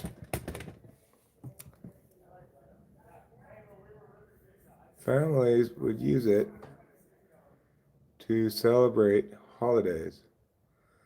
It wasn't treated like a drug, more like a sacrament. Families would take together. It causes bizarre visions of nature and amplified nature sounds.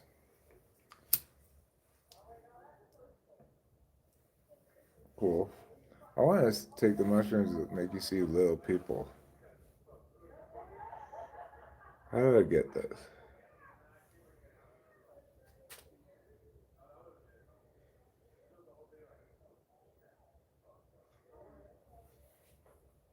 I gotta research that more.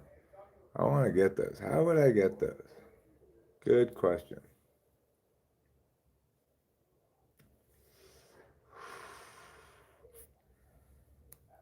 I'm tired of just seeing regular sized people.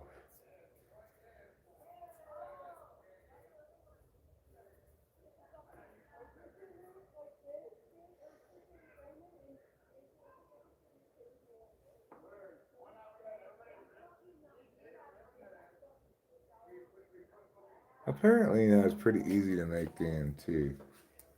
Fairly easy to get the ingredients for it.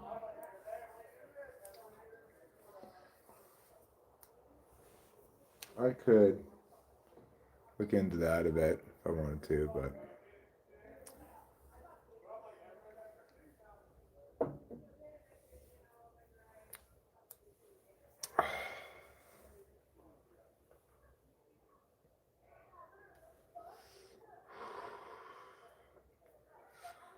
might have butchered the spelling on that one. Only other psychoactive mushroom I know, besides psilocybin, is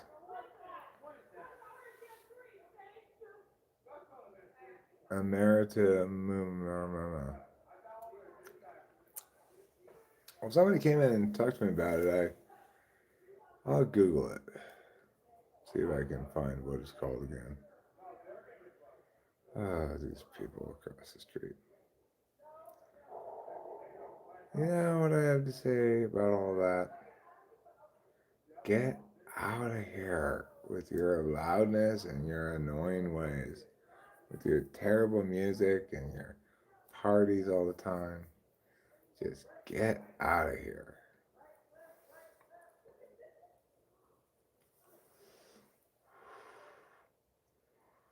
I heard it compared to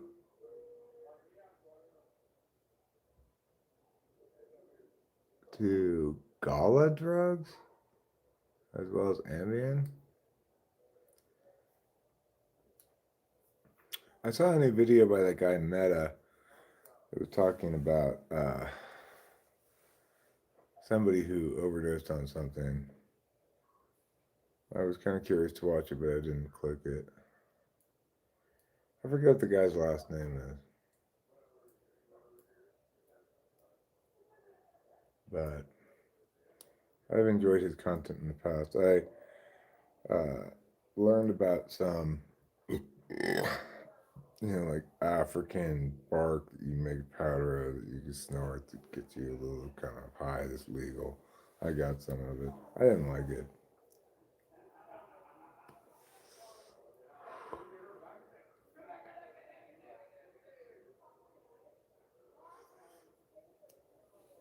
Yeah, I enjoy his content. Although I don't regularly watch it or anything. I'm not sure how regularly he puts content out.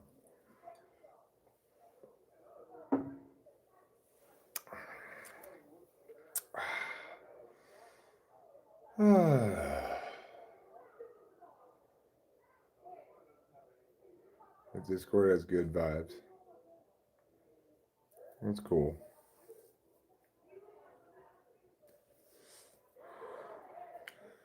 For people who, like earlier, I don't remember who, but somebody was talking about, I think it was Too Cool for School, maybe, was talking about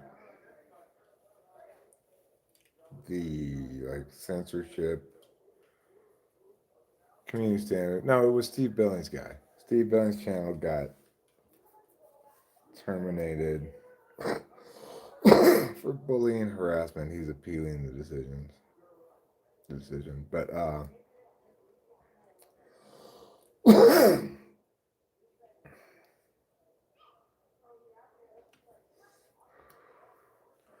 it's kind of like, I guess, cherry picking kind of to complain about that, because of course people can have whatever conversations they want on Discord. I don't think that they do content management because you're not really publishing or something like that.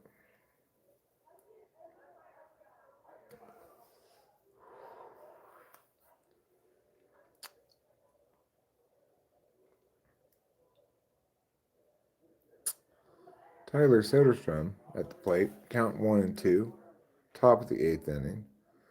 The Athletics tied with the Mariners, 3 runs apiece. Sodi, waiting the pitch, swings at it, fouls it off. Count remains 1-2, and Soderstrom 1 for 2 on the day. Looks like from here, kind of hard to see.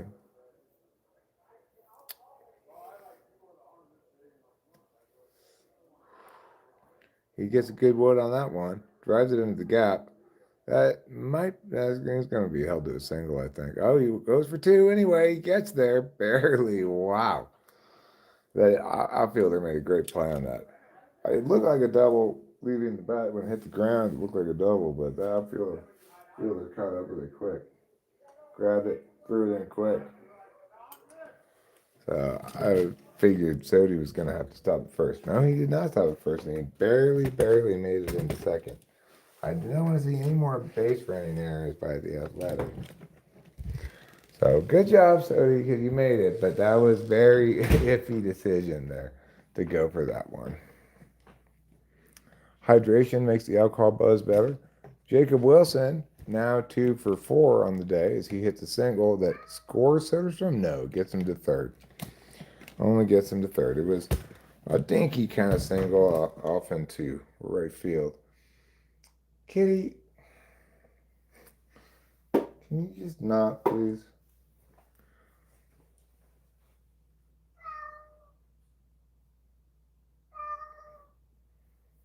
Hydration helps when you're drinking for sure. It helps reduce hangovers. And, a lot of the gross feeling of alcohol when it starts to wear off has to do with dehydration. The Mariners are assembling on the mound like a church choir before Sunday service. They're talking, but they're hiding their mouths so no one can read their lips. Will you stop, please? I'm trying to watch the baseball game. Oh, God. Oh, God. Just give me a second, okay? Let's see what McNeil does at least first. And then I'll pause it maybe and I'll go watch you. Yeah, I hear you. For God's sake, dude. Can you just not? Ball one. Ball one. Ugh.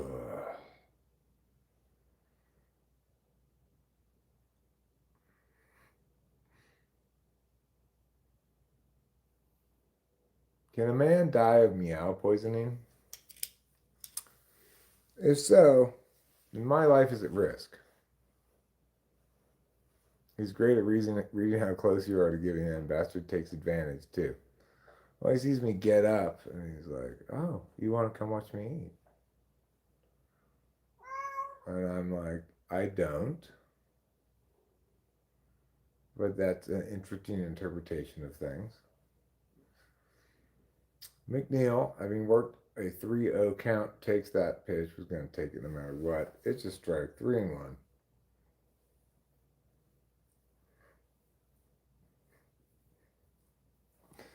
He's such a dick. And then he gets me in there and he like slowly climbs up to the table and looks at me for a long time.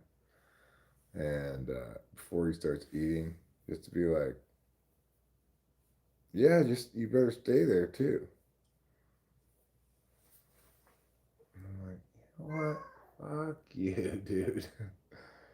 Oh, yes, you're a handsome boy, but I'm not going in there right this second. You're just going to have to wait. McNeil works the walk, bases loaded. He gives me the sleepy eyes. He gives me the whole 9 yards. He's quite a charmer. Oh, yes, Daddy knows. Max Muncy at the plate, 0 for 2. Also in the starting lineup of one of my teams, I think. Not, having a great game so far, obviously, but that could change. Muncy gets a decent amount of wood on that. Should be enough to score whoever from third, Soderstrom. He does make it in time. He's safe. The Athletics have taken a 4-3 lead. Runners on second and third. 1 out here in the 8th. Muncy gets the job done with the sacrifice fly. Good for him. Let's go watch the cat eat for a minute.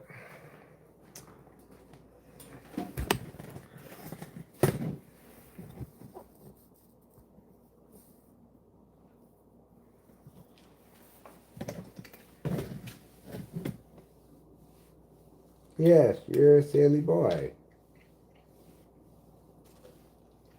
You're made out of meows and annoyingness. You know what? I'm not going to just be his bitch. I got him started. That's good enough. He can just eat the rest of his food by himself.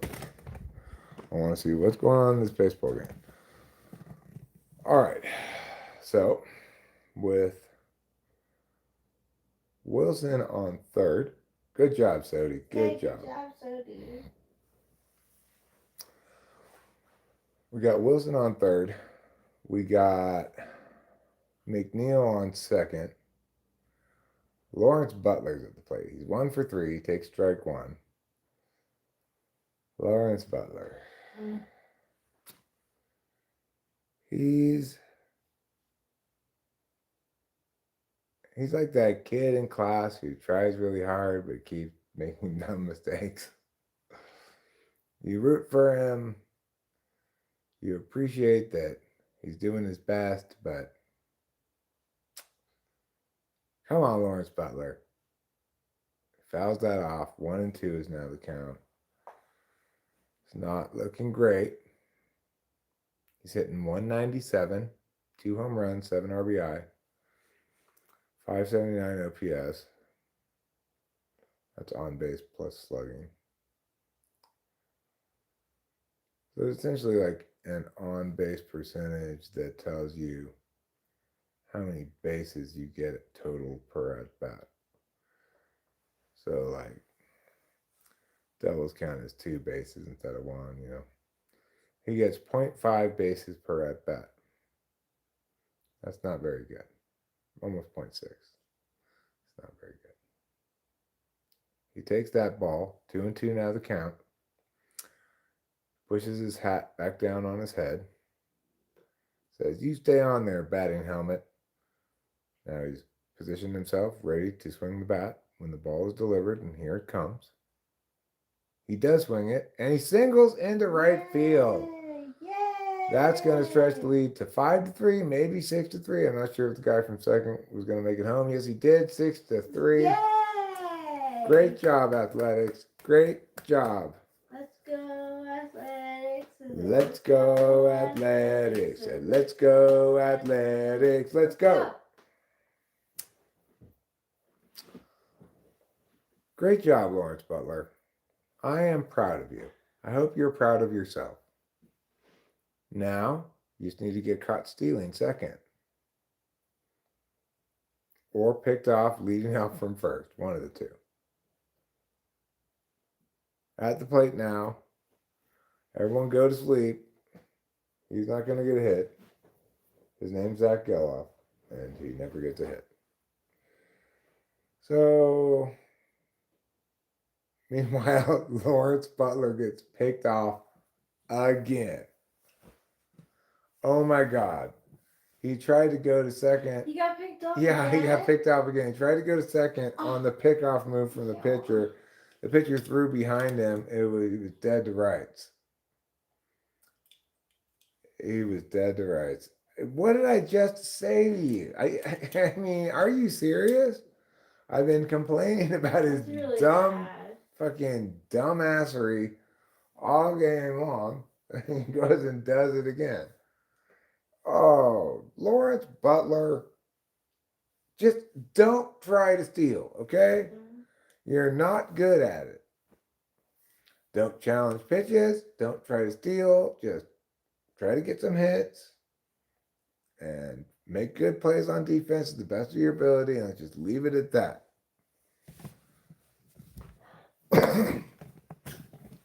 All of a sudden, he thinks he's Ricky Henderson or something. That one by Geloff popped into left field, will be caught for the final out of the inning, which will take us to the bottom of the 8th, where the Mariners of Seattle will attempt to get some runs and climb back into this game. Hopefully, our beloved Athletics can prevent that from happening.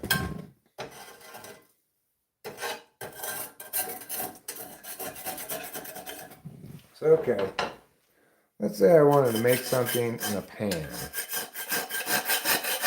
What would I make?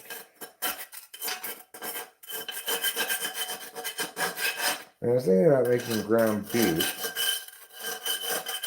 but like I don't really have anything. Like if I had tortillas, I could make some kind of Mexican thing.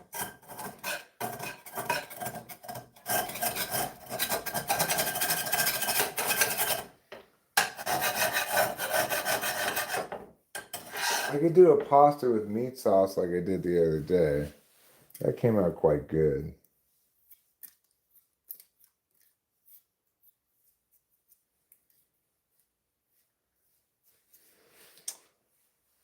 I'd be down for that. Are you hungry at all, Rachel? No. What did you think you're making? You know, I make a pasta with meat sauce again. I'm good. I have my own. Okay, sure.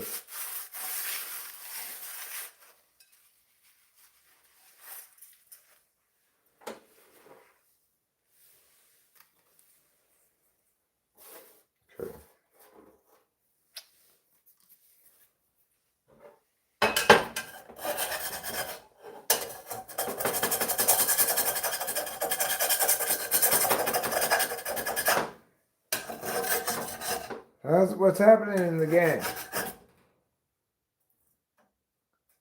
Nothing. Summary right now. Okay, so they haven't started hitting yet? No. Okay. Start again. Alright. Let me know if they get on base. Okay. That's pretty good.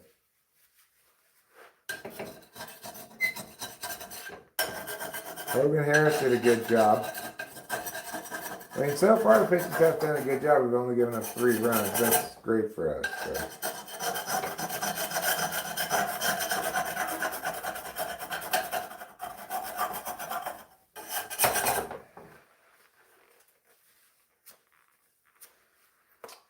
Alright, well I guess I'm going to have to include a little bit of water in this process. This is going to be a bit stubborn of a pan to clean otherwise.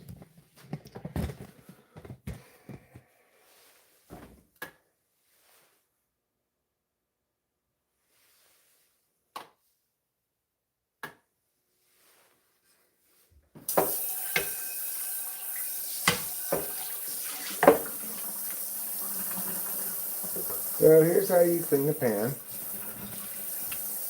What you're going to want to do is put a little bit of soap in there. Get something like this. And just go like this.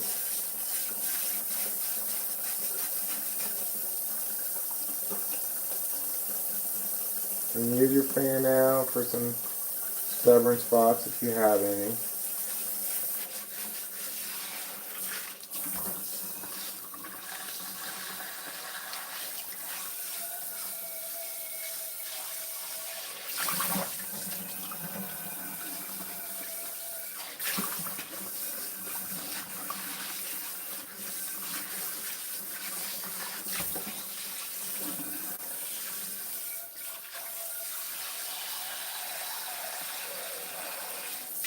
Okay. I'm going to get this pan a little cleaner than usual, so I'm going to put some salt in it. I don't really tried this before, but it should help. Have a little grittiness in there. You'd think, right?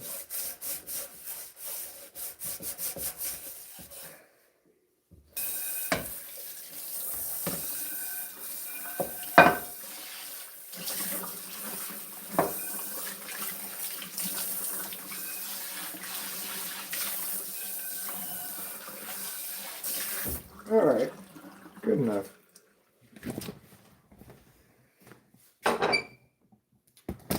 We're going to cook meat sauce. Well, what's the first word in meat sauce? Meat. That's what we're going to put.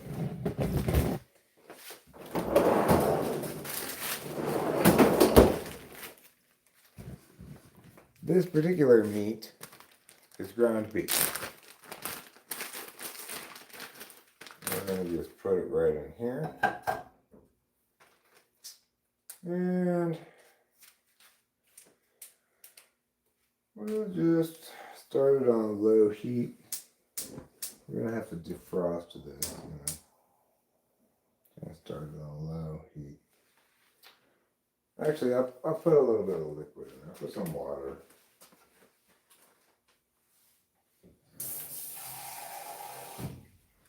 That way,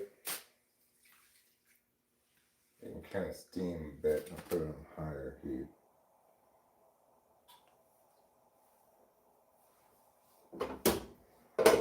We'll let that steam a little bit.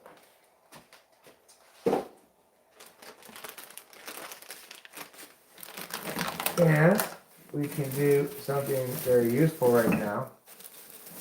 We can take this trash out and replace the trash bag. I love you, Eric. I love you too, Rachel. How are the Mariners doing? They have 1 guy on base and 1 out. Okay. I'll go in and watch it.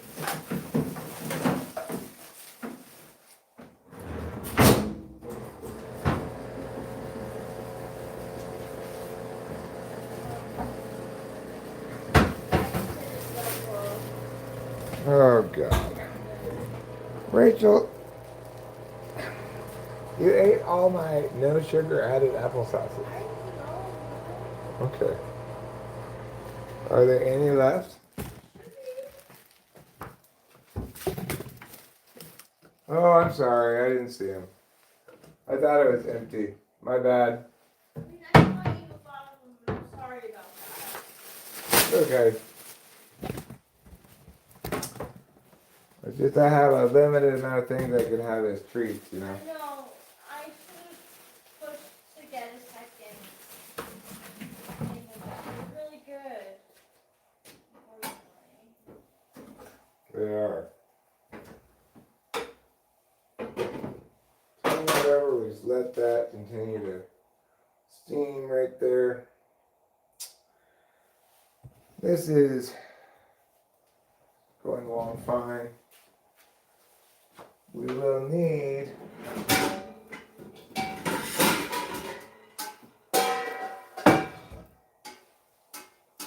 actually we can use this pot. We use this pot for the pasta. Right here. Okay, so what we're going to need to do, obviously, is put some water in this pot.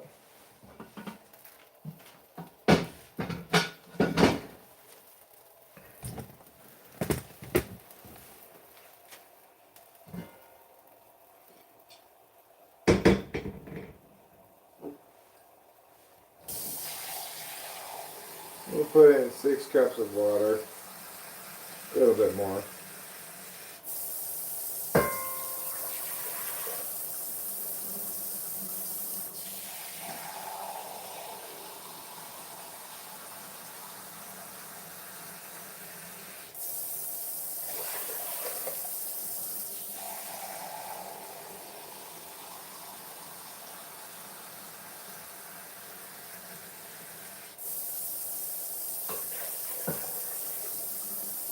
Okay. Put a little bit.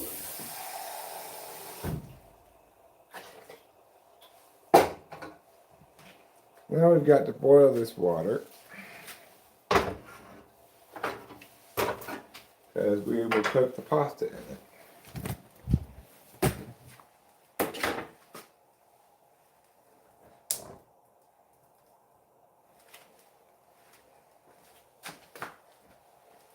Put this lid on, let that come to a boil, turn our attention to the meat. What's going on in the game? End of the 8th. Into the 8th, what's the score? 6-3. 6-3? Yeah. Oh, they didn't score? No. Oh, fantastic.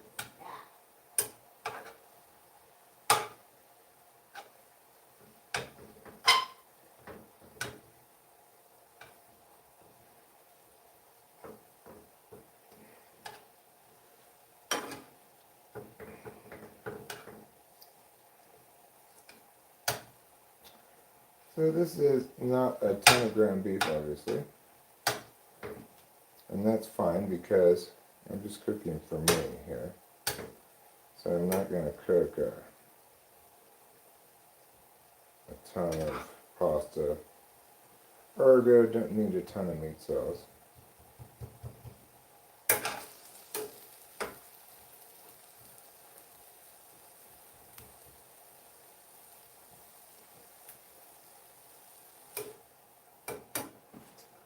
Alright, we'll just let that boil down a bit more. Let those remaining chunks of frozen ground beef defrost. And then we'll be in business here. This can go in the trash.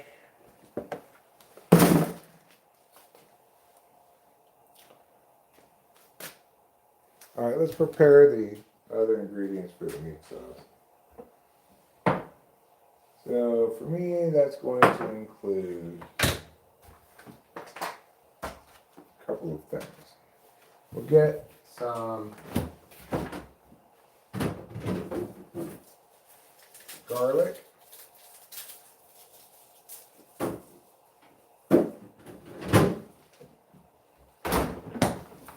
We'll smash this up.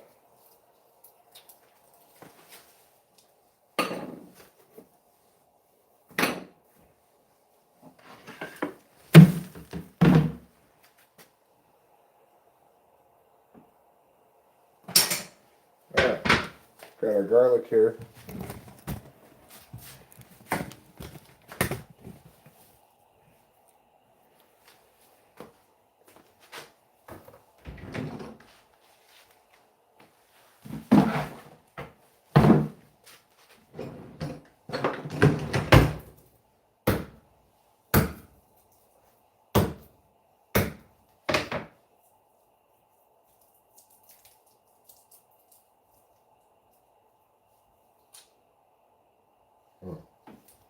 That one's not so good.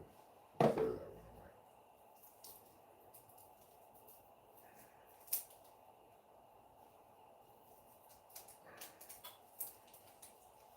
away. One garlic.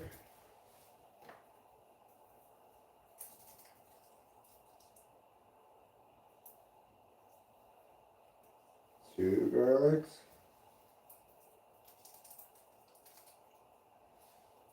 And three garlics. Okay, we just this top part off.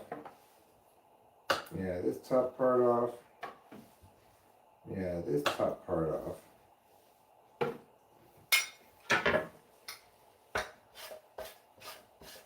Wipe off some more of those breadcrumbs. Then we just chop this up. Doesn't have to be super small.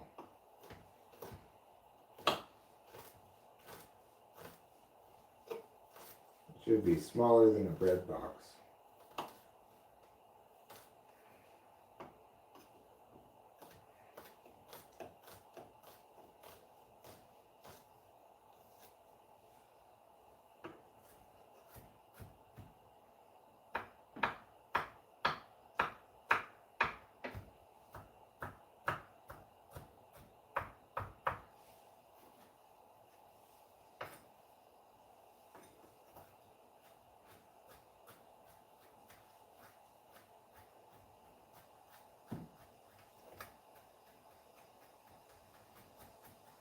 Okay, there we go. Now let's go over the beef. Let's see how we're doing.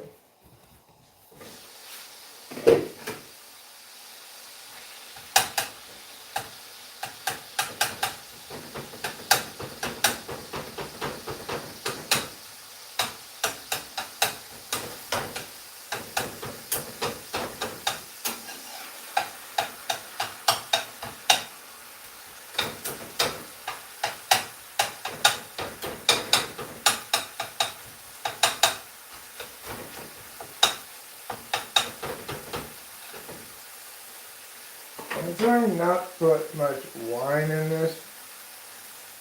Maybe not any wine in it because, tomato sauce makes it already very acidic, so I don't think it needs any more acid than that.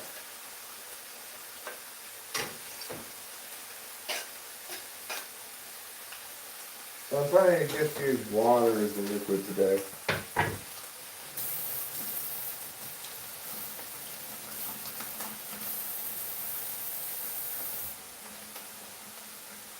Right now we've got our garlic there, and things are looking pretty scrumdiddlyumptious. You can see the garlic on top of the beef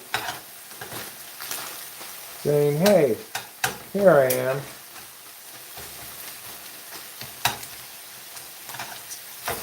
And we're additionally going to add some of these chopped onions here.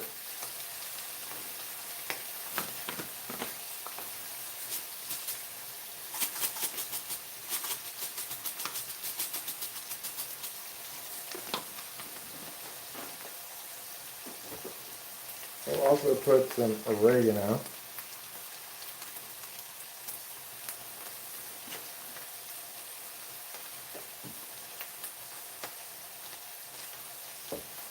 A little salt.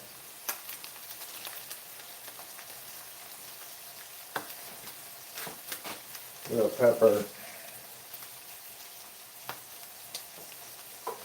And then we're gonna have to get out. Oh.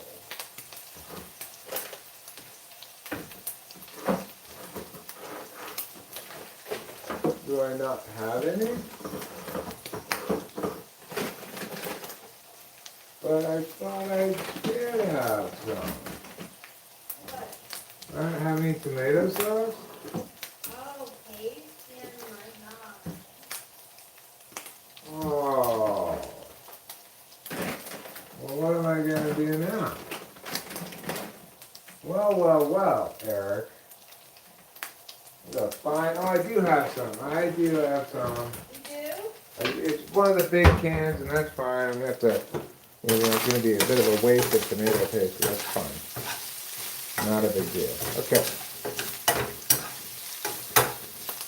least we have some.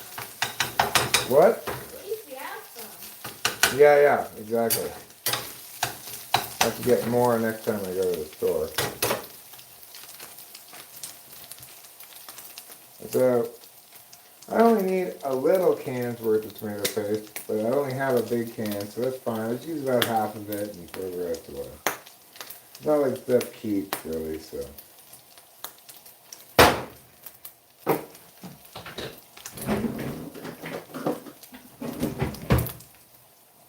We're going to put that much tomato paste in. Could use a little, that should be fine, really. We're going to get some water. Let me just put this like this.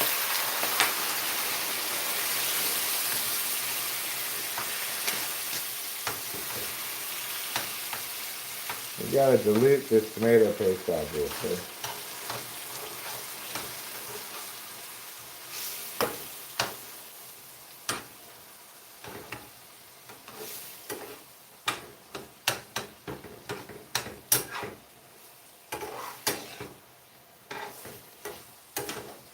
This is gonna need a little bit more water than this, because we have to dilute some, but then we also need to cook some. So we're gonna need to get it a lot more watery than this, and then boil it down.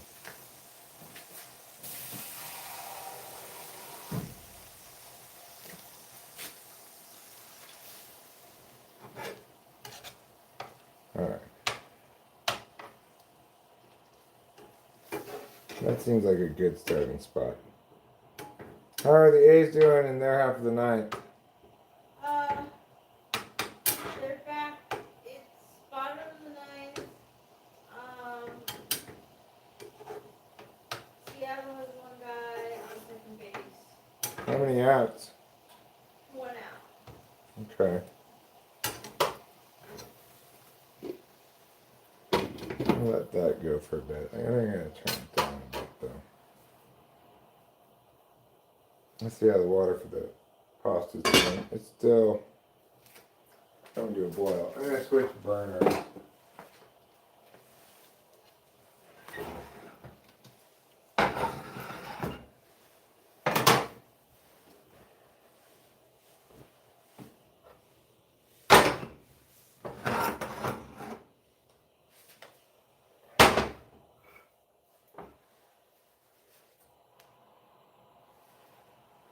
This is the hotter burner, so this one doing fine. Maybe turn it down here more. All right, let's go see the last couple outs of this baseball game. A lot of water, yeah. Well, I'm starting with tomato paste, so.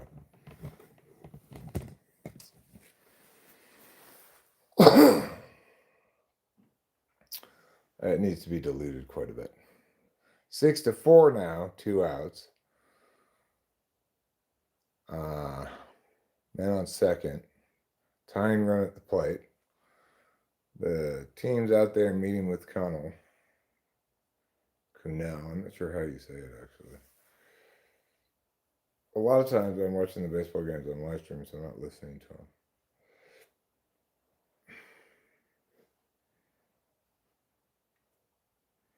We just need one more out. Get out of here with a win in the first game against Seattle. This would be a big win because obviously Seattle is in the same division, I think.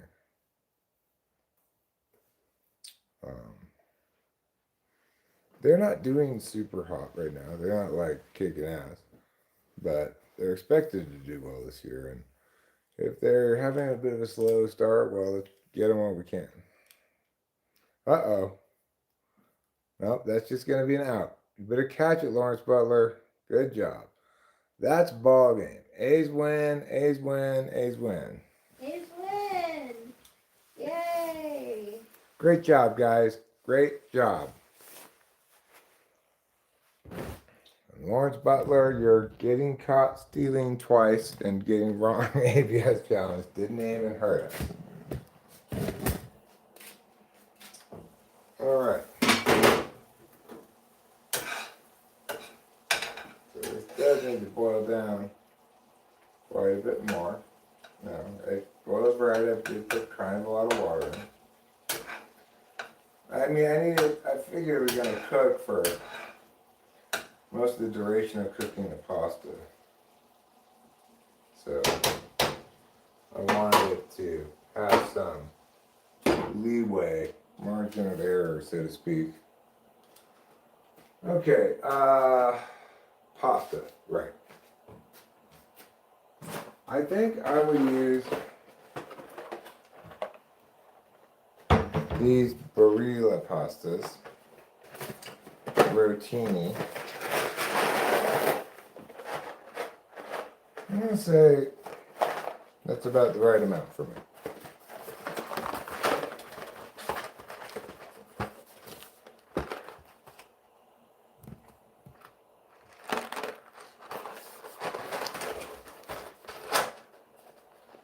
It's basically right at the bottom of this plastic thing.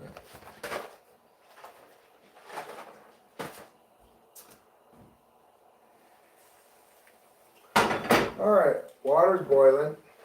Let's pour these in. Let's get out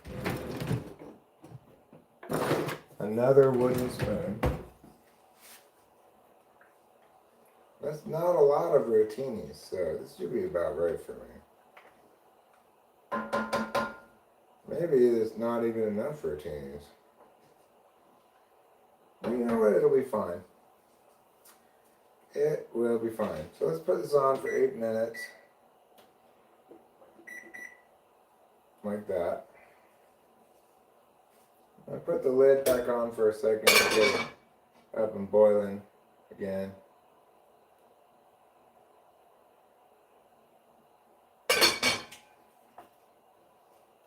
Stir them around early or else they'll get stuck together. Alright, let's return our attention to tomato sauce now. Coming along fine. Still has plenty of liquid in it. Got still plenty of leeway to boil down.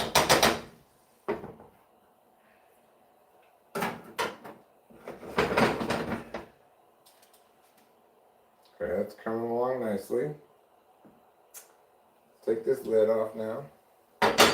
Our pasta water is boiling well. We're no longer, trying to boil half-mast, as they say.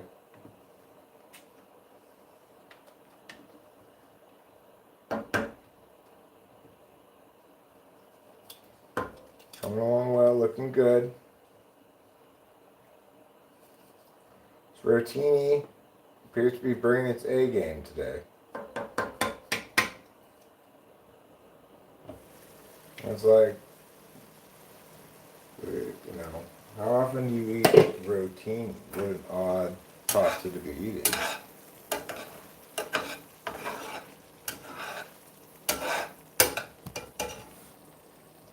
So this is starting to get a little bit thicker, as you can see.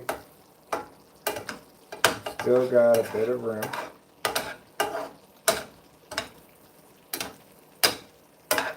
for it to meow.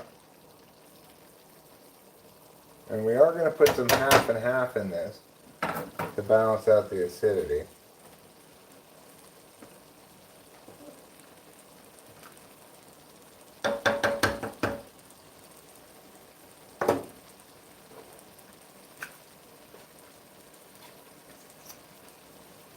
I may also, let me do this too.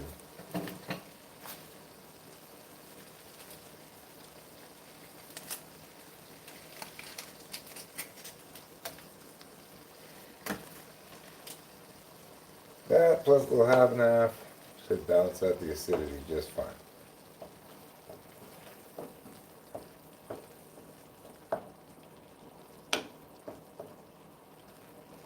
A little butter mixed in there. Coming along nicely.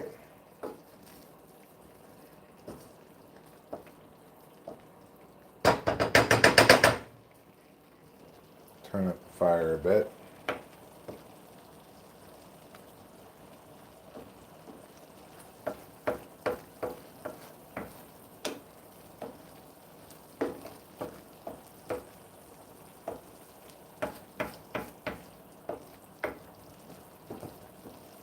Let me get a little bit of half and half in here.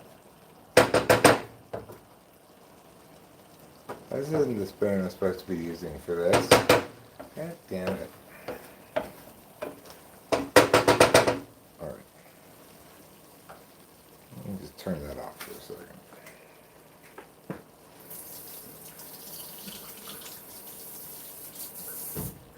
Okay. Stir this. It's got 4 minutes left.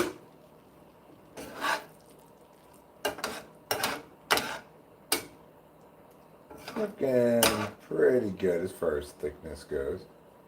I'm going to add a bit of half and half, turn the fire back on for a second.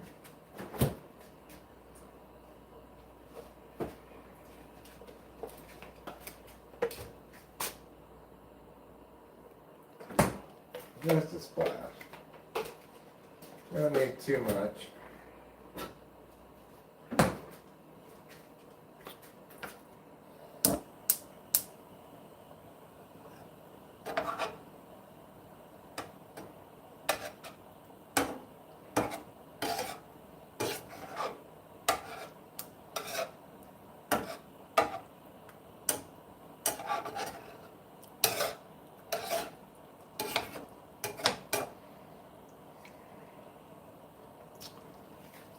This is going to be delicious. This is what you call a real delicious meat sauce.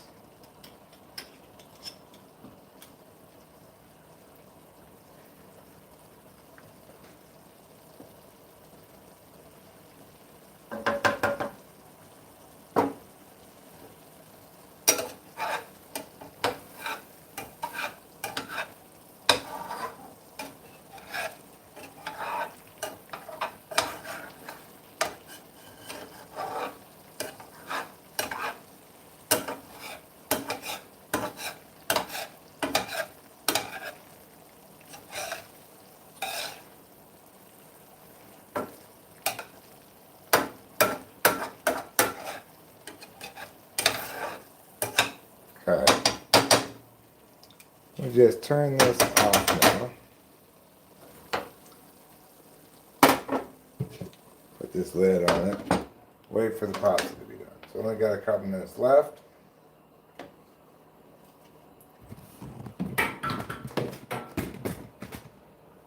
It's doing its thing.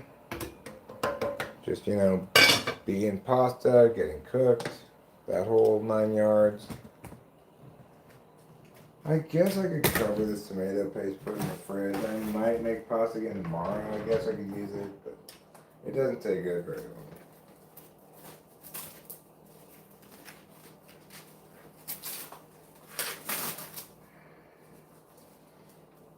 long. I'm 90% sure, 95% sure that I will just end up throwing this away, but I will put it in here for now on the off chance that maybe I'll make pasta again tomorrow.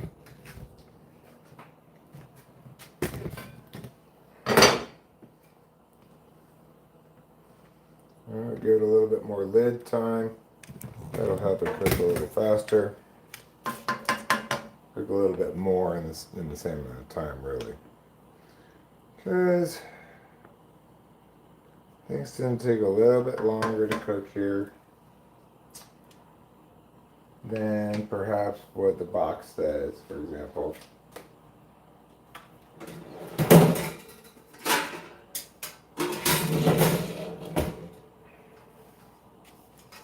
Okay, we're going to use this to strain the pasta.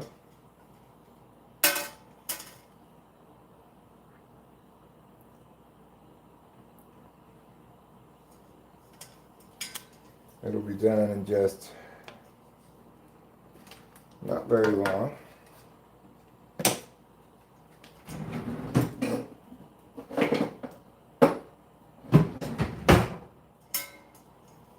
So we'll put this on top. And get this. Come over here. Pour out all the water.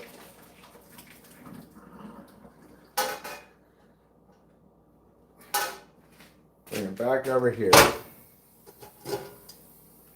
Hot. Put that, I don't know, here. Now, we're going to get this. I'm going to pour this into here.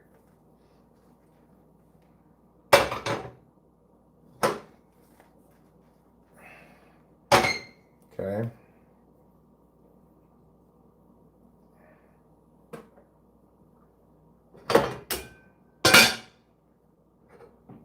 Hot. Now let's just do this.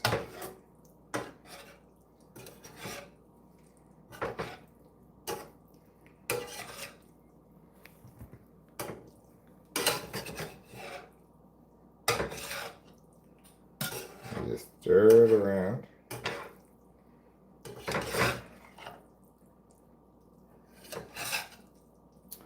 And stir it around like Stuart LeGrand. Okay, that's looking tasty. Now we're going to get some Parmesan cheese, put on top of it.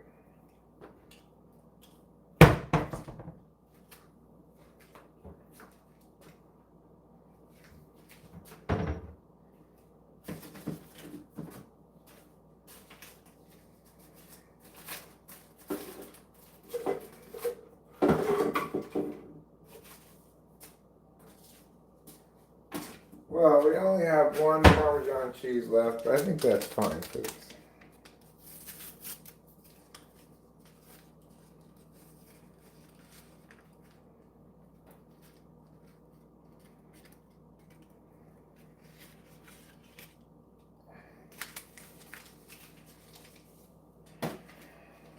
All right. We'll get a bowl. Like this bowl right here, for example. We'll scoop it into the bowl.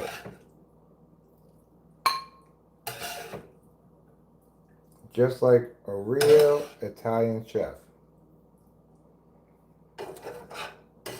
Tonight on Mama Maroney's Meat Sauce and More, we're once again making Mama Maroney's famous meat sauce. Famous throughout Italy for being so delicious.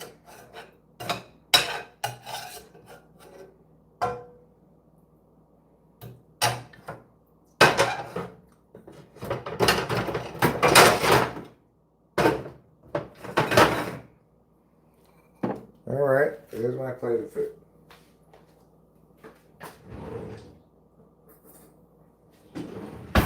This is obviously quite a lot of pasta. I will no doubt be picking at this throughout the night.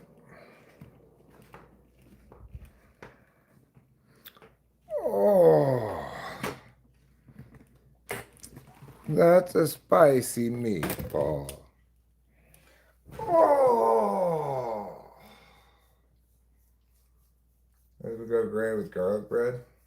Well, I guess I didn't think about it, but if I had thought about it, I would have thought that seems like extra much of an undertaking.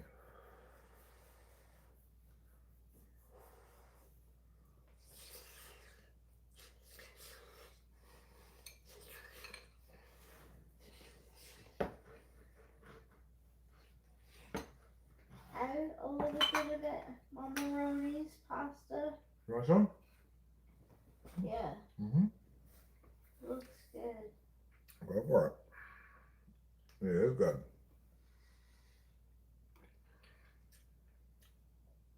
Mm. That's the Mama Maroney's meat sauce. It is a delicioso in my mouth.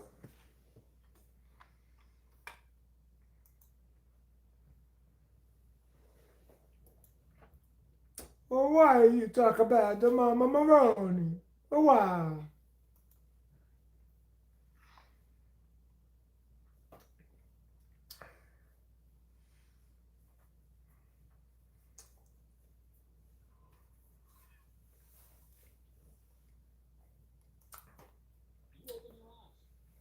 The most miserable time to be alive in human history. That's what this video is called.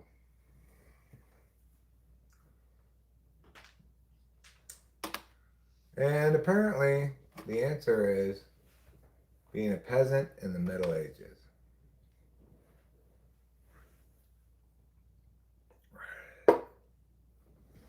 So, did you try it? No. You want me to scoop some of it into a bowl for you? Sure. Okay.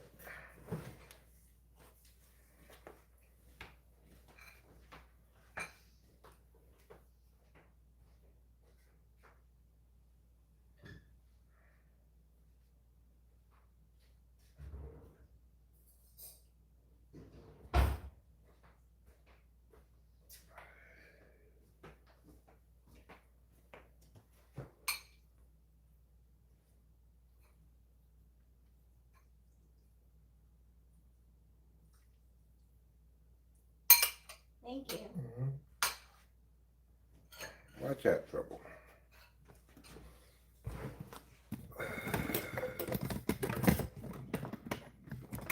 All right. Well, I think I'll wrap it up. Thanks a lot for being here. I enjoyed having a pleasant evening with the internet. See you next time.